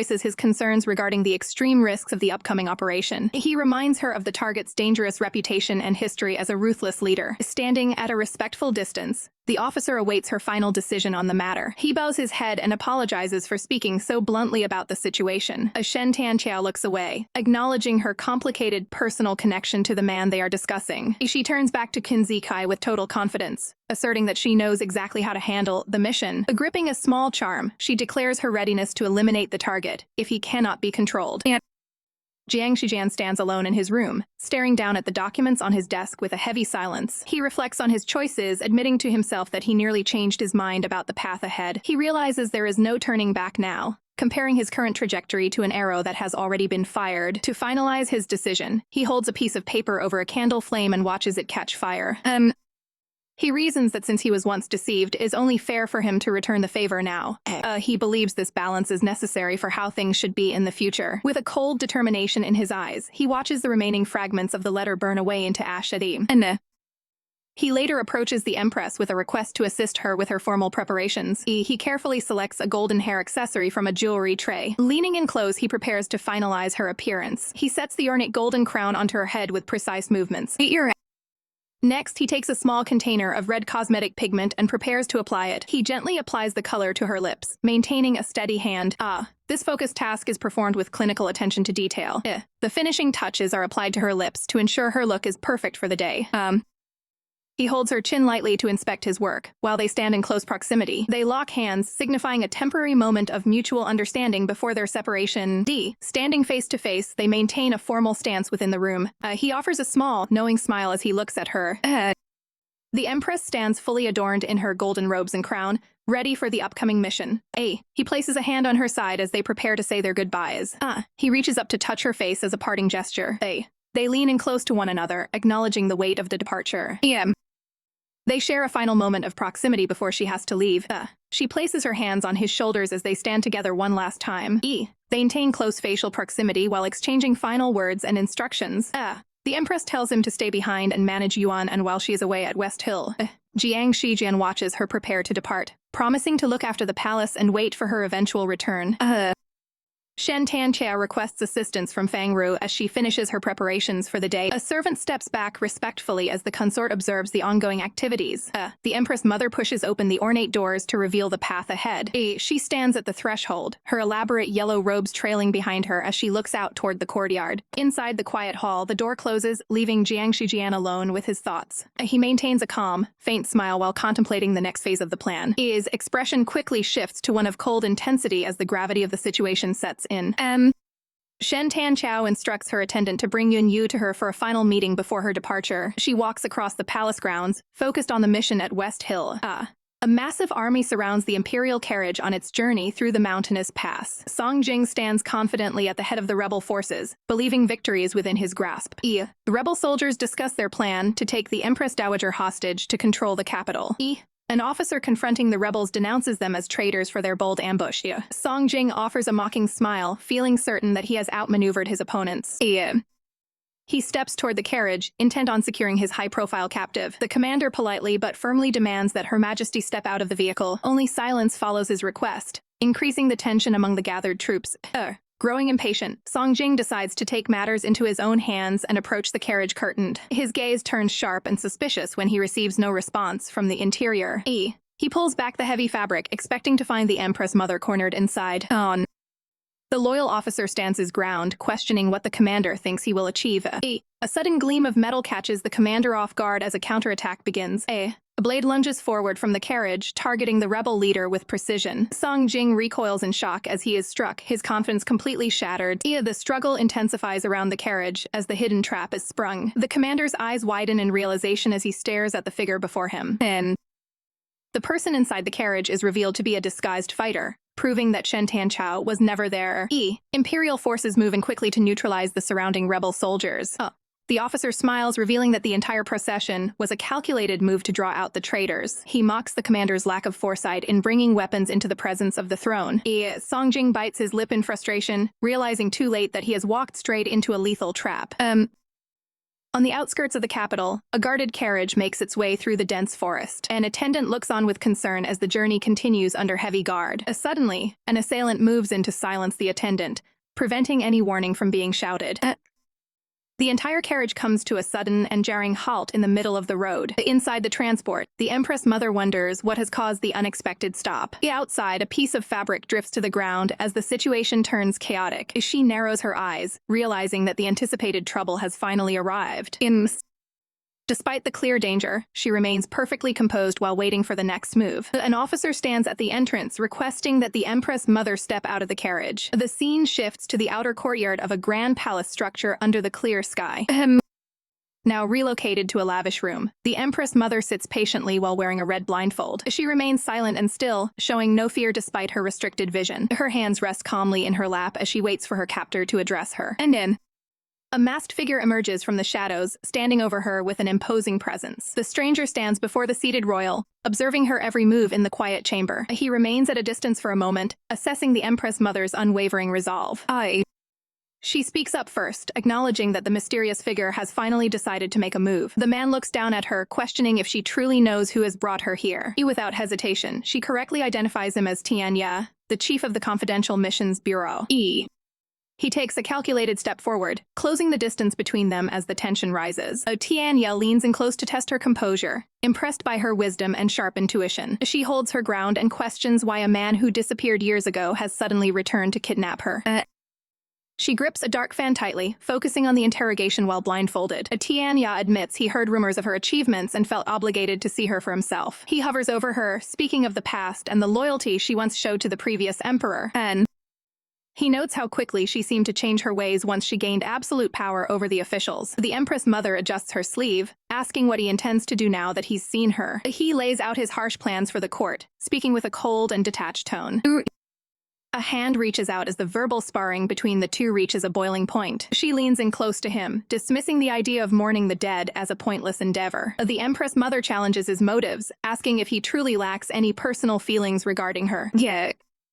Tianye shows visible frustration as the Empress Mother questions his intentions. Clad in a golden robe and a red blindfold, Shen Tanchao remains remarkably calm despite her captivity. Tianye looks away, analyzing her desperate attempts to secure her own safety through psychological manipulation. He approaches her closely, asking if she fears his actual identity or appearance. She counters by claiming her other senses allow her to perceive his youth and strength perfectly. The Empress Mother continues to evaluate his presence, focusing on the specific tone of his voice. She maintains this close proximity, further analyzing the distinct traits that reveal his identity. A slight smile forms as she compares his intense energy to the midday sun, as she acknowledges his impressive past achievements in building a powerful and giant intelligence bureau. Reaching for her chin, she argues that a mask cannot hide a person she has long recognized. She confidently asserts that her blindfold is no obstacle to knowing exactly who stands before her. Tianya responds with a cold smirk, skeptical that her influence can win over everyone. She outlines how he manipulated her travel route and isolated her to facilitate this private meeting. Her hand reaches toward his attire, as she points out his surprising lack of resistance during this confrontation. She leans in further, suggesting that his true goal in this kidnapping is now obvious. Tianya remains stoic while listening to her bold and direct accusations. He firmly grabs her wrist, questioning her history of such forward and strategic behavior. He looms over her, noting how skillfully she operates even without the use of her sight. Tianya's expression hardens as he considers the woman currently in his grasp. Red fabric flutters in the background, mirroring the rising tension between the two characters. Their garments brush against each other as they stand in the middle of the quiet, isolated room. Removing her blindfold, she issues a dramatic ultimatum,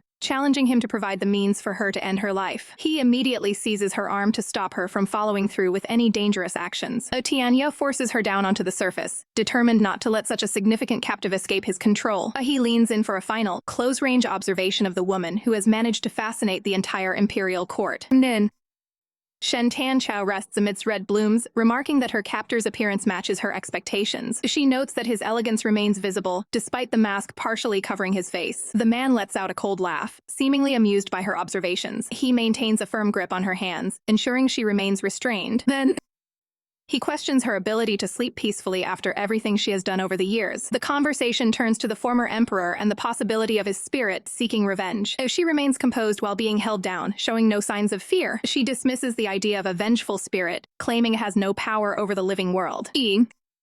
She reveals that she keeps specific people around simply because they resemble the late emperor. She admits that using these stand-ins allows her to maintain her public image without facing blame. The man leans in close, his expression turning sharp and demanding. He declares his ambition to be her sole focus, regardless of her other associations. He emphasizes his possessive intent while keeping her pinned in place. He leans down and asks her for a specific favor to prove her commitment. His gaze behind the mask is calculating as he waits for her reaction. He offers to eliminate anyone who has ever caused her harm. She reaches out to him, accepting the offer without hesitation. She promises to reward him with anything he desires if he secures her hold on the throne. Her eyes reflect a cold determination as she seals this new alliance. He looks down at her, clearly seeing the transactional nature of her heart. He proposes starting his mission by getting rid of Consort Jiang. He lifts her chin, testing her willingness to sacrifice someone close to her. She looks back at him calmly, offering him full control over her personal guard. He questions her lack of emotion regarding the death of her supposed favorite. She dismisses the consort as a mere tool that can be easily discarded. Her steady gaze shows absolutely no sign of internal conflict or regret. She remains completely unmoved while discussing the elimination of her allies. The man realizes she is perfectly willing to let others do the dirty work for her. He reflects on the futility of trying to find warmth in such a cold-hearted person. He begins to suspect that her every move has been part of a long-term scheme. He wonders if there is any truth left in her words as she maintains her regal facade.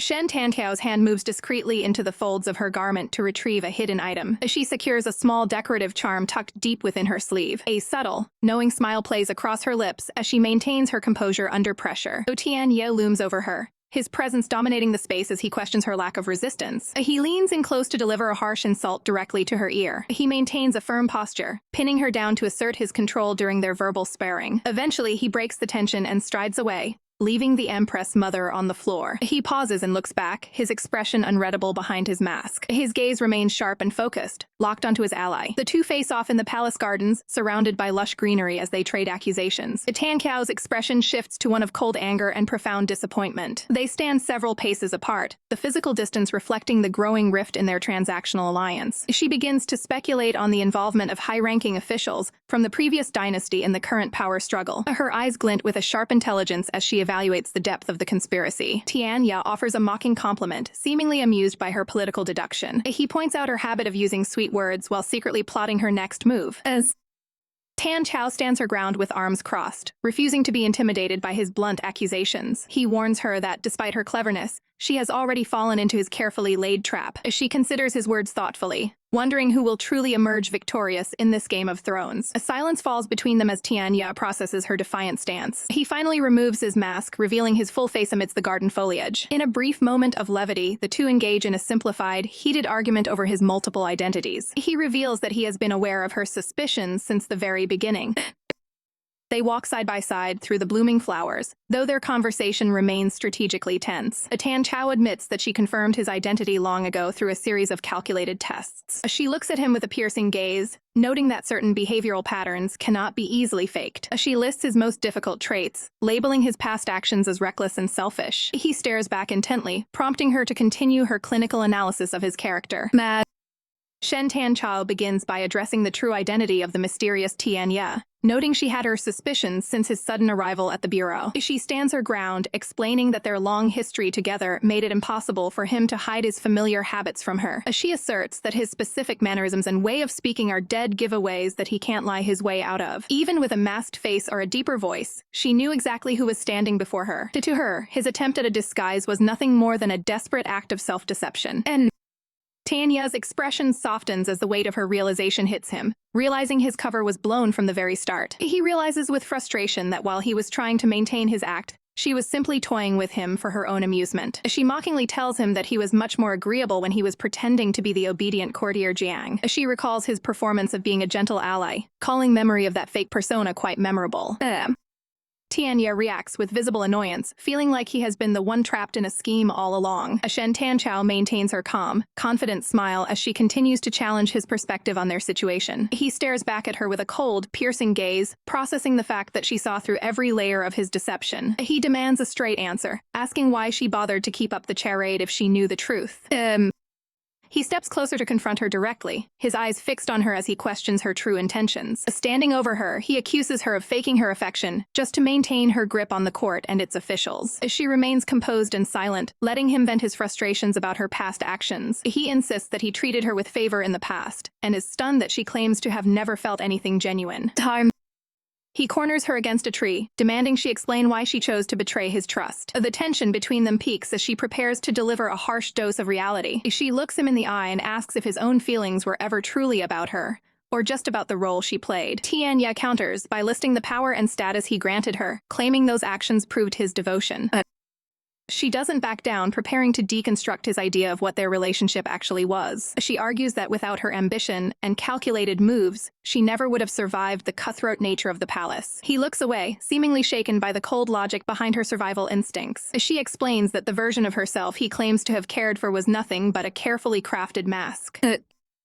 She describes the gentle persona he preferred, a woman who was entirely dependent on him and had no independent thoughts. A symbolic vision shows her entangled in red threads, representing the fake identity she was forced to maintain to satisfy his expectations.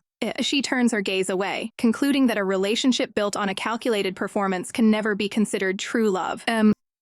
Shen Tanchao reflects on her past role, comparing her former self to a pet kept solely for someone else's amusement. She explains how exotic animals are only pampered as long as they remain obedient within their designated cages. Her expression turns cold as she notes how others would eliminate such creatures just to satisfy a master's shifting moods. She offers a thin smile, admitting she felt a deep sense of kinship with those captive beings. Tianya listens intently, questioning if this cynical perspective is truly how she viewed their history. Tanchao gestures to their surroundings, asking if she was expected to be grateful for a golden house and forced affection. She turns away, dismissing the idea that she should have loved someone who treated her like a possession. As she walks through the garden, she acknowledges that while he may have favored her, the power dynamic was never equal, and she reaches toward the flowers, wondering if he would have sentenced her to death had she ever revealed her true, defiant self. Tianya stands silent and somber, processing the weight of her accusations. Her hand grazes the blossoms as she explains the impossible risk of betting her life on his potential mercy. Tanchao looks on with a melancholic gaze, stating clearly that she has never considered herself a lucky person. A flashback reveals her as a happy child, being held by her parents in what once seemed like a perfect family. The memory continues with her standing beside a respected fiancé, living a life that was once the envy of the capital. The peaceful imagery shifts to dark clouds as she recounts being suddenly thrown into a dangerous and cutthroat environment. Now back in the present, she walks through the courtyard, lamenting how her attempt to finally be herself was ruined by his sudden return. She gazes into the distance, concluding that someone living like a dandelion in the wind would never dare to seek a tyrant's love. Tanya looks on with a grim expression as the weight of the past hangs in the air. Shen Tanchao stands firm in the garden, declaring that she never owed anyone anything during her time as empress. A flashback shows the innocent face of young Yuanan, the hair she provided as part of her royal role. She recalls the days spent dutifully serving medicine to the sick emperor without ever slacking in her care. Memories surface of her cutting ties with the outside world to fulfill her rigid duties within the palace walls. Shen Tanchao admits that her entire persona was merely a mask she wore to play the required part for the court. She gazes into the garden, confessing that she would have continued the charade forever if the circumstances hadn't changed. Her expression turns cold as she questions the unexpected turn of events regarding his sudden return to life. The two stand amidst the falling petals, the truth of their transactional relationship finally laid bare. Tianya's face reflects a deep sense of betrayal as he processes her admission of having no genuine feelings. He explains that he sought a true connection of hearts rather than a life built on lies and constant pretending. Reaching out, he holds her jaw firmly, questioning why he ever granted her such power and status. His eyes burn with intensity, stating he would rather know the truth than continue being a deceived fool. Shen Tanchao closes her eyes and tells him to do as he wishes, acknowledging his current power over her life. He maintains a firm hold on her as she remains defiant, highlighting the total shift in their dynamic. The confrontation intensifies as he looms over her, reflecting on the dark urges he has struggled to control. He demands her focus by holding her face while she begs him to show mercy to their young son. A firm hand remains at her neck as the harsh reality of their fractured relationship settles in. Tianya looks down with a somber gaze, contemplating the future of the government and the influence of the heir. He leans in close to deliver a final, chilling observation about the false love displayed between parents. In her hand, Shen Tanchao tightly clutches a small charm, a silent symbol of her hidden resolve. They stand locked in a tense standoff under the trees, the power balance between them having shifted completely. The physical pressure emphasizes the gravity of his words as he prepares to ask a final, piercing question. His eyes narrow, searching for any sign of sincerity in the woman he once trusted. Tianya looks away in deep thought, asking if she ever truly missed him during the 3 years he was gone. Shen Tanchao stands completely astounded by the cold turn in the conversation. Tianya dismisses the need for an answer, feeling as though he was only humiliating himself by even asking. He stares down with a bitter expression, no longer interested in the words she might use to defend herself. Declaring that he can no longer trust anything she says, he asserts his dominance in their current situation. Shen Tanchao remains silent, her expression filled with a quiet, heavy realization. She asks him softly if he would even believe her if she claims she never actually wanted him to meet an early end. He cuts her off immediately, telling her there is no need to say anything against her own will just to please him. Tianya pulls her close and promises that regardless of what she says, he has no intention of ending her life. He whispers that because she recognized him and chose not act against him earlier, he will return the favor. He explains that since she let him live during their previous encounter, he will allow her to live as well. Her eyes narrow as she listens to his intense declarations of possession. Tianya makes it clear that he doesn't care about her status or the history of previous dynasties, only that she belongs to him now. He vows to take back everything he once gave her since she apparently has no concern for his feelings. A golden headpiece falls through the air, symbolizing the end of her formal status and power. He demands that she discard her royal identity and the formal attire associated with her previous life. He insists that no one else will ever have her, and he is prepared to remove anyone who tries to interfere. Tianya reaches out as he promises to deal with any meddlers one by one to ensure she stays with him. The atmosphere shifts as he recalls a past promise about keeping her close forever in a place of his choosing. He admits that he has always shared the same desire to keep her by his side, regardless of the cost. He pulls out a golden keepsake, intending to use it as a symbol of his absolute control over her. In the midst of the flowers, he prepares to place the golden charm on her to mark her as his property. He clinically fastens the golden keepsake around her ankle, securing his permanent hold on her. The charm shines against her skin, serving as a constant reminder of her new reality under his watch. He tells her that he no longer needs her to put on an act for him or show any specific emotion. He dismisses her feelings entirely, stating that her heart is no longer any of his business. Looking down at her, he notes how quickly her previous pledges of love have vanished in his eyes. Despite his cold words, he reaffirms that his singular desire to take her away and keep her has never changed. A lush garden setting serves as the backdrop for a chilling declaration of permanent confinement. Tianya leans over his captive, asserting that this is the only way to ensure she never leaves his side. A golden ankle charm remains fastened to her leg as she lies helplessly on the grass. Tianya watches her with a cold smile, noting her unnervingly calm demeanor despite the situation. He reaches out to touch her face, commenting on her newfound ability to mask her emotions. STC looks up at her captor while recalling the recurring nightmares of losing control over her own life. She describes the lingering fright of those dreams, comparing the feeling to a physical weight on her chest. Having mentally prepared for this moment for years, she finds that the reality is less terrifying than she imagined. She meets his gaze directly, acknowledging that being locked away is the inevitable outcome. STC remains composed, dismissing his actions as nothing more than a display of brute force. After everything she has endured, she realizes there is nothing left for her to fear. She points out how much he has changed, noting that in the past, he wouldn't have hesitated to end her life. She continues to taunt him, suggesting that his time spent as a courtier significantly altered his nature. Tianya quickly silences her by securing a red cloth restraint around her mouth to stop her provocations. With his captive now silenced, Tianya asserts that his past experiences merely taught him how to handle her more effectively. A guard stands nearby at the garden wall, calling out to his master as the situation unfolds. Tianya begins to walk away, leaving his captive behind in the secluded garden. He wears a confident smirk, satisfied with the absolute control he now exerts. Left alone on the grass with her ankle marked, STC realizes she miscalculated the depth of his obsession. The courtyard remains silent, tucked away behind a dense thicket of bamboo. Shen Tianqiao stands alone in her confinement, staring out at the world she can no longer reach. Her expression remains stoic as she contemplates the true identity of the man who has locked her away. She recalls the reputation of the original Tian Ya, a man who survived a sea of blood to become the chief of the Confidential Missions Bureau. As night falls, the full moon hangs high over the silent garden. The moonlight washes over the rooftops of the palace, where a different kind of tension is building. Inside the royal chambers, a man sits watch over the young emperor's bed. He looks down at the sleeping child with a heavy, protective gaze. Suddenly, the young boy reaches out in his sleep, clutching the man's sleeve as if afraid he'll disappear. Yuanan wakes up in a panic, pleading with his guardian not to leave him alone. A nearby servant watches with a worried expression, noting that the young majesty hasn't been able to sleep well for days. The boy tries to lighten the mood, suggesting they leave the work to the ministers so they can sneak out together. He grips the man's hand tightly, his small fingers trembling with anxiety. The man remains composed, reminding the young ruler that he cannot simply fool around while his mother is away. Yuanan looks up with wide, watery eyes, asking if the man misses his mother as much as he does. He admits he's been counting every hour since she left, and his heart is filled with a growing sense of dread. The man pulls the sobbing child into a comforting embrace to soothe his fears. Yuanan confesses that he has a terrible feeling his mother is going through a very difficult time. Tears stream down the young boy's face as he struggles with the weight of his mother's absence. He reveals a chilling detail. The letters he's been receiving lately are missing their secret sign. The man's expression turns sharp and focused as he processes this potential evidence of a cover-up. The boy leans against him, desperately hoping there is a simple explanation for the change.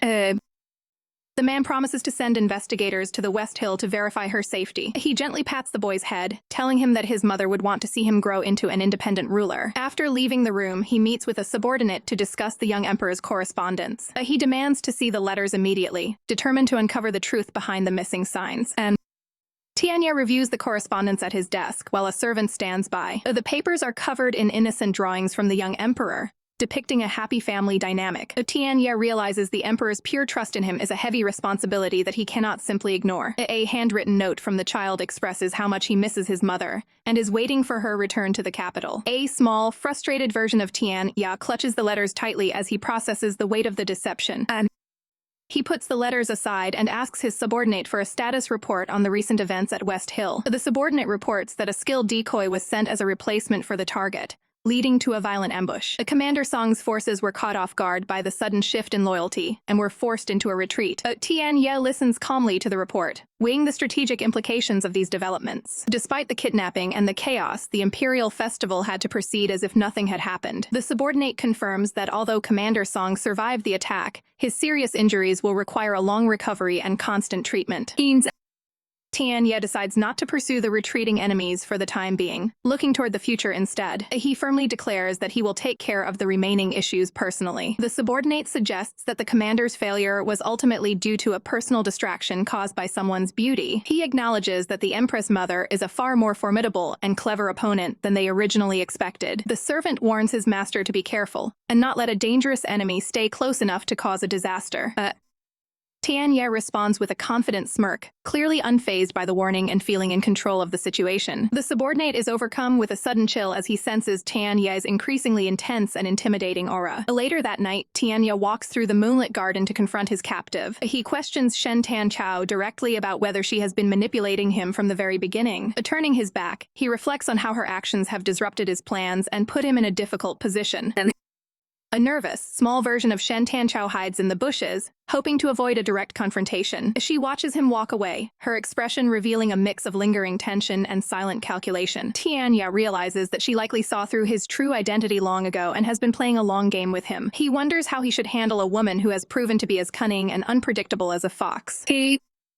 Shen Tanchao tries to de-escalate the tension with a nervous smile, suggesting they focus on maintaining a peaceful relationship. She enthusiastically argues that even when people have disagreements, they should eventually find a way to compromise. She claims that her ability to recognize him instantly shows that he holds a unique and irreplaceable position in her heart. The woman continues her attempt to smooth things over by emphasizing the depth of their close ties. Shen Tanchao reminds him that she even shared her secret travel plans with him as a clear sign of her trust. Looking down, she wonders if her initial suspicions about his motives were actually justified all along. The scene shifts to the silent, dark rooftops of the palace structures under the full moon. Tianya lets out a sharp, knowing smile as he processes her excuses. He points out the calculated nature of her sharing that specific information before she ever left the palace. Shen Tanchao looks on with a frightened expression as the tension in the room rises. Tianya stands over her, questioning if she had predicted every step of her own capture. He looms closer, demanding to know why she hasn't made a move against him, despite her apparent foresight. Tianya looks down thoughtfully, concluding that her ultimate goal is to exert her influence over him once again. The scene shifts to the moonlit exterior of a quiet side mansion in the countryside. Through a semi-transparent curtain, Shen Tanchao is seen resting on a bed while Tianya watches from the shadows. He stares through the fabric at the sleeping Empress Mother, surrounded by vibrant red flowers. Shen Tanchao appears to be in a deep sleep, her long white hair spread across the pillow. A close-up of her face shows a slight, troubled frown as she rests. Tianya looks away, convinced that this entire situation is just another one of her calculated schemes. He suspects she is using the same old tactics to find a way out of his control. He wonders if there is even a shred of genuine care behind her actions, or if she is simply testing his resolve. The Empress Mother remains still, seemingly unaware of the scrutiny she is under. A small, determined version of Tianya shakes his head, vowing not to change his mind or be swayed. He resolves to stay cautious and avoid being blinded by any potential deceptive flattery. Turning his back on the bed, he begins to walk away to leave the room. As he moves toward the exit, Shen Tanchao shifts slightly and lets out a soft mumble in her sleep. Tianya stops in his tracks the moment he hears her move. He glances back over his shoulder, his attention pulled back toward the resting woman. A close-up reveals a red mark on her ankle caused by the pressure of a metal keepsake. Seeing the irritation on her skin, Tianya's cold expression softens with a hint of internal conflict. A brief memory surfaces of a younger child expressing a heartfelt wish for the family to be reunited. Tianya steps back toward the bedside, looking down at the sleeping woman once more. He reaches out and gently touches the skin near the metal band on her ankle. He stares down with a complicated gaze, seemingly unsettled by his own display of concern. A vision of a young girl appears, looking worried that her mother is going through a difficult time. Shen Tanchao's eyes quiver slightly as she continues to mumble in her restless sleep. Tianya suddenly pulls his hand back and stands up, stopping himself from further contact. The metal accessory has been removed and now lies open on the bedsheets next to her foot. A chibi version of Tianya looks completely stunned, questioning why he instinctively chose to take the item off. Despite the internal turmoil of her captor, Shen Tanchao remains resting with a subtle, peaceful smile on her lips. A maid enters the room to help the Empress Mother freshen up while Tianya stands guard nearby. Shen Tanchao sits on the bed, looking pensive as light filters into the room. She laughs to herself while the maid watches, confused by her sudden amusement. She explains she is laughing at someone who acts tough, but is actually soft-hearted. Tianya staggers back outside, feeling called out by her words. A subordinate approaches Tia, concerned by his strange behavior. Tianya asks his subordinate if he looks fierce or like a bluff. The subordinate insists he is powerful and about to take charge of something massive. Tianya scoffs, dismissing Shen Tanchao's comments as nonsense. An overhead view shows the courtyard of the mansion. Tianya asks his subordinate why he is in such a hurry and what the current problem is. The subordinate reports that Commander Song is sidelined and asks for the next move. Tianya listens intently as he is briefed on the opposition's plans. The subordinate explains that the other side wants to reveal Tianya as the regent to take control of politics. He adds that the plan involves Tianya eventually taking the emperor's position. Tianya reflects on the cunning individuals spying on the throne and those who have crossed him before. He decides it is time to do some cleaning and get rid of the internal threats. The subordinate looks reluctant and nervous about the implications of this plan. Tianya asks if the subordinate wants to send a note or find the targets personally. He questions if Prime Minister Lin's efforts are worth a personal visit. Startled, the subordinate agrees to make the arrangements immediately. Tianya decides there's no need to wait and moves to act right now. The scene shifts to the grand exterior of the Lin residence. Inside, Prime Minister Lin looks gloomy as he discusses the difficulty of commanding the secret bureaus. He questions the legitimacy of a recent ceremony and the emperor's actual instructions. A messenger arrives with news that the alchemist has been found. Someone enters the room with steady, deliberate steps. Prime Minister Lin's heart races as he prepares to hear the truth about what happened. An alchemist kneels before the Prime Minister, admitting to using tricks during the ceremony. A door creaks open, interrupting the secret meeting. The alchemist and the Prime Minister are startled by the sudden arrival. The alchemist slumps to the floor in fear as an uninvited guest enters. Tianya steps into the room, coolly addressing Prime Minister Lin. He looks down at the situation, ready to discuss the next arrangements. The scene opens on the quiet exterior of a traditional palace building nestled among the trees. Inside, the regent is seen composed and calm as he finishes cleaning up. He questions a maid regarding the recent behavior of the Empress Dowager.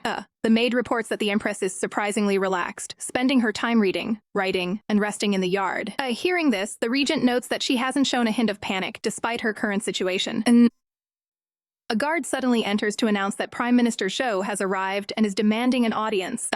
The regent smiles at the mention of the official, clearly expecting this visit. While the regent tells the guard to let the visitor wait, the prime minister loses his patience and barges into the room. He stands at the doorway with a fierce, confrontational expression. The regent remains unfazed, noting that the empress's loyalists are finally starting to reveal themselves. The prime minister immediately accuses the regent of kidnapping the empress and dismantling his own political support system. He continues his verbal assault, questioning why the regent is still pretending to be a virtuous courtier in front of the young emperor. He demands to know exactly what the regent plans to do with her majesty. The regent only offers a mocking grin, asking what he could possibly do in his position. He suggests that the prime minister should already be able to guess his true intentions. The regent leans in close to the official, remarking that he has become quite daring to care so much for someone he shouldn't. He maintains a cold, calculating gaze as the tension in the room rises. The regent makes it clear that he intends to conduct a thorough purge of the current administration. Visibly shaken, the prime minister turns away, unable to withstand the regent's intense presence. The regent continues to taunt him, comparing the officials of the previous dynasty to insignificant insects. The prime minister is left speechless as he realizes the true identity and ruthlessness of the man standing before him. He clenches his robes in fear and desperation, asking if the regent truly intends to harm the empress. The regent counters by asking if the prime minister is posing this question as a government official or as a personal follower.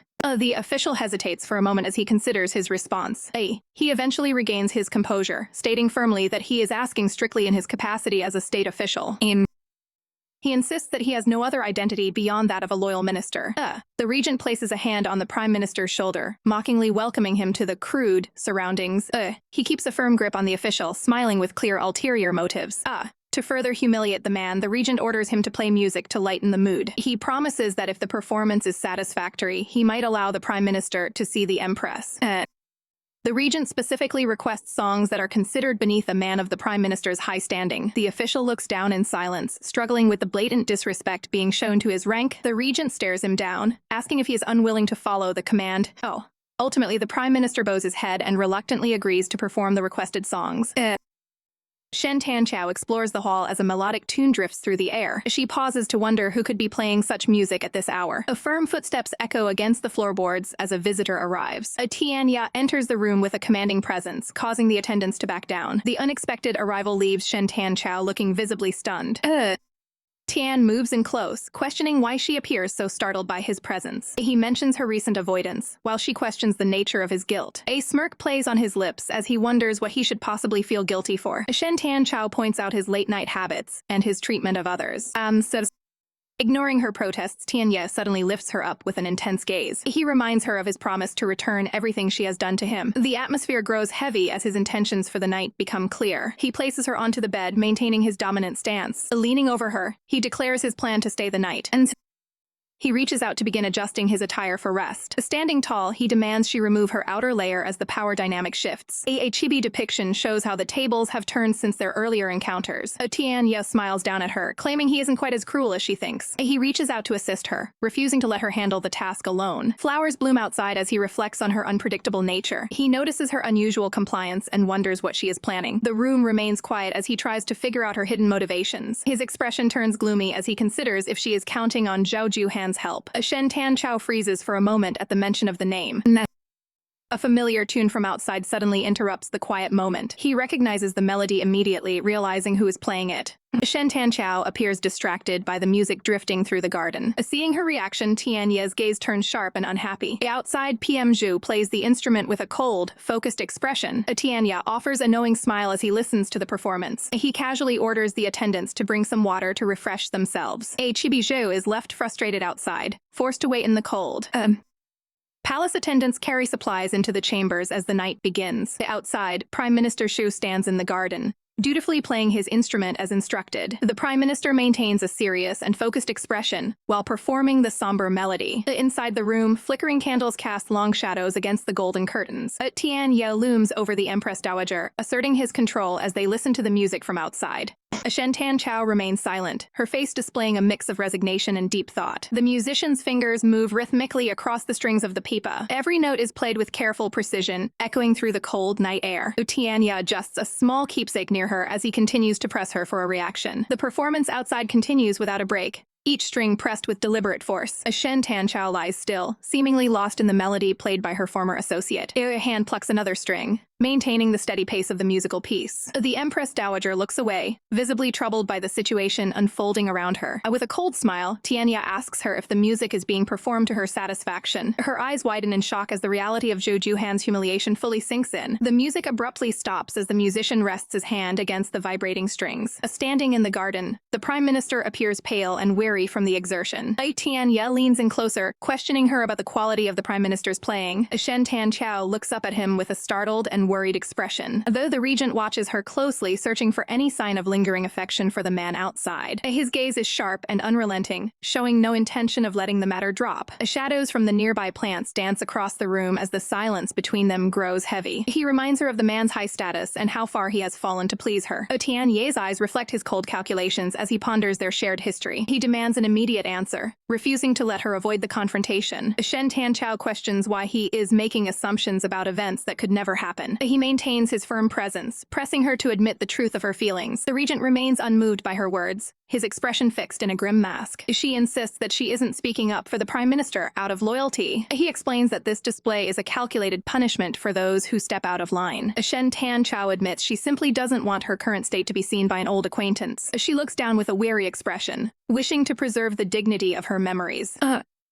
Tai's expression softens as he looks down STC, seeming moved by her previous words. He reaches out a hand, suggesting that it's time for them to move on. Sitting on the edge of the bed, the regent decides he's lost interest in further interrogation for the day. He admits a desire to make Zhou suffer, but concludes he doesn't want anyone else to witness the Empress Dowager's private moments. STC sits up while the regent remains seated, the atmosphere between them shifting from hostile to somber. A hand rests against the fabric of the bed as the weight of the conversation settles. Looking away, the regent confesses that he is only human and admits his genuine feelings for her. He explains that his actions are driven by a very human sense of jealousy. His gaze intensifies as he speaks of his resentment toward Zhao for holding a place in her heart. He reflects on her past, feeling bitter that another man shared her childhood and saw her true self first. Under the falling petals, he poses a direct question about her willingness to accept him. He warns her that she shouldn't expect him to just cast aside these possessive feelings. The regent finally turns and walks out, leaving STC alone in the dimly lit room. Framed by vibrant flowers, STC remains on the bed,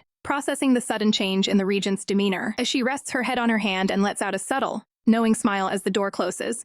Outside in the garden, Zhu emerges from the foliage to confront the regent. Ty greets the official with a cold, dismissive look, clearly unimpressed by his persistence. Zhou appears physically and emotionally drained, but he refuses to back down. The regent stares him down, showing absolutely no sympathy for the man's distress. Zhou demands to see the empress, reminding the regent that he is expected to keep his word. A mocking smile plays on Ty's lips as he prepares to put the official in his place. He bluntly points out that Zhou is only alive because he is still useful to the current administration. The regent tells him to choose between a prideful, suicidal gesture and waiting for a real opportunity. Zhou's eyes reflect his inner turmoil and the realization of his own helplessness. He clenches his fist in frustration, desperate to know what will happen to STC. Ty looks back with a calm, steady gaze, questioning why Zhao assumes the worst. Zhou stands silent and defeated, unable to find a retort to the regent's logic. The regent smirks, noting that Zhao clearly expects him to be a monster toward the mother of his child. He declares his intention to stay by her side forever, effectively ending any hope Zhou had of rescuing her. Realizing the futility of his current approach, Zhou walks away, admitting he let his emotions get the better of him.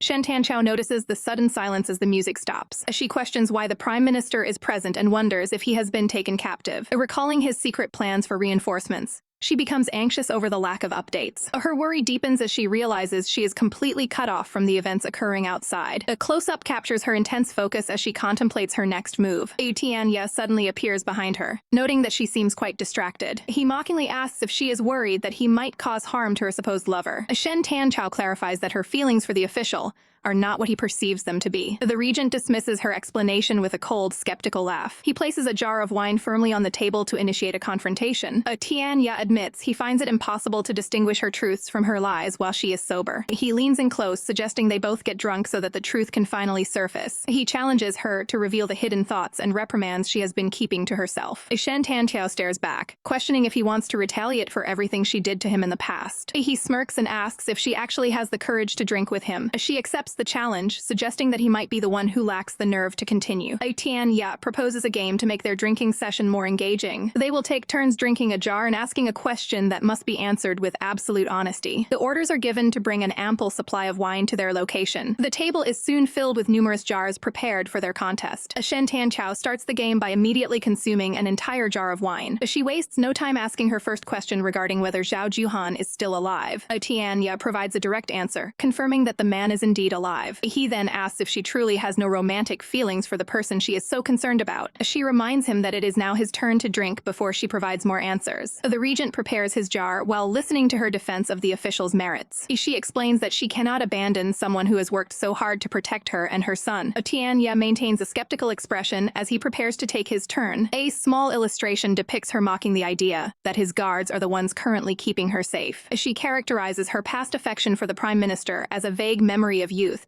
that has long since been replaced. She warns that if he forces her to reminisce, she might end up regretting her past inaction. Tianya pulls her into a close embrace as the psychological tension between them reaches a peak. A voice confirms the current reality of the situation during their tense conversation. Tianya dismisses his rival's past actions as nothing more than a fleeting youth affection. A memory surfaces of a man facing rejection and cowardice years ago. Surrounded by symbolic thorns, Tianya remains skeptical, noting the man's inability to risk his life or status even now. The conversation shifts toward the weight of reputation and the glory of a prominent clan. Shen Tanqiao looks away, explaining the harsh reality of maintaining one's position when born without nobility. She reaches out to pick up a small ceramic keepsake as the game continues. As Shen Tanqiao finishes another round, keeping her focus entirely on the regent. With an intense gaze, she demands to know the truth behind his identity as Tianya. Tianya responds with a self-deprecating look, acknowledging the complexity of his dual nature. Shen Tanqiao prepares the next set of charms for their honesty challenge. Tianya participates in the ritual, consuming the contents of the vessel in one go. He slams the empty vessel onto the table with a sharp bang. He questions why she is so preoccupied with the past rather than current power struggles. The two remain locked in their battle of wits across the table, surrounded by the night's blossoms. Tianya doesn't hesitate to finish another round, showing his resolve in the game. Shen Tanqiao rests her chin on her hands, analyzing his true intentions regarding the throne. Her golden eyes reveal a sharp intelligence as she presses for answers about his sudden return. Tianya moves closer, physically emphasizing the gravity of the questions being asked. The regent maintains a close proximity to ensure she hears every word of his response. He performs a clinical gesture to clear a stray drop, maintaining his unwavering gaze. He accuses her of speaking insincere words as a way to avoid the actual truth. Shen Tanqiao remains composed even as the tension between them reaches a breaking point. Tianya challenges her to continue the game and see who breaks first. Another round is finished as the weight of the investigation grows heavier. Shen Tanqiao stands her ground, repeating her inquiry about his secret identity. She places a hand on the ceramic vessel, asserting her control over the next move. Tianya's focused expression, she is carefully calculating his next answer. Shen Tanqiao's gaze stays locked onto his, refusing to back down from the truth. The regent's eyes narrow as he prepares to reveal more about his hidden past. Shen Tanqiao confronts Tianya, asking for the truth behind his identity. Tianya reaches for a drink on the table as the atmosphere grows tense. Tianya closes the distance, standing right behind Shen Tanqiao, and he asks if she is truly prepared to hear the answers she is demanding today. Shen Tanqiao remains firm, insisting that he tell her the entire story from beginning to end. Tianya questions if she still wants to know, even if the truth involves dangerous imperial secrets. Shen Tanqiao maintains a serious expression, signaling her unwavering resolve. The two distance themselves slightly as they prepare for a serious conversation. They step out into the moonlit garden to discuss his hidden history in private. Tianya begins his tale with a self-deprecating look, noting their vastly different upbringings. He looks away, lost in the memories of his early life. A flashback reveals the distress his mother faced immediately following his birth. The memory shows two identical twin infants lying side by side. Tianya explains that despite being twins, he was unfortunately the weaker of the two. Shen Tanqiao listens intently, her expression filled with shock at the revelation. She questions why having twins would lead to such drastic measures beyond succession issues. Tianya lets out a bitter laugh at the harsh reality of palace life. He smiles sadly, emphasizing that everything in the imperial family is tied to the throne. And Shen Tanqiao reflects on her own naive assumptions about maternal bonds. Tianya continues walking, explaining his mother's lack of status and the pressure she faced. A flashback depicts the difficult choices made during a moment of intense hardship for the infant. The memory shows the mother weeping as she ultimately chooses to let him live. The baby is seen being carried out of the palace in secret to be raised by others. Tianya looks out into the night, admitting he initially held no resentment toward his brother. Shen Tanqiao watches him quietly as he describes his life as a hidden commoner. He reflects on how he never complained about his humble circumstances in the village. Tianya's expression darkens as he notes that fate eventually intervened in their lives. And young Tianya stands in a garden, realizing his existence has been discovered by his twin brother. The young prince is forced to consume a weakening substance while lying helpless in bed. Servants attend to the ailing emperor within the palace as his health begins to fail. Tianya's mother confronts him, eventually siding with the current heir despite the cruelty. Seeking an escape, Tianya flees through a heavy rainstorm to find safety. Overwhelmed by illness and the elements, the young boy collapses in the mud. He falls unconscious before the gates of a mysterious pavilion, barely clinging to life. Tianya is forced to survive in a dark cave surrounded by venomous snakes and insects. Despite the suffering, a spark of defiance flickers in his eyes as he refuses to accept his fate. The young man stares ahead with a sharp, determined gaze, hardening his heart for the future. He begins a ruthless climb to power, leaving a trail of conflict in his wake. Tianya stands victorious before his subordinates, successfully seizing control of the secret organization. An imperial scroll is unrolled, marking the beginning of a major shift in palace politics. A massive battalion of armored soldiers is deployed to eliminate the perceived threat. The focus shifts to the fine embroidery of a royal garment, symbolizing his new status. Under the moonlight, Tianya reveals how he eventually confronted and replaced his twin. Having secured the position of crown prince, Tianya officially integrates his secret bureau into the court. He looks down with a cold, detached expression while remembering the fall of his father. Shen Tanqiao listens in stunned silence, her expression pale as the truth comes to light. Tianya admits that very few people noticed he had taken his brother's place. Shen Tanqiao clutches her arm, visibly shaken by the cycle of betrayal within the family. She watches his departing figure, finally understanding why he developed such a distant personality. Looking closely at his face, she sees the lingering marks of a life defined by constant struggle. Tianya and Shen Tanqiao stand together in the garden as she shivers under his cold gaze. He takes her hands and asks if she has already become frightened of him. With a dark expression, he claims that he has taken the lives of both the innocent and the sinful. He looks away, recalling how she used to fear him in the past. Shen Tanqiao lowers her head in silence while he describes the agony of the poisons he once endured. Tianya looks down with a disappointed expression, feeling the weight of his history. His eyes narrow as he recounts the horrors of Wandu Cave and the blood-red sky he witnessed there. He stares at his hand, describing the brutal martial arts training that felt like his bones were being crushed and reformed. He turns his back to her, noting that even the best palace physicians couldn't stop his body's slow corruption. He offers a bitter smile, reflecting on the irony of being born into royalty. Shen Tanqiao watches him with a pained expression as she hears how his past hardships made his emotions unpredictable. Tianya leans closer, questioning if she views him as a truly evil person. He maintains a firm grip on her hands, emphasizing the intensity of the moment. He pauses for a moment, weighing his words carefully. With a chilling smile, he asks her if he should simply end her life now that she knows his secrets.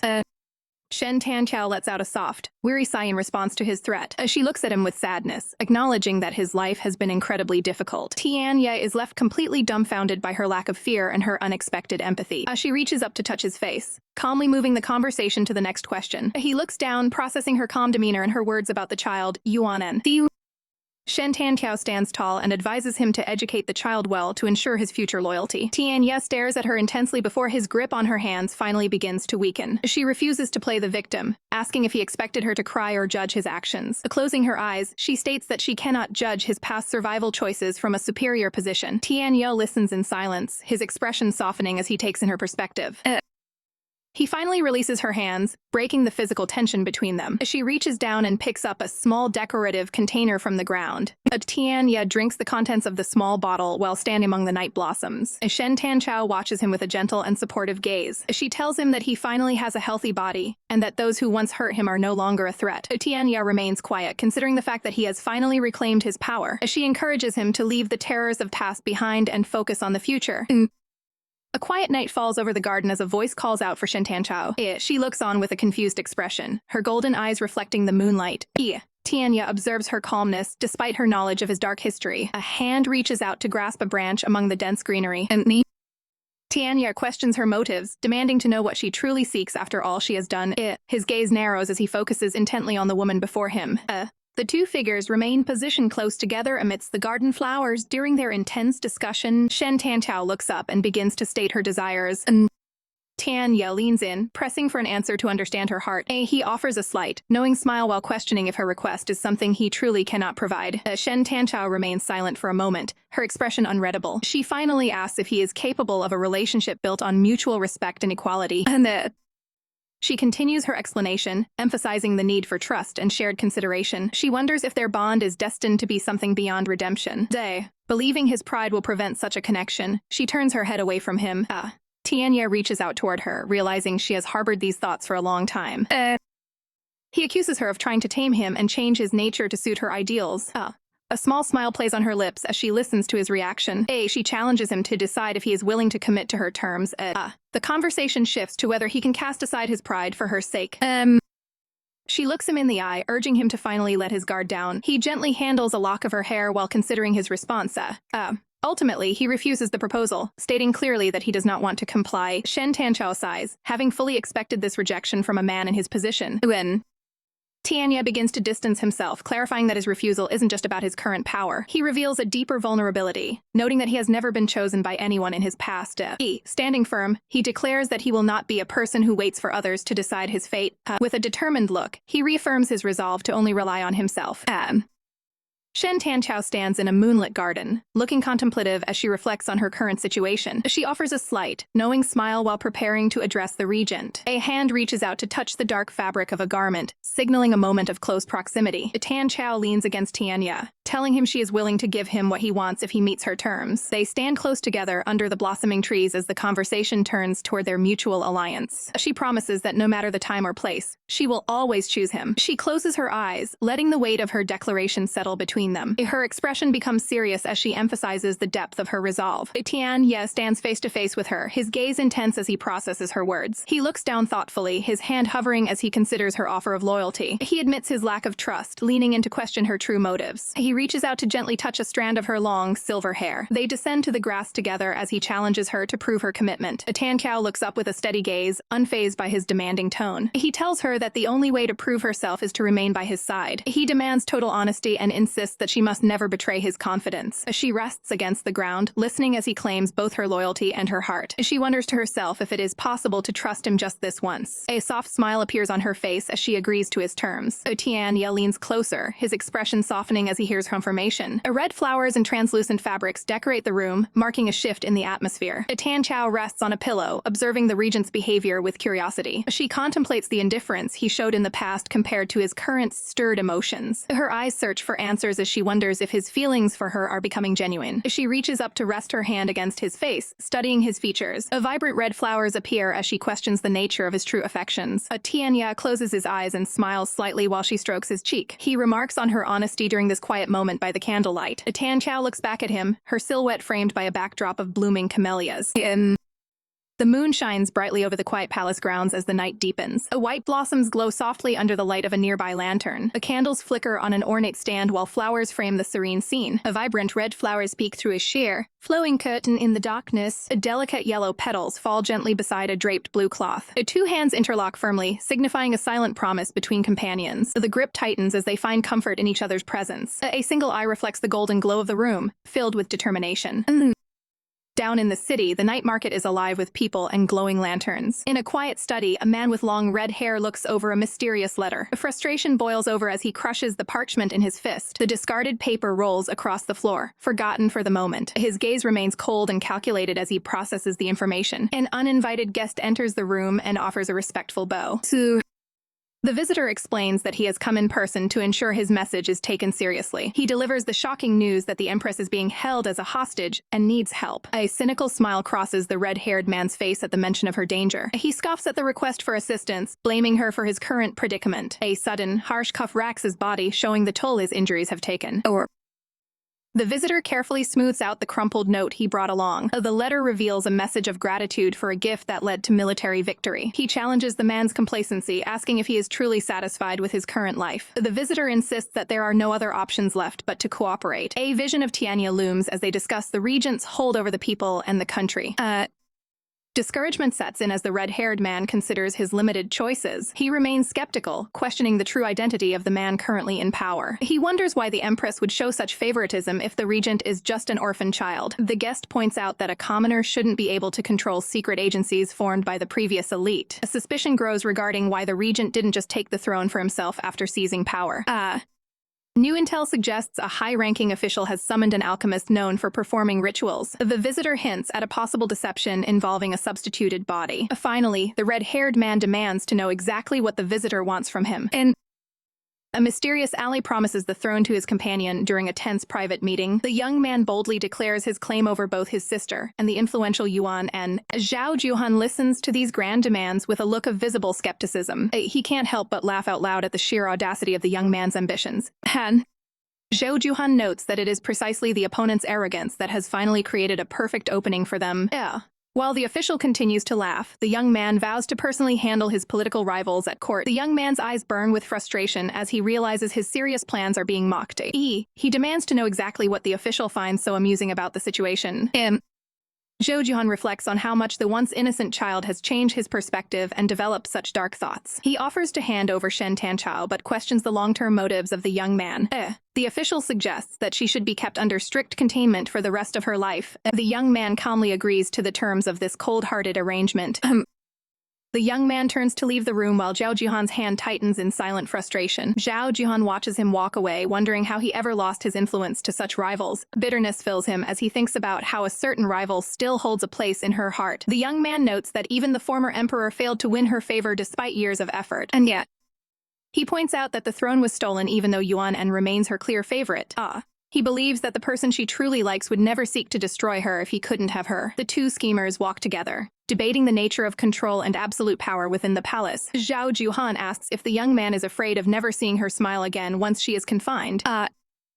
The young man plans to fabricate a convincing story to manipulate her perception of the current era. He walks away confident that she will always view him as a brother she can trust. The morning sun begins to shine over the palace as a new day of political maneuvering begins. Tian Ye stands by the window and notices that Shen Tanchao has finally woken up from her rest. He informs her that a recent ambush failed and the enemy commander has fled to gather more men. Tianya offers to have the man captured so she can decide his punishment for herself. He gazes at her, claiming he already knows exactly what she truly wants to ask. He explains that a substitute is currently faking an illness to keep the court from noticing her absence.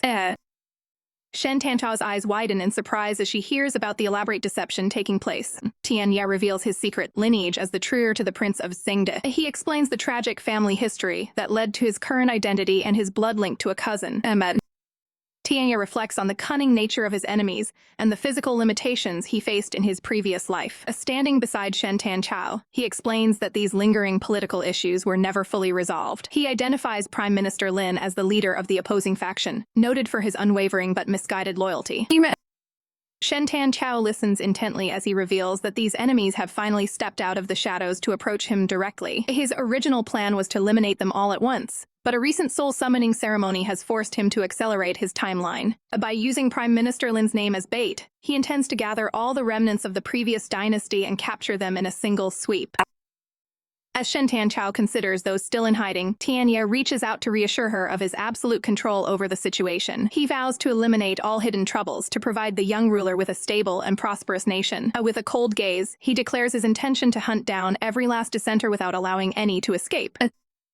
The pair walks together through the courtyard as the evening settles in. He promises to spare anyone she wishes to protect, offering a rare moment of compromise to gain her cooperation. Taking her hands, he pledges to safeguard their offspring for the rest of his life. Shen Tanchao remains silent for a moment as she processes the weight of his words and her current situation. Then, she eventually offers a faint smile, softly agreeing to the arrangement he has laid out for her. Their hands tighten together, sealing the unspoken agreement and their shared fate.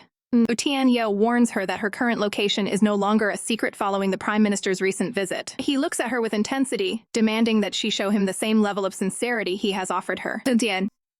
He directly asks her to choose him and remain by his side indefinitely within the palace. Shen Tianqiao looks away, questioning what the distant future holds for her and her family. He explains the cover story, claiming she is staying away from the palace due to illness to prevent rumors from spreading. She looks at him with realization, understanding the depth of the isolation he is proposing.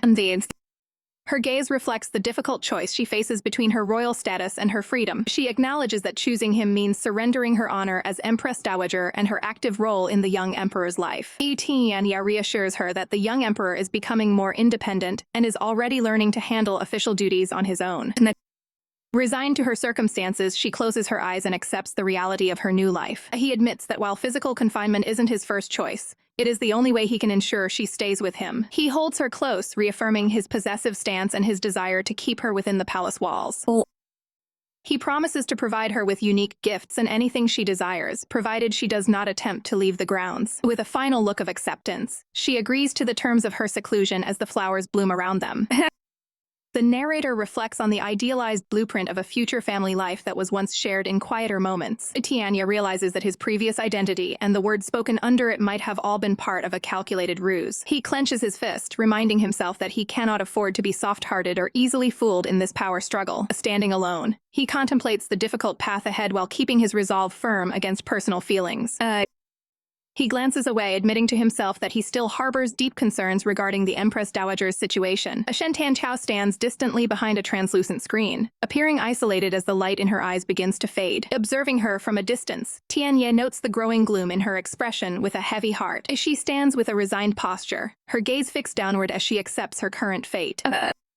Tianya takes steady steps toward her, determined to address the lingering tension between them. Her eyes flicker with a momentary spark of realization as she senses his approach. She turns to face him, her expression unreadable as they stand together in the palace courtyard. Tianya makes a solemn promise, stating that after 3 years, he will allow her to leave the palace and restore her honor. He confirms his plan to eventually grant her freedom once the political instability has settled.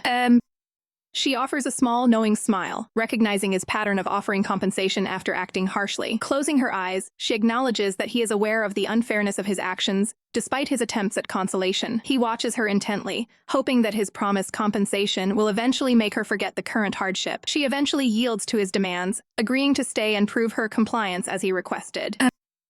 Shen Tianqiao turns away, ready to begin her period of forced seclusion within the palace walls. He remains silent, his expression hardening as he prepares to shift his focus back to the state's enemies. Shen Tianqiao reminds him that the remnants of the former dynasty are still active and that he must deal with the looming threats. She urges him to go and solve the external conflicts while she remains confined. She promises not to run away or break her word, ensuring him that she will remain exactly where he placed her. Tianya looks at her with a sharp gaze, noticing that her stoic facade has returned. He starts to speak but stops himself, leaving his final thoughts unsaid for the moment. Deciding against further words, he maintains a professional distance and prepares to depart. He walks off into the distance, reassuring himself that there will be ample time to settle things between them in the future. A bustling marketplace shows citizens going about their daily lives under the new regime. Inside a quiet, well-kept courtyard, white flowers bloom in a serene atmosphere. The 2 laborers pause their work outside the residence to exchange whispers about the mysterious inhabitant. One worker wonders aloud what kind of high-status lady is being kept in such a secluded place. They note that rare, expensive gadgets from the palace are constantly being delivered to her door. The man describes strange devices used for viewing things from afar and mechanical items that dance. A hidden subordinate listens intently as the workers reveal the master remains patient despite the lady's lack of gratitude. The subordinate frowns upon hearing gossip about the lady's constant attendance to the master's administrative duties. A stealthy step is taken through the lush greenery surrounding the courtyard. The mysterious lady with long silver hair enters the dim interior of her quarters. A sharp close-up reveals her striking golden eyes as she senses another presence. She calmly questions her subordinate to see if any new information has been uncovered regarding the court. The loyal subordinate confirms that critical lists have been sorted and sent to Chief Qin for safety. She explains that despite the surface-level stability of the imperial court, dangerous undercurrents are still at play. The subordinate details how Prime Minister Lin's faction is actively seizing resources and causing internal friction. However, she admits that the recent elimination of dynastic remnants has given their side a moment to regroup. The lady stands firm, listening as her subordinate mentions the approach of the harvest season. She notes that the current state of affairs matches exactly what she was told to expect during her isolation. The subordinate voices a lingering concern regarding Tianya's true identity and his current role in the palace. Though the lady maintains a focus focused and composed expression while considering the implications of this report. The subordinate reports that courtier Jiang continues to behave with his trademark politeness within the palace walls. He has effectively taken charge of all palace affairs since the recent power shift. Tian Ye is seen diligently managing official scrolls and maintaining order throughout the administrative offices. Despite the many vacancies in the government, he has notably refrained from installing his own military personnel. Instead, he spends his free time ensuring the young emperor is properly cared for and educated. The lady asks for a status update on the young emperor's current condition and spirits. Her expression softens with genuine concern for the young ruler's welfare. The subordinate reveals that the emperor was inconsolable when he heard the false reports of her illness. The young emperor appears visibly saddened and overwhelmed by the weight of his responsibilities. The subordinate looks down, saddened by the reports of the young ruler's private grief. Her hand grips the fabric of a sleeve tightly, underscoring the tension of their current situation. The silver-haired lady stands by a decorative shelf,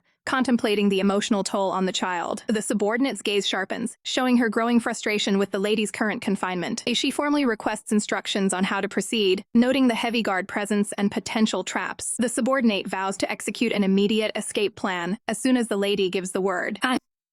Shen Tantao stands before her subordinate, listening to his report while reflecting on the current political climate. She acknowledges that while Tian Ye can be harsh with his words, he has yet to truly harm her or move against the young emperor. Despite this, she refuses to spend her life confined like a bird in a cage after years of struggling for power. Touching her abdomen, she contemplates the complications of her current situation and realizes she cannot delay her next move any longer. Her eyes snap open with sharp focus, signaling a shift in her resolve. She reaches a final decision to put an end to the current state of affairs.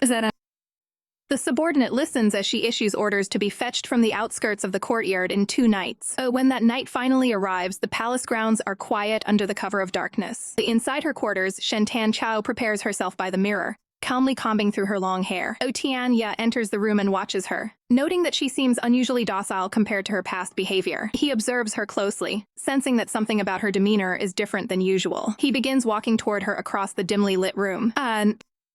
Tian Ye stands behind her and places his hands on her waist, noticing the lack of joy in her expression. He leans down toward her shoulder, questioning why she seems so unhappy. Shen Tanchao looks away, contemplating the weight of being forced to repeat the same actions in one place for years. She turns her gaze back to him, asking if anyone could truly find happiness under such restrictive conditions. He watches her eyes closely, feeling as though the situation is like sand slipping through his fingers. Tian Ye promises to visit her daily and ensure that all letters from the young emperor reach her without delay. He speaks softly as he remains in close proximity, detailing his plan to keep her connected to the outside world. He continues to reassure her that she will have all the time she needs to respond to her correspondence. Shen Tanchao turns around to face him directly, her expression unreadable. She reaches out and wraps her arms around his neck, taking him by surprise with the sudden gesture. They lock eyes in the silence of the room as she challenges his assumptions about her behavior. She uses a poetic metaphor to suggest they simply enjoy the atmosphere of the summer night together. Framed by the surrounding flora, the tension between the two continues to build. Tian Ye smiles, noting that she is the one who chose to initiate this closer interaction. She simply confirms his statement with a steady, calm gaze. He lifts her into his arms, remarking on how rare it is for her to take the lead like this. She explains that her willingness is a result of his actions toward her. She gently touches his face while acknowledging that he consistently satisfies her requests despite her confinement. Shen Tanchao questions the regent's thoughts while surrounded by blossoms. The pair maintains close proximity as they continue their conversation. She offers a soft smile and confirms her stance to keep him at ease. Secretly, she reaches for a hidden keepsake tucked away in the bedding. The small charm rolls out of sight as she prepares her move. Her eyes remain focused, betraying none of her inner calculations. Her sharp gaze reflects a singular focus on her ultimate goal. A faint mist begins to waft from the open charm, spreading through the air. She asks for his opinion on the current situation to maintain her cover. The regent gestures toward her, signaling his continued attention. He confirms his satisfaction, falling deeper into her well-laid trap. She observes him intently, waiting for the moment his defenses are completely gone. The provided images contain panels 4190 through 4209, but none of these numbers appear on the allowed tags list. Therefore, in accordance with the strict validation instructions, no panels can be described. STC leans in close to the regent, whispering that it is now her turn to handle the situation. She rests her hands on her chest and closes her eyes, maintaining a calm and calculated demeanor. Tai looks back with a completely mesmerized and hazy gaze as the sedative takes full effect. STC lets out a cold, knowing smile as she watches the regent's strength begin to fail. She places a finger to her lips, mockingly asking if he is pleased with the current turn of events. Tai loses all physical control and slumps forward, unable to keep himself upright any longer. And STC looks down at the struggling official, noting that he failed to appreciate her despite his earlier promises. And the regent realizes with growing frustration that her apparent sincerity was a total facade from the start. STC gives a bitter smile, pointing out that he never truly intended to let her live her own life. Tai struggles to maintain his focus, demanding to know the exact moment she initiated this elaborate trap. He narrows his eyes in a gloomy glare, realizing he was outmaneuvered by a seemingly harmless keepsake. STC explains with a serene smile that her specialized powder only becomes a potent incapacitant under specific conditions. Her eyes take on a sharp, golden glint as she details how the effects become immediate when the target is distracted. In the end, Tai is forced to acknowledge that he has been walking into this trap since the very first day she arrived.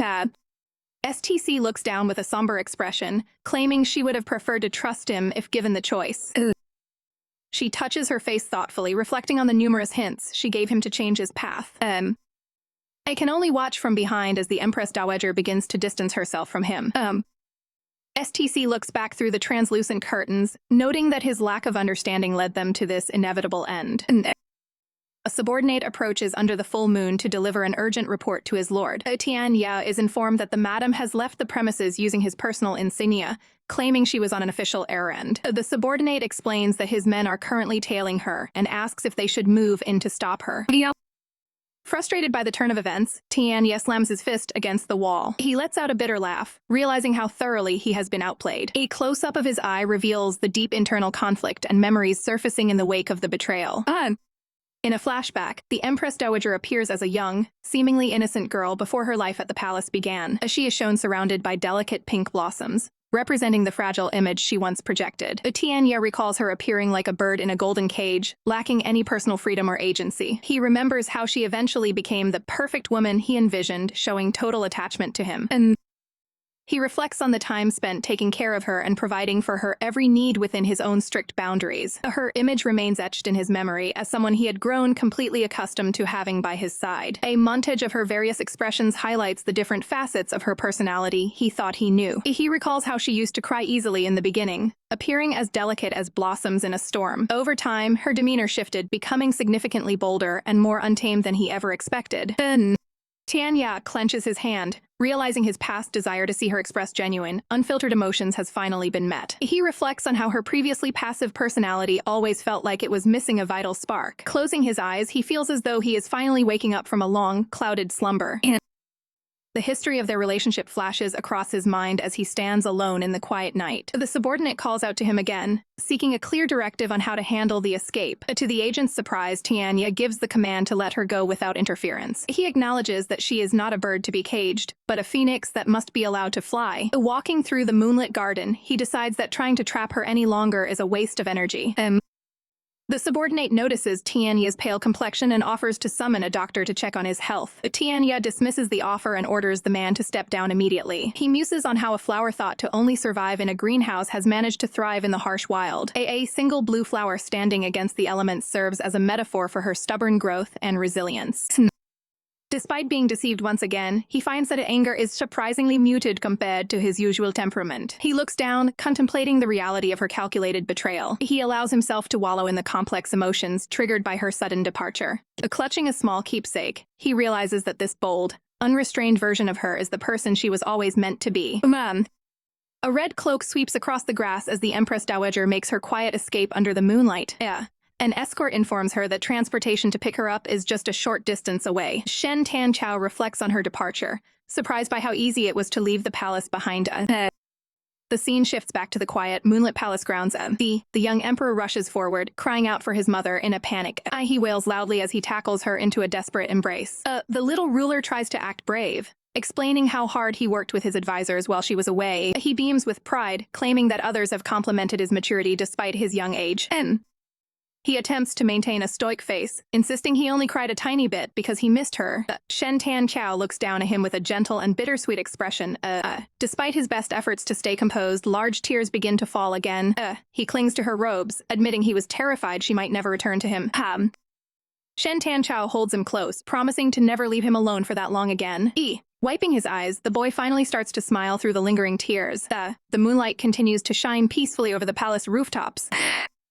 Later, the two sit together inside as the young emperor discusses a new companion who joined the palace. He kicks his feet happily while explaining how this friend comforted him during his recent illness. The boy notes that his companion clearly cares about him more than she lets on. He eagerly asks his mother if she received all the pictures he drew for her during her absence. She confirms she saw them and praises him for how much he has grown. She explains that she will personally guide his education and act as his instructor over the next year. The young emperor looks disappointed, asking if his uncle can handle those duties. Instead, she softly replies that the prime minister has other vital state matters to attend to. The boy fidgets with his sleeves, clearly hoping for a different arrangement. He suggests that Consort Jiang is also incredibly knowledgeable and could teach him just as well. Looking up, he insists that Consort Jiang missed her very much, even if he didn't say it out loud. He continues to advocate for the man who supported him while she was gone. Shen Tanchao pauses, looking thoughtful at the mention of the man. She gently explains that Consort Jiang has resigned to sort out personal matters and may not return. The news hits the young emperor hard, leaving him momentarily stunned. His expression turns gloomy as he processes the sudden departure of his mentor. He mumbles sadly about not even being able to say a proper goodbye. Shen Tanchao gazes ahead, her eyes filled with a complex mix of emotions. She realizes that despite the man's true intentions, he always maintained a supportive role for the boy.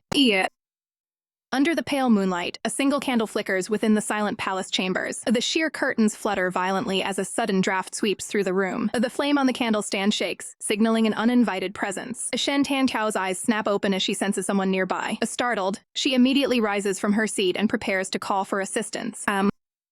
A dark silhouette looms behind the transparent drapes, stopping her in her tracks. Tianya stands before her, his gaze sharp and his expression unreadable. Shen Tanchao is stunned to realize that he has actually returned to the palace. He calmly informs her that there is no need to call for help, as he has already cleared out the guards. Shen Tanchao responds with a self-deprecating smile, realizing she couldn't stop his infiltration. He explains that his influence has been rooted in the court for far too long to be easily removed. With a focused stare, he claims that seeing her face-to-face is never a difficult task for him. Shen Tanchao closes her eyes and tells him to act quickly if he has come to end her life. Instead of a threat, he asks her if she would be willing to start over with him. She scoffs at the request, questioning if he is merely speaking out of a drunken stupor. Looking at him with suspicion, she wonders if this is just another elaborate ploy for revenge. Her hand clenches her garment tightly as she recalls how he previously manipulated her emotions. She turns her back to him, refusing to be fooled by another temporary facade of happiness. She maintains a cold expression, convinced that his true nature will never change. Tianya asks what she would think if he were actually being serious about his offer. He takes a deliberate step forward, promising to make her position as Empress Dowager unshakable. He stands over her, vowing that he will no longer try to trap her by his side. He looks down solemnly, telling her she is now free to express her true ambitions. Shen Tanchao backs away, insisting that it is far too late for him to be saying such things. She looks him in the eye and declares that she can no longer believe anything he says. She points out that they are both driven by a natural instinct for scheming and power. As he stands in silence, she tells him that they are no longer obligated to choose one another. She gives him a final, icy command to leave her presence immediately. Tianya warns that turning him into an enemy is a major mistake. Shen Tanchao stands firm, declaring that their history prevents any chance of a true alliance. Tianya absorbs the harsh rejection with a grim look. He decides to accept the challenge and walks away into the night. A commander kneels before the Empress Dowager, reporting that the intruders managed to escape. He admits his response was too slow, allowing every target to vanish without a trace. The official laments his inability to secure the palace or find the traitor within. Sweating from the pressure, he begs for a formal punishment for his failure. Shen Tanchao offers mercy, noting that the enemy's intelligence and influence are hard to counter. The subordinate remains deeply troubled by his own lack of results. The Empress Dowager tells him to prove his worth through future successes instead of guilt. An attendant interrupts the meeting to announce the Prime Minister's request for an audience. Shen Tanchao cuts the conversation short and orders a massive increase in palace security. She commands her subordinate to find out exactly where the intruders fled to. The commander bows deeply, relieved and grateful for the second chance. Moonlight bathes the quiet courtyard as the political tension thickens. Later, the Empress Dowager meets with a close ally in the gardens. The official delivers the shocking news that he is leaving the capital to say goodbye. Tan Chao immediately suspects he is being pressured into this departure by someone else. He clarifies that he wants to personally strike at the enemy's weakness in the Sun State. Here, Shen Tanchao urges him to stay, fearing she cannot afford to lose his support at court right now. He explains that a metaphorical wall has cut off all communication from the region, requiring his direct intervention. The Empress Dowager listens in silence as the full scale of the conspiracy becomes clear. He warns that once he moves, the opposition from other courtiers and officials will be relentless. He admits his primary concern is not making things even more difficult for Tan Chao. She considers his words while looking out at the dark garden. Tan Chao asks the heavy question of whether he plans to ever return in the future. He mentions a desire to travel and see more places, leaving his return uncertain. She looks at him with a softened expression as the conversation nears its end. Finally, she vows to secure his position in the Imperial Hall and protect herself from further pestering. The ally explains that his reasons for leaving the capital go beyond mere duty. Having served in the palace since his youth, he feels a growing disconnect from the world outside. He clenches his robe, determined to finally see the people he governs with his own eyes. Shen Tan Chao listens with a somber expression as he reveals his motivations. She warns him to prioritize his own safety and avoid any unnecessary risks while he is away. She specifically urges him not to walk into danger alone as he has done in the past. The two share a final, solemn moment together under the moonlight. He offers a small smile and wishes Her Majesty safety in his absence. Shen Tan Chao lets out a heavy sigh as the reality of his departure settles in. Their conversation is interrupted by an official announcing the arrival of the Imperial Doctor for a checkup. The ally offers a formal bow and prepares to take his leave from the Empress Mother. Shen Tan Chao watches silently as her most trusted partner walks away. He contemplates the political landscape, worried about those who might grow desperate for the throne. He remains firm in his decision, unwilling to increase the Empress's risks by staying at her side. With a final look back at the palace, he confirms his resolve to depart. Elsewhere, Tianya meets with a subordinate to discuss the progress of their covert operations. They have successfully infiltrated the Sun State and plan to wear down the enemy forces over the coming months. The subordinate suggests an ambush on the departing prime minister, but the idea is quickly considered. The conversation shifts to the young master of the Shen family, who is viewed as a dangerous variable in their overarching plan. Tianya immediately shuts down any talk of an ambush, keeping his focus elsewhere. The subordinate then brings up the Empress's search for a new imperial instructor for the young emperor. He argues that placing one of their own in that position would provide a massive strategic advantage in the court. Tianya's gaze turns cold as he rejects the suggestion of meddling with the sovereign. He makes it clear that matters regarding the young emperor are strictly off limits for his men. To drive the point home, he crushes a leaf, warning that anyone who disobeys his orders will face a similar fate. Their true objective is to seize the Sun State and build a force capable of opposing the Imperial Hall. The subordinate bows in terror, fully understanding the weight of his master's commands. Tianya looks out over the landscape, sensing a major threat looming over the country's future. A subordinate approaches with an uncomfortable expression, clearly bearing sensitive information. The man hesitates, unsure if he should share a rumor that could destabilize the entire nation. Tianya remains disinterested and tells the messenger to speak plainly. The subordinate reveals that the Empress Dowager secretly called for an imperial doctor a few days ago. Upon hearing the specific details of her delayed condition, Tianya clutches his head in stress. He tries to maintain a cold exterior, questioning why her health concerns should matter to him at all. The subordinate panics, explaining that a scandal regarding the Empress's secret pregnancy would lead to a national bloodbath. He warns that pushing her too hard could negatively affect the health of the potential heir. Tianya stands paralyzed as the weight of the implication finally sinks in. Fearing his master's reaction, the subordinate makes a light-speed exit from the area. Left alone, Tianya's expression turns somber as he processes the shocking news. He remains in a daze, unable to fully grasp the possibility that she is expecting. The moon hangs high over cherry blossoms, highlighting the quiet tension of the night. Elsewhere, allies discuss the Empress's return to the capital and potential shifts in their strategy. A red-haired man smiles calmly while questioning if his companion has had a change of heart. The other man reassures him that he is fully committed to their shared, ruthless goals. He confirms that they are in the same boat, and there is no turning back now. They turn their attention to the Prime Minister's arrival in the Sun State.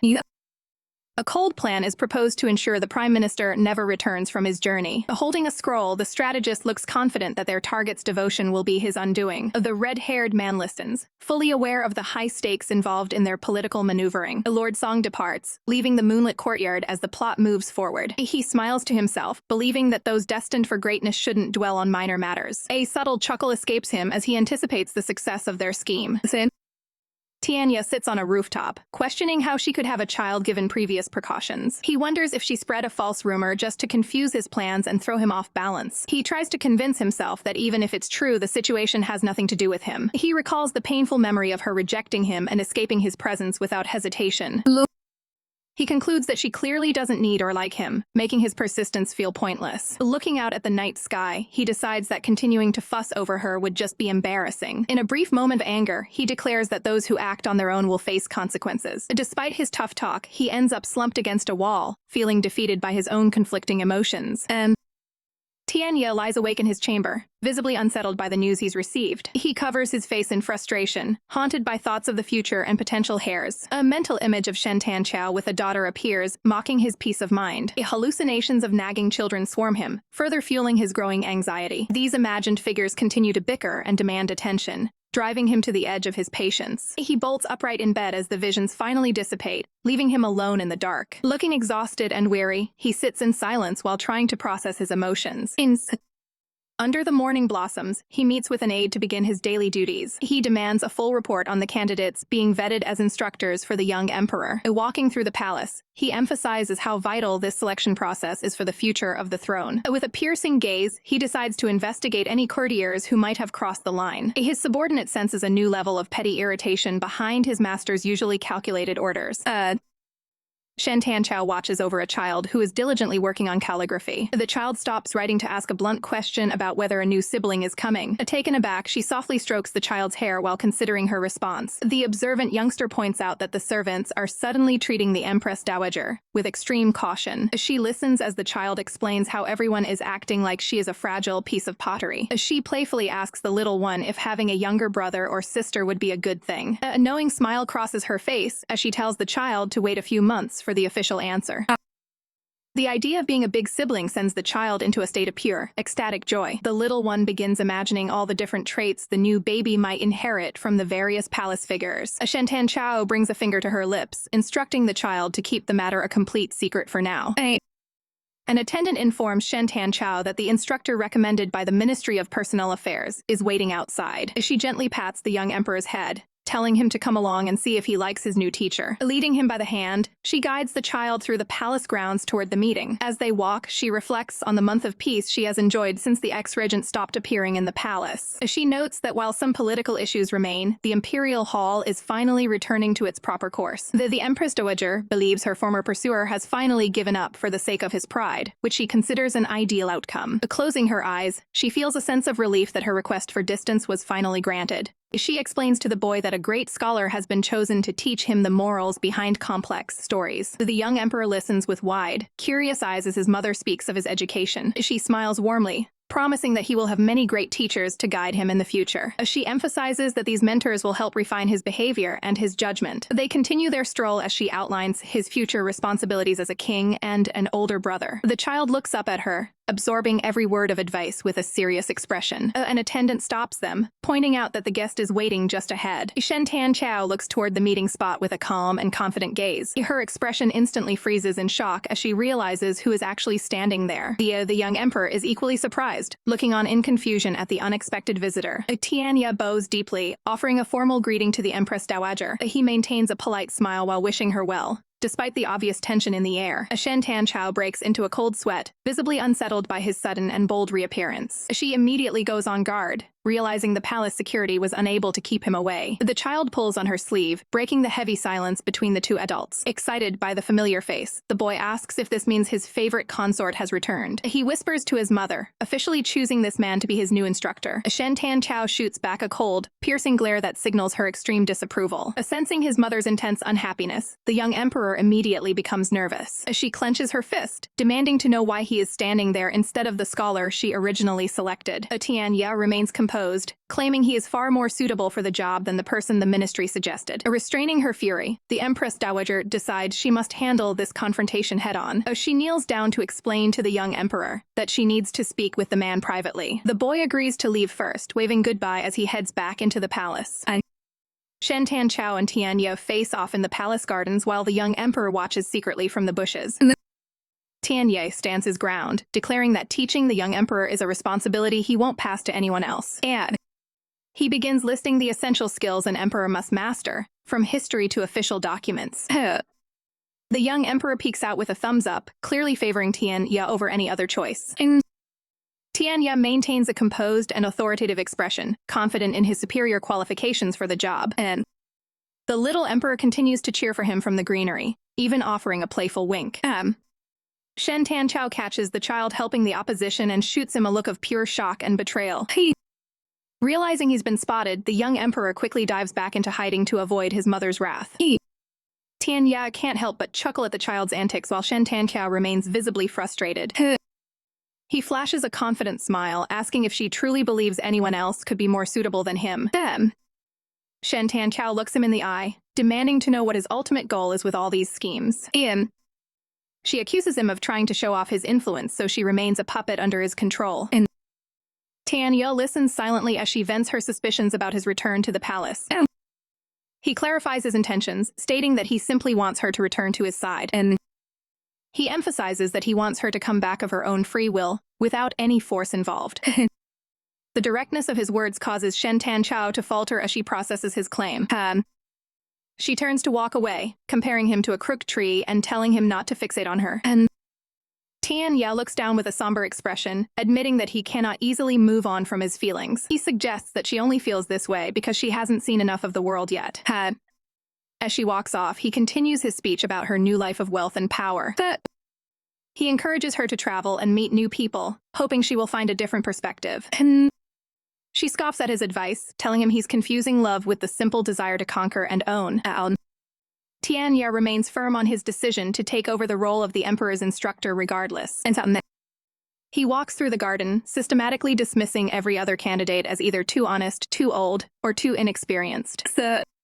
He explains that his new identity as a royal orphan provides the perfect cover for this position. His eyes narrow as he mentions that his real name, Xi, will soon be added to the official family register. Turning back to her, he vows to teach the young emperor everything needed to save the world and maintain power.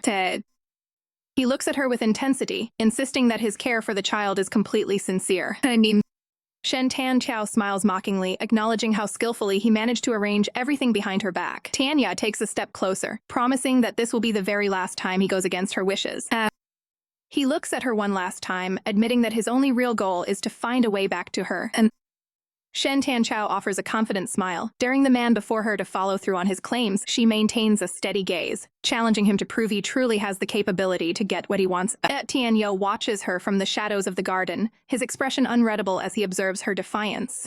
Standing firm, the Empress Dowager keeps her composure despite the heavy atmosphere between them.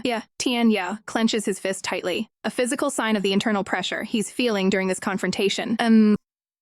He swallows hard, looking at her with a mix of intensity and hesitation. Finally, he addresses the situation directly, asking if the child she is carrying is truly his. He questions the effectiveness of the medical tonics she took, wondering if they failed to produce the intended result. Shen Tanchao turns her head away slightly, refusing to meet his eyes as he probes for the truth. She offers a dismissive smirk, claiming his theories are nothing more than a wild hypothesis born from a change of heart.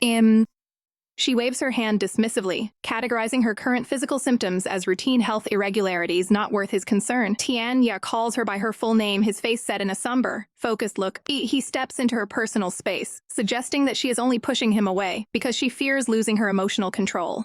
Keeping her eyes lowered, she bluntly states that she simply wants no further involvement with him. Tianya views the potential for a new addition to the family as a unique opportunity to mend their bond. He vows that if she is indeed expecting, he will handle every arrangement to ensure her future is entirely stress-free. Even if the situation is different, he considers it a positive outcome as it simplifies their complex relationship. Shen Tanchao looks down and appears to relax her posture slightly as she listens to his uncharacteristically calm tone. He looks off to the side, admitting that his past actions were driven by arrogance and were often against her will. He promises to change his behavior entirely if she finds his current self to be unacceptable. She watches him closely, her expression remaining guarded despite his display of sincerity. Turning her back on him, she tells him that she won't stop him if he insists on following his own path. Tianya watches her walk away, a flicker of emotion passing through his eyes as he stands alone among the flowers. He begins to move in the opposite direction, his dark robes trailing behind him as he prepares to leave. He reflects on the fact that no matter how beautiful the world is, there is no joy in traveling it without his family. Shen Tanchao comes to a sudden halt, her pace faltering for a brief moment. She continues her walk toward the palace while he remains a distant figure in the background. The scene shifts to the imposing and quiet architecture of the Changxin Palace. To inside, the Empress Dowager looks visibly exhausted, resting her head on her hand as she deals with the weight of her secrets. A group of officials gathers in a heated debate, arguing that the current instructor for the young emperor is unsuitable, and one official speaks up, defending the instructor by highlighting his noble lineage and resemblance to the late emperor. The courtiers bow low before the throne, collectively insisting that the emperor should be educated by someone of higher status and age, and Shen Tanchao massages her forehead, clearly overwhelmed by the constant stress of her secrets. An attendant approaches to report that Lord Xi is currently waiting outside the palace gates. Refusing to grant him an audience, the Empress Dowager turns her back and walks away. Despite the pouring rain, Tianya remains steadfast and waits alone in the courtyard. From a distance, Shen Tanchao watches his solitary figure through the rainy garden. Her gaze lingers on him, filled with a mix of lingering resentment and internal conflict. A worried maid asks if they should at least offer the man some shelter from the storm. Shen Tanchao orders the maid to provide an umbrella, but insists he continues waiting outside. She reflects on how he used to enter the palace at will, creating chaos wherever he went. Later, the attendant reveals that the young emperor has been secretly meeting with Tianya at night for help sleeping. Though surprised, the Empress Dowager decides to allow these secret sessions to continue for now. Under the dim light of a candle, a scholarly session takes place late into the night. Tianya reads an academic text to the young emperor, explaining the historical differences between rulers and peasants. The young boy leans against his tutor, appearing exhausted from the heavy burden of his royal role. He looks up with a somber expression, his mind clearly troubled by more than just his lessons. Noticing the child's shift in mood, Tianya pauses his reading to give the boy his full attention. The young emperor admits he knew his mother was missing for months, despite everyone's attempts to hide the truth. Tianya listens silently as the boy proves that he is far more observant than the adults in the room realize. Clinging to a small keepsake, the boy explains how worried and sad he felt during his mother's long absence. The child looks down, realizing that his initial suspicions about the palace secrets were correct all along. With tears welling in his eyes, the emperor accuses Tianya of being the villain who took his mother away. Tianya gently places a hand on the boy, promising that such a separation will never happen again. He offers the child a reassuring embrace, taking full responsibility for the pain he has caused the family. Looking down with a serious expression, the former regent acknowledges his past wrongs and his desire to fix them. Tianya asks the young emperor for assistance in securing a face-to-face meeting with his mother. He is determined to explain his actions and make amends with the Empress Dowager directly.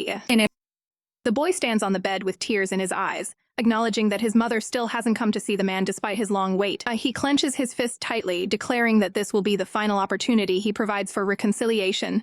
With a determined shout, the child promises to help facilitate a meeting with his mother.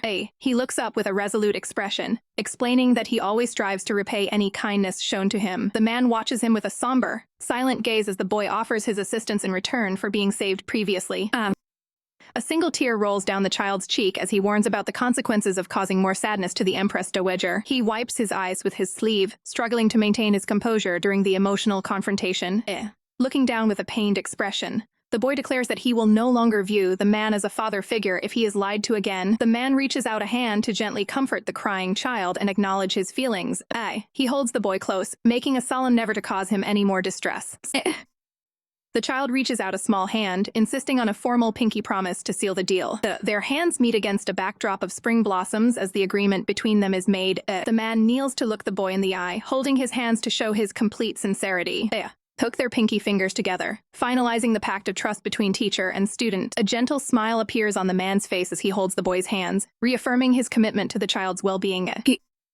In a lighter moment, the boy appears energetic and loud, ready to take action on his plan. Later, the Empress Dowager enters the palace rooms, searching for the young ruler and wondering where he has gone. An attendant informs her that the boy has gone to prepare a gift and requested that she wait inside for a moment. As she turns around, she is surprised to find the man standing there waiting for her in the shadows. The man maintains a steady, serious gaze as they finally come face to face after his long wait. The Empress Dowager stares back with a cold, unreadable expression, keeping her distance from him.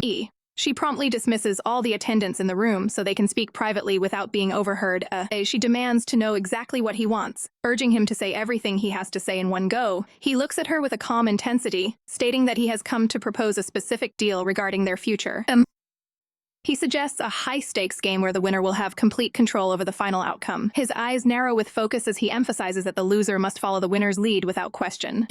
The Empress Dowager remains skeptical, questioning why she should ever agree to such an arrangement with him. He counters by mentioning his remaining influence within the Imperial Hall, suggesting transparency as part of the deal. The man stands tall, explaining that he will stop hiding his forces and make every move visible to her from now on. He offers his very life as a forfeit, promising to accept whatever fate she chooses for him if he loses the contest. He envisions a future where they work together to protect the young ruler and the realm under his wing. Listening closely, she hears his offer of total freedom and his willingness to take on any burden for her sake. He makes one final condition. He must be the only person permitted to stand by her side in the court. She closes her eyes with a faint, cynical smile, wondering if these are just more hollow promises from him. She looks at him with a calculating gaze, questioning his sudden willingness to surrender control to her. The man looks away for a moment, deep in thought about the weight of his proposal and the risks involved. He turns back to her with absolute confidence, believing that neither of them would truly wish for the other's demise. And Shen Tanchao stands before Tianya, admitting that thoughts of their last encounter have kept her awake for days.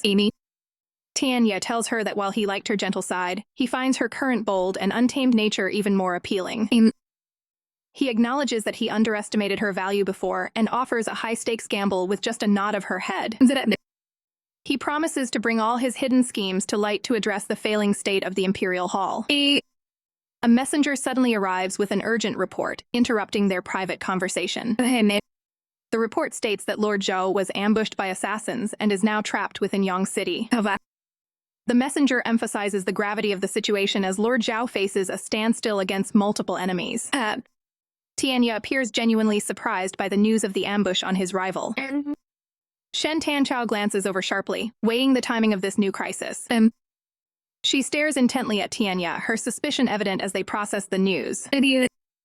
She decides they should move the conversation elsewhere to discuss the details of the report.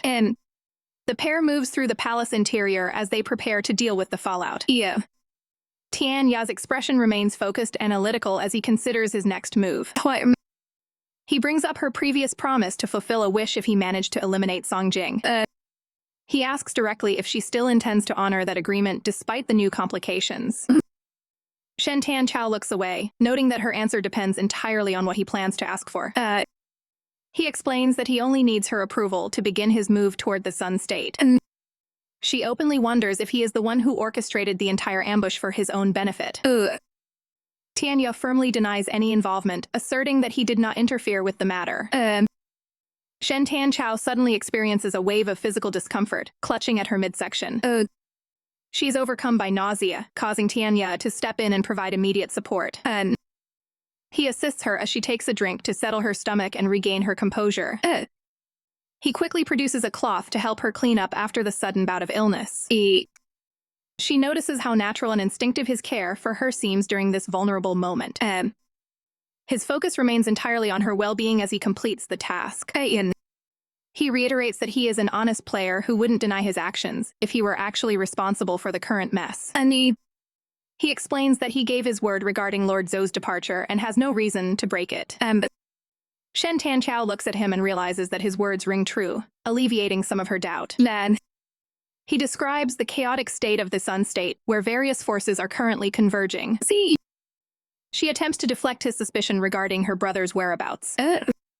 She insists that the absence is merely for business, though her nervous expression suggests otherwise. Tianya chuckles, pointing out that she doesn't even believe her own weak excuse. He maintains that he is the only person capable of solving the multifaceted problem they are facing. Shen Tanchao remains silent for a moment as she makes her final decision. She finally agrees to join the bet, demanding that he save Lord Zhou and remove Song Jing from power. Shen Tanchao offers Tianya a high-ranking position within her palace, promising to welcome him back if he succeeds in his mission. She remains confident that she will not lose this high-stakes gamble. Tianya responds with a soft smile, seemingly satisfied with the arrangement.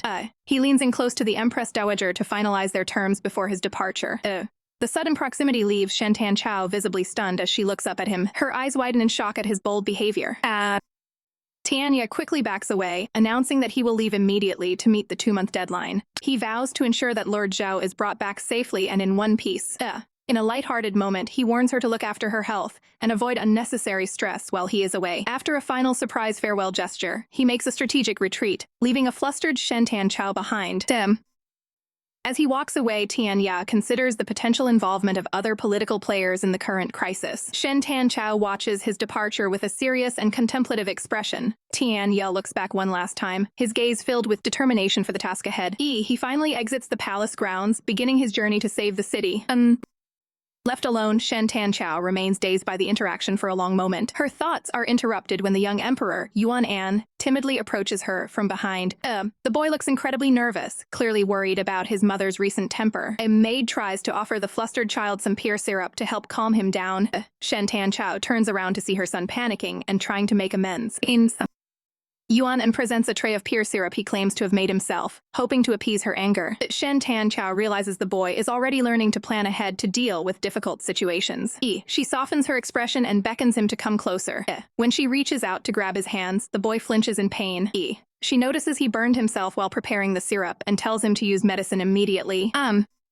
Yuan An looks up with wide, innocent eyes, asking if she is still upset with him. Shen Tanchao places a gentle hand on his head, taking the opportunity to teach him that an emperor must never trust others too easily. She warns him that a single mistake in judgment can lead to total war and the fall of the empire. The young emperor listens intently to his mother's stern lecture. He leans into her for a hug, seeking comfort despite the political lessons.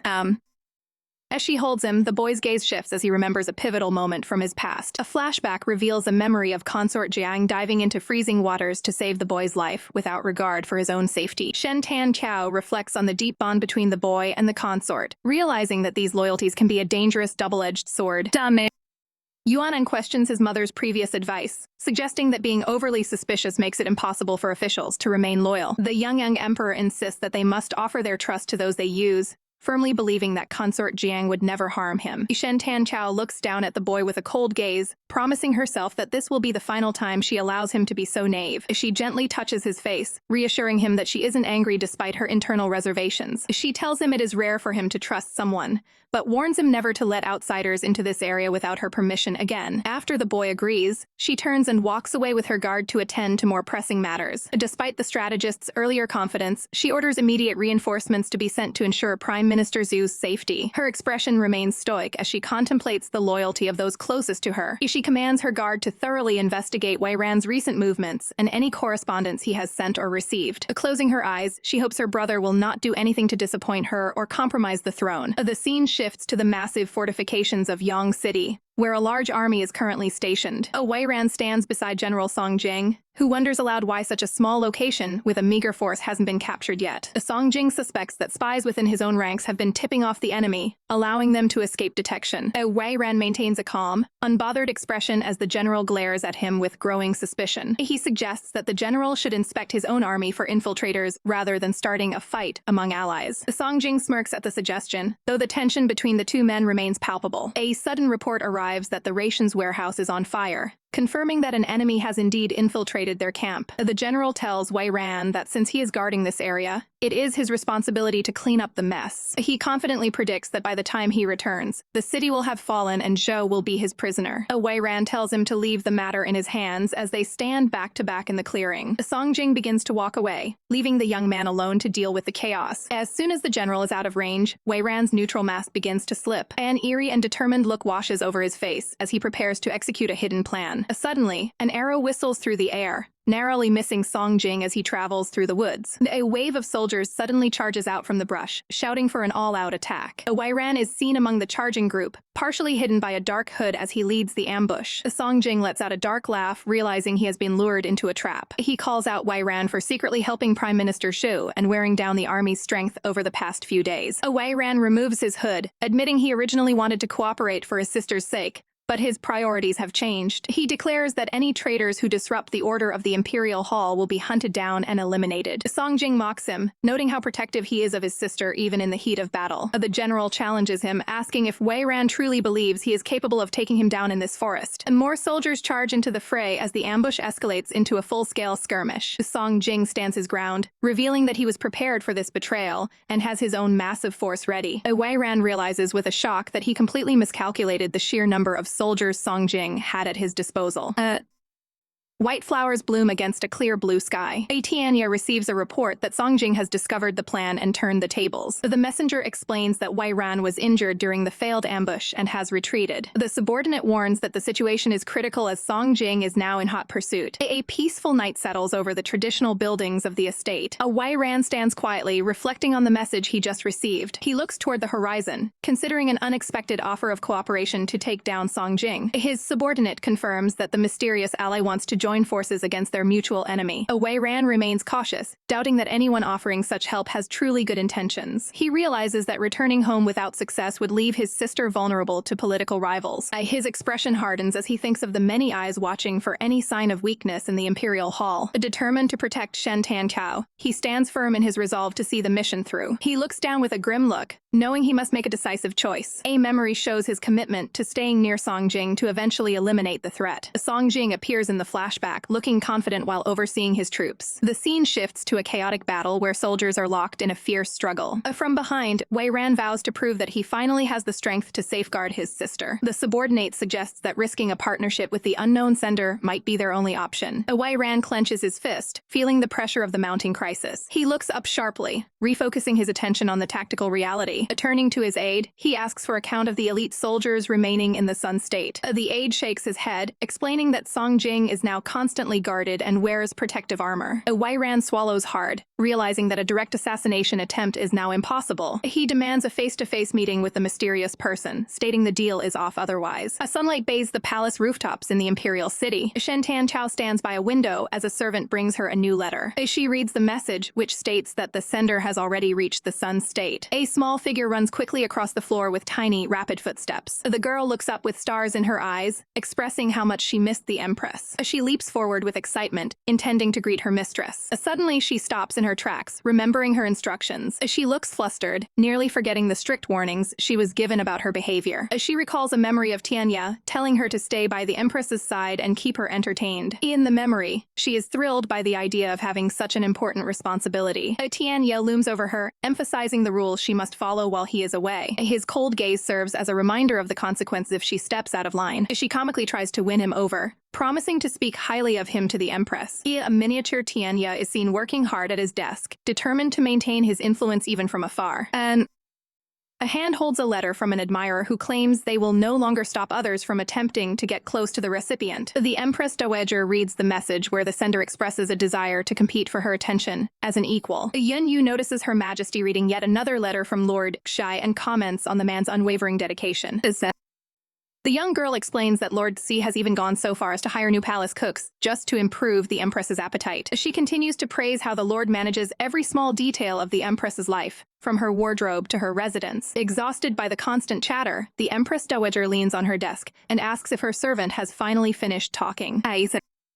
She begins to visualize her sweet servant as a nagging spirit, wondering if this constant talk is just another one of Lord Xi's complex strategies. Confirming the changes in the kitchen, a servant informs the Empress that the new specialist cook was indeed invited by the Lord. The Empress remains silent as she processes the extent of the care and personal keepsakes being provided to her from afar. The letters describe the beautiful landscapes and various sights the sender has encountered during his travels. With a heavy sigh, the Empress looks away from the correspondence, feeling the weight of the persistent attention. Somewhere else, a tense meeting takes place between two men standing in a quiet courtyard. And Wei Ran questions the mysterious man's motives, knowing that such a significant offer of help must come with a steep price. The man reveals his true objective, stating his desire for Shen Tanqiao after the recent events in the capital. Outraged by the demand, Wei Ran refuses to let the man have his way, viewing the request as an impossibility.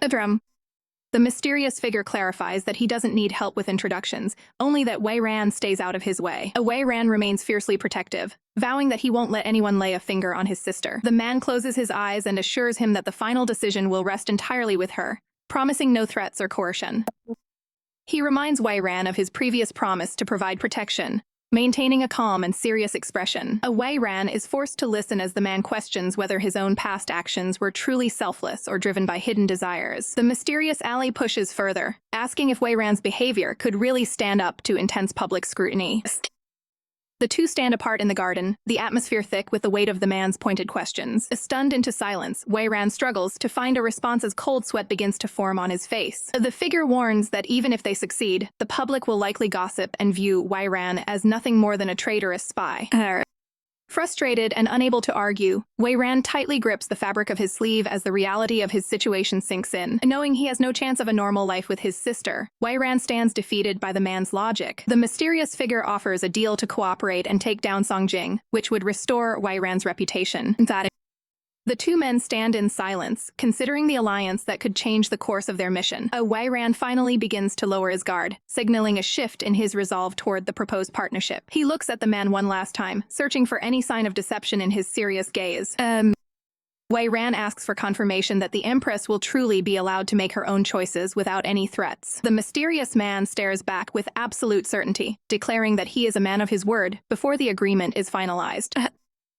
A figure walks through the dense foliage as the group prepares to depart on their mission. Lord Shai explains to Wei Ran that he is sharing the credit for the operation, so the general can regain his standing. Lord Shi turns his back, focused on finishing his business abroad so he can return home sooner. A subtle, knowing smile plays on Lord Shi's face as he thinks about the Empress Dowager. Wei Ran stands in silence, seemingly surprised by the strategist's unexpected display of devotion. Night falls over the landscape, marking the passage of time as the journey continues.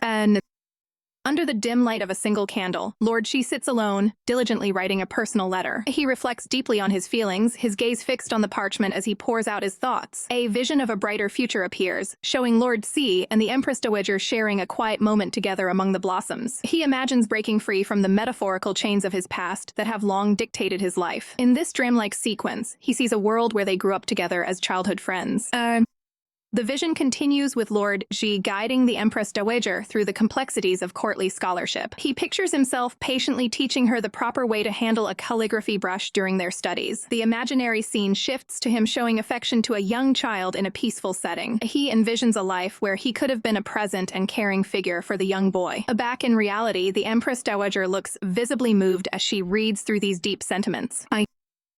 Lord Shi's eyes remain sharp and determined even as he writes about his many regrets. He closes his eyes for a moment, coming to terms with the uncertain path that lies ahead of him. The Empress Dowager stands alone in her chambers, clutching the heartfelt message she just received. The letter is clearly addressed to her, revealing the true depth of the strategist's hidden feelings. She holds the paper close to her chest, her expression a mix of sadness and quiet realization. Closing her eyes, she lets the weight of his words sink in.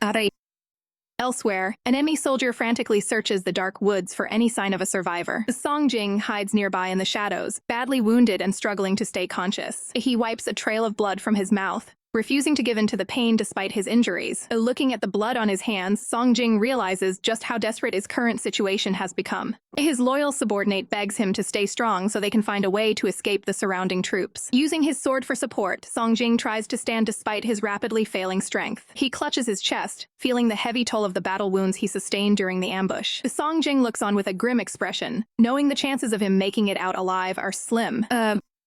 Song Jing delivers a final request to his subordinate, entrusting him with a secret plan for the future. He reveals a shocking truth about the Empress Dowager's lineage, claiming her birth mother's past is full of irregularities. Leaning in, Song Jing whispers the location of the person responsible for the conspiracy to his loyal follower. He vows to cause chaos even after his departure, fueled by the bitterness of being forced into his current role. Despite his injuries, Song Jing stands up to drop a bombshell about Shen Wei Ran not being blood-related to the Empress Dowager. He taunts the situation, wondering how the Empress Dowager will handle the conflict between her supposed brother and her lover.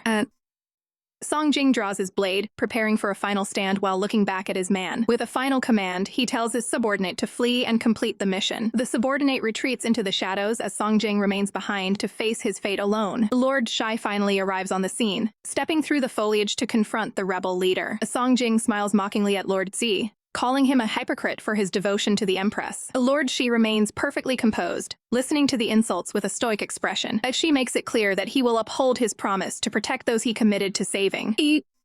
Song Jing erupts into mocking laughter, finding the entire situation absolutely absurd. He stares coldly at Xi, reflecting on the false sense of love they both supposedly shared for the same woman. Reaching out a hand, Song Jing claims they were both deceived by a love that never truly existed. Lord Xi delivers a stern ultimatum, threatening to end the confrontation immediately if necessary. A sinister smirk plays on Song Jing's lips as he prepares for his next move. He gazes intensely at his rival, promising that she will eventually suffer the same fate. Lord Xi's expression shifts slightly, his eyes narrowing at the persistent taunts. Lord Xi stares down at the wounded man, his patience clearly wearing thin. The Song Jing adjusts his attire with a defiant air, refusing to yield despite the surrounding forces. He stands tall, declaring that he will never allow himself to be taken as a prisoner. With a wicked grin, he warns Xi that he is merely a tool that will be discarded once his usefulness ends. Song Jing lets out a final, manic laugh as he holds his weapon close, ready for the end. Lord Xi watches the breakdown in silence, unaffected by the rebels' descent into madness. Lord Xi observes the aftermath of the encounter with a heavy, somber gaze. He reflects on how Song Jing's own greed and desire for the forbidden led to his ultimate downfall. Lord Xi concludes that the rebels' misery was the direct result of reaching for a status far beyond his station.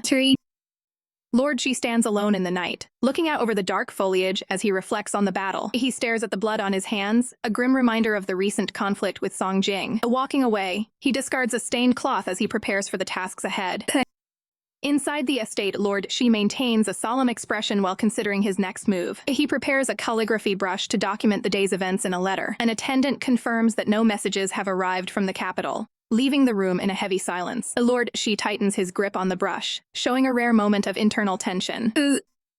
He remains focused and stoic, determined to finish his correspondence despite the lack of news. Sitting at his desk, he begins to write about the hard-won victory over the rebel forces. As he writes, his mind wanders to memories of a time when he passed through a busy marketplace. In a flashback, he recalls seeing a young girl who stood out among the crowd. He stops to offer a snack to the crying child, a gesture of kindness that leaves his subordinates completely shocked. The young girl's face lights up with joy as she accepts the unexpected gift. Lord Xi watches her with a soft gaze, imagining a life far removed from political strife. He envisions a future daughter who would look just like the Empress Dowager, surrounded by peace and beauty. In his vision, this daughter would be a master of both literature and the martial arts. He imagines her as a noble figure who would be respected by everyone and have the freedom to choose her own path. This hypothetical child stands with confidence, her birthright protected and undisputed by any critic. Lord Xi reflects on his deep desire to have been a part of the Empress Dowager's past to protect her. He longs to provide a peaceful existence for her, free from the burdens and dangers of the palace. Back in reality, he finishes his letter and sets it down with firm resolve. Xi stands up and prepares to leave the room to issue his final orders for the region. He instructs his team to report the criminal's execution and prepare for their return to the capital. At the palace, the Empress Dowager asks her maid if any news has arrived from the front today. The maid reports that no new letters have come, causing the Empress significant concern. She becomes visibly annoyed, frustrated by the sudden lack of communication from Lord Xi. She turns her attention to the collection of previous letters that have already been delivered and piled up high. The stack of correspondence sits on her desk, preserved carefully as keepsakes. As she reads through the pages, which describe the beautiful natural scenery Xi has encountered on his journey, one letter expresses a wish for them to travel together as companions once the current crises are resolved. She gently traces the handwriting, wondering about the outcome of the battle mentioned in the last message. The Empress Dowager remains pensive, waiting for any sign of his safety. A messenger suddenly bursts in with an urgent report for Her Majesty. She listens intently as she is informed that the mission in the Sun State was a complete success. Xie leads his troops on horseback to quell the uprising in Sun State during the 4th year of the Tianji era. He teams up with young Master Shen, who acted as a spy, to save the trapped Prime Minister Shu. The previous commander Song Jing finds himself flanked on all sides by the combined forces of Xia and Shen Wei Ran. Song Jing realizes the battle is lost and chooses to end his own life rather than face defeat. With the rebellion crushed, Xia and Shen Wei Ran begin their journey back to the capital, while the Prime Minister returns to his duties. STC stands by the water, reflecting on how Song Jing could have remained a loyal vassal protecting the kingdom. She notes that his desire for a position above his station ultimately led him to target the sovereign's life. STC looks down with a somber expression, acknowledging that his tragic end is the direct consequence of his own actions. Looking out over the palace grounds, she realizes his past feelings for her might have been sincere despite his later betrayal. She recalls how he stood by her side and helped stabilize the court during its most dire situations. A vision of a disappointed Song Jing appears as she admits to always treating him as a mere tool to be used. STC walks through the garden with an attendant, wondering if taking different measures early on could have prevented this outcome. Her eyes reflect a deep sense of guilt as she questions her past decisions. As she closes her eyes, still grappling with the weight of the situation, the attendant reassures her that Song Jing's ambitions were always present and this day was inevitable. STC inquires about the rebel leader's final words before his passing. The attendant explains that Lord Xi spoke with him privately, but his mood was notably dark when he left the scene. STC closes her eyes again, assuming the final conversation was far from pleasant. The attendant reports that while laws usually demand a harsh burial for rebels, Shen Wei Ran made a different choice. The two continue their walk as the attendant mentions that Song Jing was given a respectful burial to save face. STC smiles softly, appreciating Wei Ran's compassionate nature in handling the aftermath. The attendant notes that despite his quiet nature, young Master Shen has the makings of a great talent for the kingdom. STC orders that Song Jing's family be punished lightly, as the primary threat has already been neutralized. Looking away, she decides that this will finally bring an end to the entire rebellion issue. The scene shifts to a clear sky above the palace, marking the end of the conflict. A hazy vision of a man appears in a dreamlike state, reflecting the lingering thoughts of the day. A night falls over the traditional rooftops of the palace buildings. STC tosses and turns in her bed, unable to find rest despite the victory. She pulls the covers over her head, frustrated that her restlessness is caused by the lack of a letter today. A small, stylized version of her huffs under the blankets, determined to just go to sleep. A hand reaches out and gently presses against the bedding, signaling a surprise visitor. STC's eyes snap open in shock as she realizes she is no longer alone. She stares up in disbelief, her breath hitching at the unexpected arrival. The Lord Xi appears at her bedside, looking down at her as she sits up in her room. He offers a gentle, soft-spoken smile, expressing how happy he is to finally return to her. No panels were described as the provided red numbers were not included in the allowed tags list. Lord Xi gazes at the Empress Dowager, offering a sincere apology for his delayed return to the capital. He gently holds her hand while explaining the reasons for his absence. Bowing his head with respect, he asks for forgiveness regarding the long silence. STC listens intently as the general recounts the final moments of the conflict. A lighthearted visual depicts a stubborn STC being playfully teased by a calm Lord Xi. Xi provides a formal update on the war's end, confirming the execution of the rebel Song Jing and the loyalty of their allies. Leaning in, she reminds her of the deal they made before he departed for battle. STC turns her gaze away, appearing slightly overwhelmed by the sudden shift in atmosphere. Their hands stay connected as they navigate the tension of their reunion. She questions if she truly intends to send him away after his exhausting journey. Looking at him closely, STC notices how much thinner he has become during his time at the front. Z remains still as she reaches out to assess the physical toll the campaign took on him. STC reflects on his unwavering dedication, noting he never failed to send a letter every single day. She realizes he must have pushed himself to the limit to arrive a full day earlier than expected. Lord Xi closes his eyes for a brief second, the exhaustion of his travels finally catching up to him. Despite his fatigue, he made sure to follow proper protocol and freshen up before entering the palace.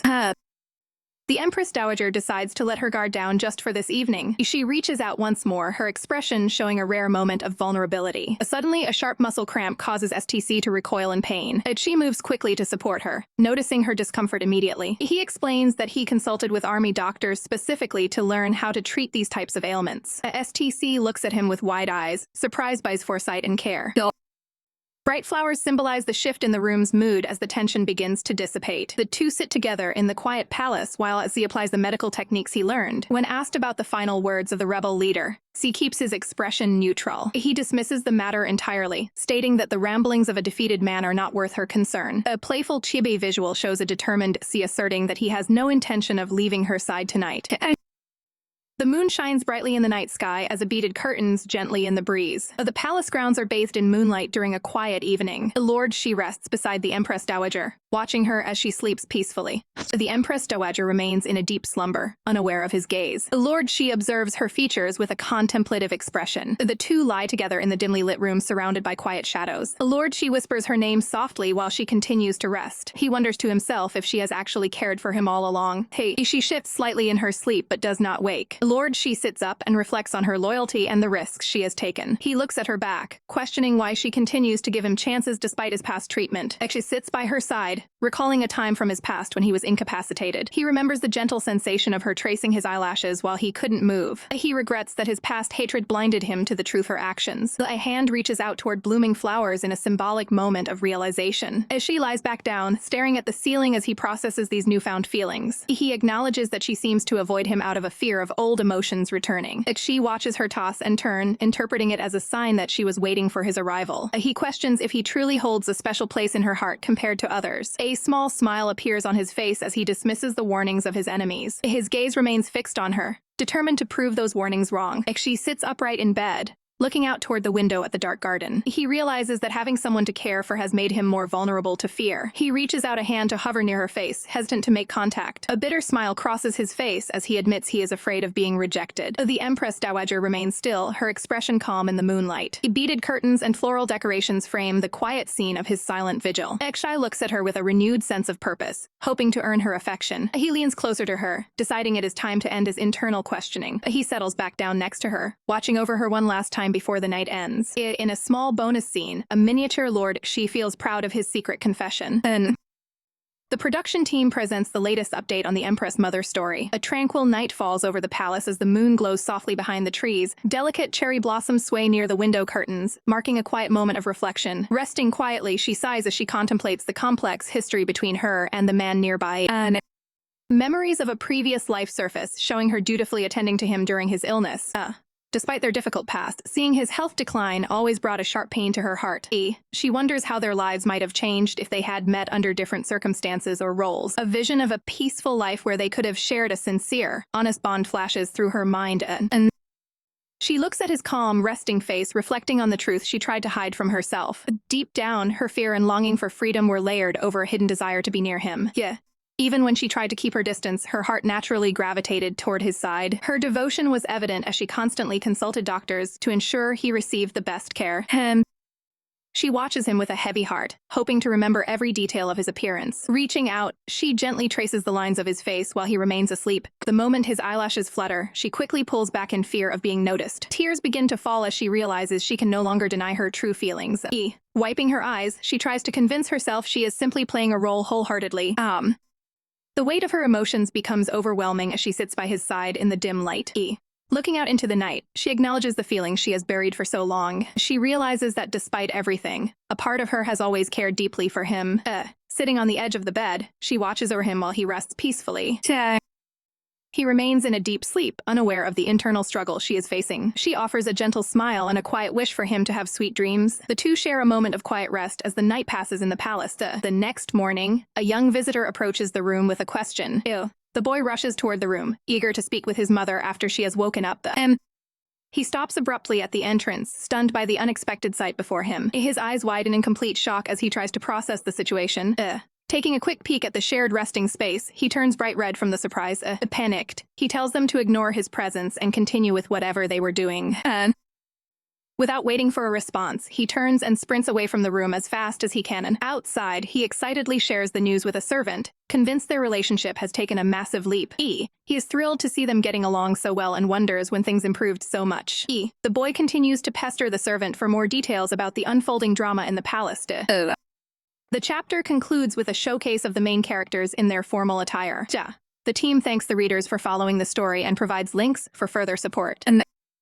STC orders the handmaidens to stand down, leaving her alone with Xi to discuss their future. They stand together in a private chamber, preparing to address the complexities of her current situation. Xi notes that 4 months have passed and emphasizes the need to navigate the coming months with steady caution. STC listens intently as the weight of their secret begins to settle in. Xi proposes a plan to use a secluded vacation palace in the suburbs that has already been prepared for her. He explains that while the location is modest, it is the most appropriate and convenient place for her to recover in private. STC remains silent, considering the logistics of the necessary relocation. To keep the government running, Xi suggests having official memorials copied and sent to her retreat for review. He assures her that the staff assigned to the vacation palace will be reliable martial artists capable of protecting her. As a further deception, Xi plans to find a lady with a similar figure to accompany him into the palace. This double will be presented to the public as his newlywed wife to deflect any suspicion from STC. Xi states that regardless of the child's gender, they will eventually carry his name. STC contemplates the impact this decision will have on the child's future and their place in the world. Xi adds that if the child is a boy, he should remain outside the palace to avoid any potential conflict between brothers. He reassures her that his commitment is genuine and not simply a reaction to her pregnancy. STC's gaze lingers as she processes the necessity of maintaining such a strict level of secrecy. She realizes that although she isn't showing yet, it won't be long before the truth becomes impossible to hide. STC maintains her elegant composure while weighing the best options for her child's sake. She is determined to provide a noble upbringing to ensure the child's identity is never brought into question. In a lighter moment, STC reflects on how the father must put in a significant effort to protect their legacy. Xi's expression remains stoic as he accepts the new responsibilities required by the plan. STC informs him that he will be appointed as the imperial tutor to formalize his presence and authority. He will be tasked with managing minor government matters while forwarding critical issues to her at the vacation palace. They sit together, united by the shared goal of ensuring the child is close to its father. The two share a quiet moment of mutual understanding as they finalize their strategy for the months ahead. STC expresses her sincere desire to provide the best possible life for the child once they arrive. Xi observes her closely, sensing a slight softening in her usually guarded and stoic demeanor. Their hands momentarily meet, signaling a newfound alliance against the impending palace intrigue. Nearby, the young prince peeks around a corner with a mischievous and knowing grin. Xi eventually notices the boy's presence and questions if he has been paying attention to his lessons. The boy hides behind his book, unable to suppress his amusement at the scene he witnessed. He excitedly asks if the two have finally reconciled after seeing them together earlier that morning, feeling like a master matchmaker. The boy gives a confident thumbs up in celebration of his success. He walks away with a smug attitude, leaving Xi to marvel at the child's sharp perception. Xi informs the prince that the Empress Dowager will be relocating to a suburban vacation palace in 5 days, where he will join her after court each day. He sets a strict condition, stating that the prince must finish his homework on time to visit, or he will be forced to study at the main palace alone. The prince internally plots to use his study time to help his parents grow closer, believing everything is going according to his secret plan. While the prince maintains a smug expression, Xi continues to outline the rules for their upcoming stay. Xi warns that any failure to complete assignments will result in a full week of isolation and mandatory study at the main palace. Horrified by the prospect, the prince envisions himself being crushed by a massive stack of heavy academic texts. Night falls over the serene and quiet grounds of the suburban vacation palace. Inside her quarters, the Empress Dowager examines a formal memorial document sent from the main court for her review. She continues her work late into the evening, ignoring the suggestions from her staff to take a rest. Among the official reports, she discovers a thin, unofficial sheet of paper wedged between the pages. She identifies 2 distinct sets of handwriting: the prince's childish phrasing and Xi's strong, slender script. She notes that Xi's concise summaries of the court matters make the complex documents much easier and faster to process. His thorough notes highlight the most important points, allowing her to complete her duties in a fraction of the usual time. A soft smile appears on her face as she realizes how meticulously Xi has been supporting her behind the scenes. High above the palace, a bright full moon illuminates the dark night sky. The Empress Dowager walks through her chambers, which are decorated with glowing lanterns and fresh flowers. She stops in her tracks, her expression turning to one of utter confusion as she notices something out of place. Suddenly, Xi pops out from under the bed covers, causing her to jump back in total shock. She quickly reaches out and takes her hand to steady her after the surprise. He remains in close proximity, explaining that since the fires here burn less intensely than at the main palace, he wanted to ensure her bed was warm.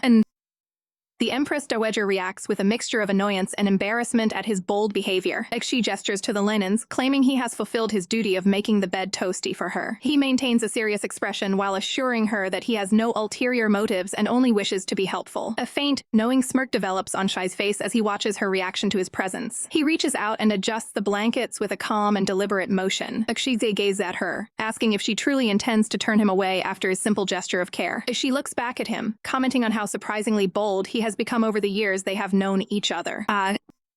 Xi looks down with a calm gaze, admitting that acting in such a manner is more pleasant than he originally expected. He leans in close to her, continuing to speak in a low and steady tone. The Empress Dowager closes her eyes, appearing visibly flustered by the close interaction. Xi helps her settle into the bed and pulls up the covers, wishing her sweet dreams for the night. He chuckles softly to himself, clearly amused by the success of his evening visit. Xi tells her there is no rush for a reply to his feelings, stating he is satisfied, just being by her side and assisting her. His gaze remains focused and unwavering as he reaffirms his commitment to her. The Empress Dowager grips the edge of the blanket tightly, processing his words in silence. STC and Yuan sit together in a peaceful, garden-like setting during a quiet afternoon. STC appears deeply lost in her thoughts, staring off into the distance while resting her head on her hand. Yuan snaps STC back to reality by calling out to her and noticing her distraction. The young boy looks up with wide, curious eyes, wondering why his mother is so zoned out. STC gives a soft, reassuring smile as she refocuses her full attention on Yuan. Yuan asks STC directly about her future plans regarding the imperial tutor. He encourages her by stating that he doesn't mind her being with Lord Xi at all. STC pulls the boy into a gentle embrace, while contemplating her complicated feelings for the tutor. A close-up shows STC's eyes reflecting her internal confusion as she tries to define their relationship. She recalls how Lord Xi consistently maintains a respectful distance whenever she tries to pull away. Memories of him showing genuine concern for her health and well-being flash through her mind. Despite her hesitation, he has managed to become an undeniable presence in her daily life through his steady support. STC closes her eyes, acknowledging the emotional weight of her past experiences and her inability to blame him. Yuan watches his mother closely, noticing her lingering hesitation. In a playful chibi style, the boy suggests that STC should give the tutor a little test to prove his worth. He excitedly proposes making Lord Xi write numerous formal letters to prove his sincerity to her. STC asks Yuan if he truly likes the imperial tutor more than anyone else in the palace. The boy beams with a bright smile, confirming his genuine affection for the man. He explains that the tutor is never boring and always makes time to play and tell stories. Yuan sits properly, looking very serious as he advocates for the tutor's character. He shocks STC by mentioning that the tutor is the biological father of his unborn sibling. STC's eyes widen in surprise at the boy's blunt observation of their family dynamic. Yuan looks down thoughtfully, hoping for a complete family unit in the future. He clutches his robes, expressing a desire for his sibling to grow up with their father nearby. The boy admits that he wants things to be different for the baby than they were for him. He looks up with vulnerable eyes, showing how much he cares about his future sibling's happiness. STC's expression softens as she listens to her son's heartfelt and mature plea. She pulls Yuan into a tight, comforting hug to reassure him that she hears his concerns. The boy rests his head on her shoulder, feeling safe and heard by his mother. STC looks at him with maternal warmth, promising to consider the tutor's role in their lives carefully. Yuan lights up again, mentioning how similar the tutor looks to the late emperor. The two share a lighter moment as the boy continues his energetic chatter about the spirit summoning ritual. STC relaxes by the window, sipping tea while lost in her own thoughts. She considers starting a tally to track how often Xi behaves himself before she will ever trust him again. Despite the pressure from others, she remains determined not to give in so easily. A subordinate arrives to report that a mysterious lady from Bianyang City has been asking questions. STC orders the guard to proceed with his findings regarding the visitor. The report details a long-lost relative and a tragic family history involving an abduction decades ago. The guard notes that the lady suspected STC might be the child from that very incident. STC listens intently as the subordinate reveals the lady's claim regarding her true parentage. Investigations confirm that the lady's story aligns with historical events from 20 years prior. Overwhelmed by the revelation, STC clenches her garment as the implications sink in. Her expression hardens upon learning that she has been keeping this lady in secret detention. The weight of the deception causes her to lean back, feeling the distance between her and her partner grow. A sharp sense of betrayal hits her as she realizes another major secret was kept hidden. She grips her chest, struggling with the emotional pain of the constant lack of transparency. STC looks toward the window, wondering what other truths are being obscured from her view. The night sky hangs over the palace as the tension within the room reaches a breaking point. Xi finally enters the quarters, unaware that his secret has already been exposed. He approaches with a calm demeanor, prepared to face his partner for the evening. STC immediately confronts him about the lady searching for her in the capital. Xi dismisses the matter, claiming the woman is merely a troublemaker not worth her concern. STC challenges his authority,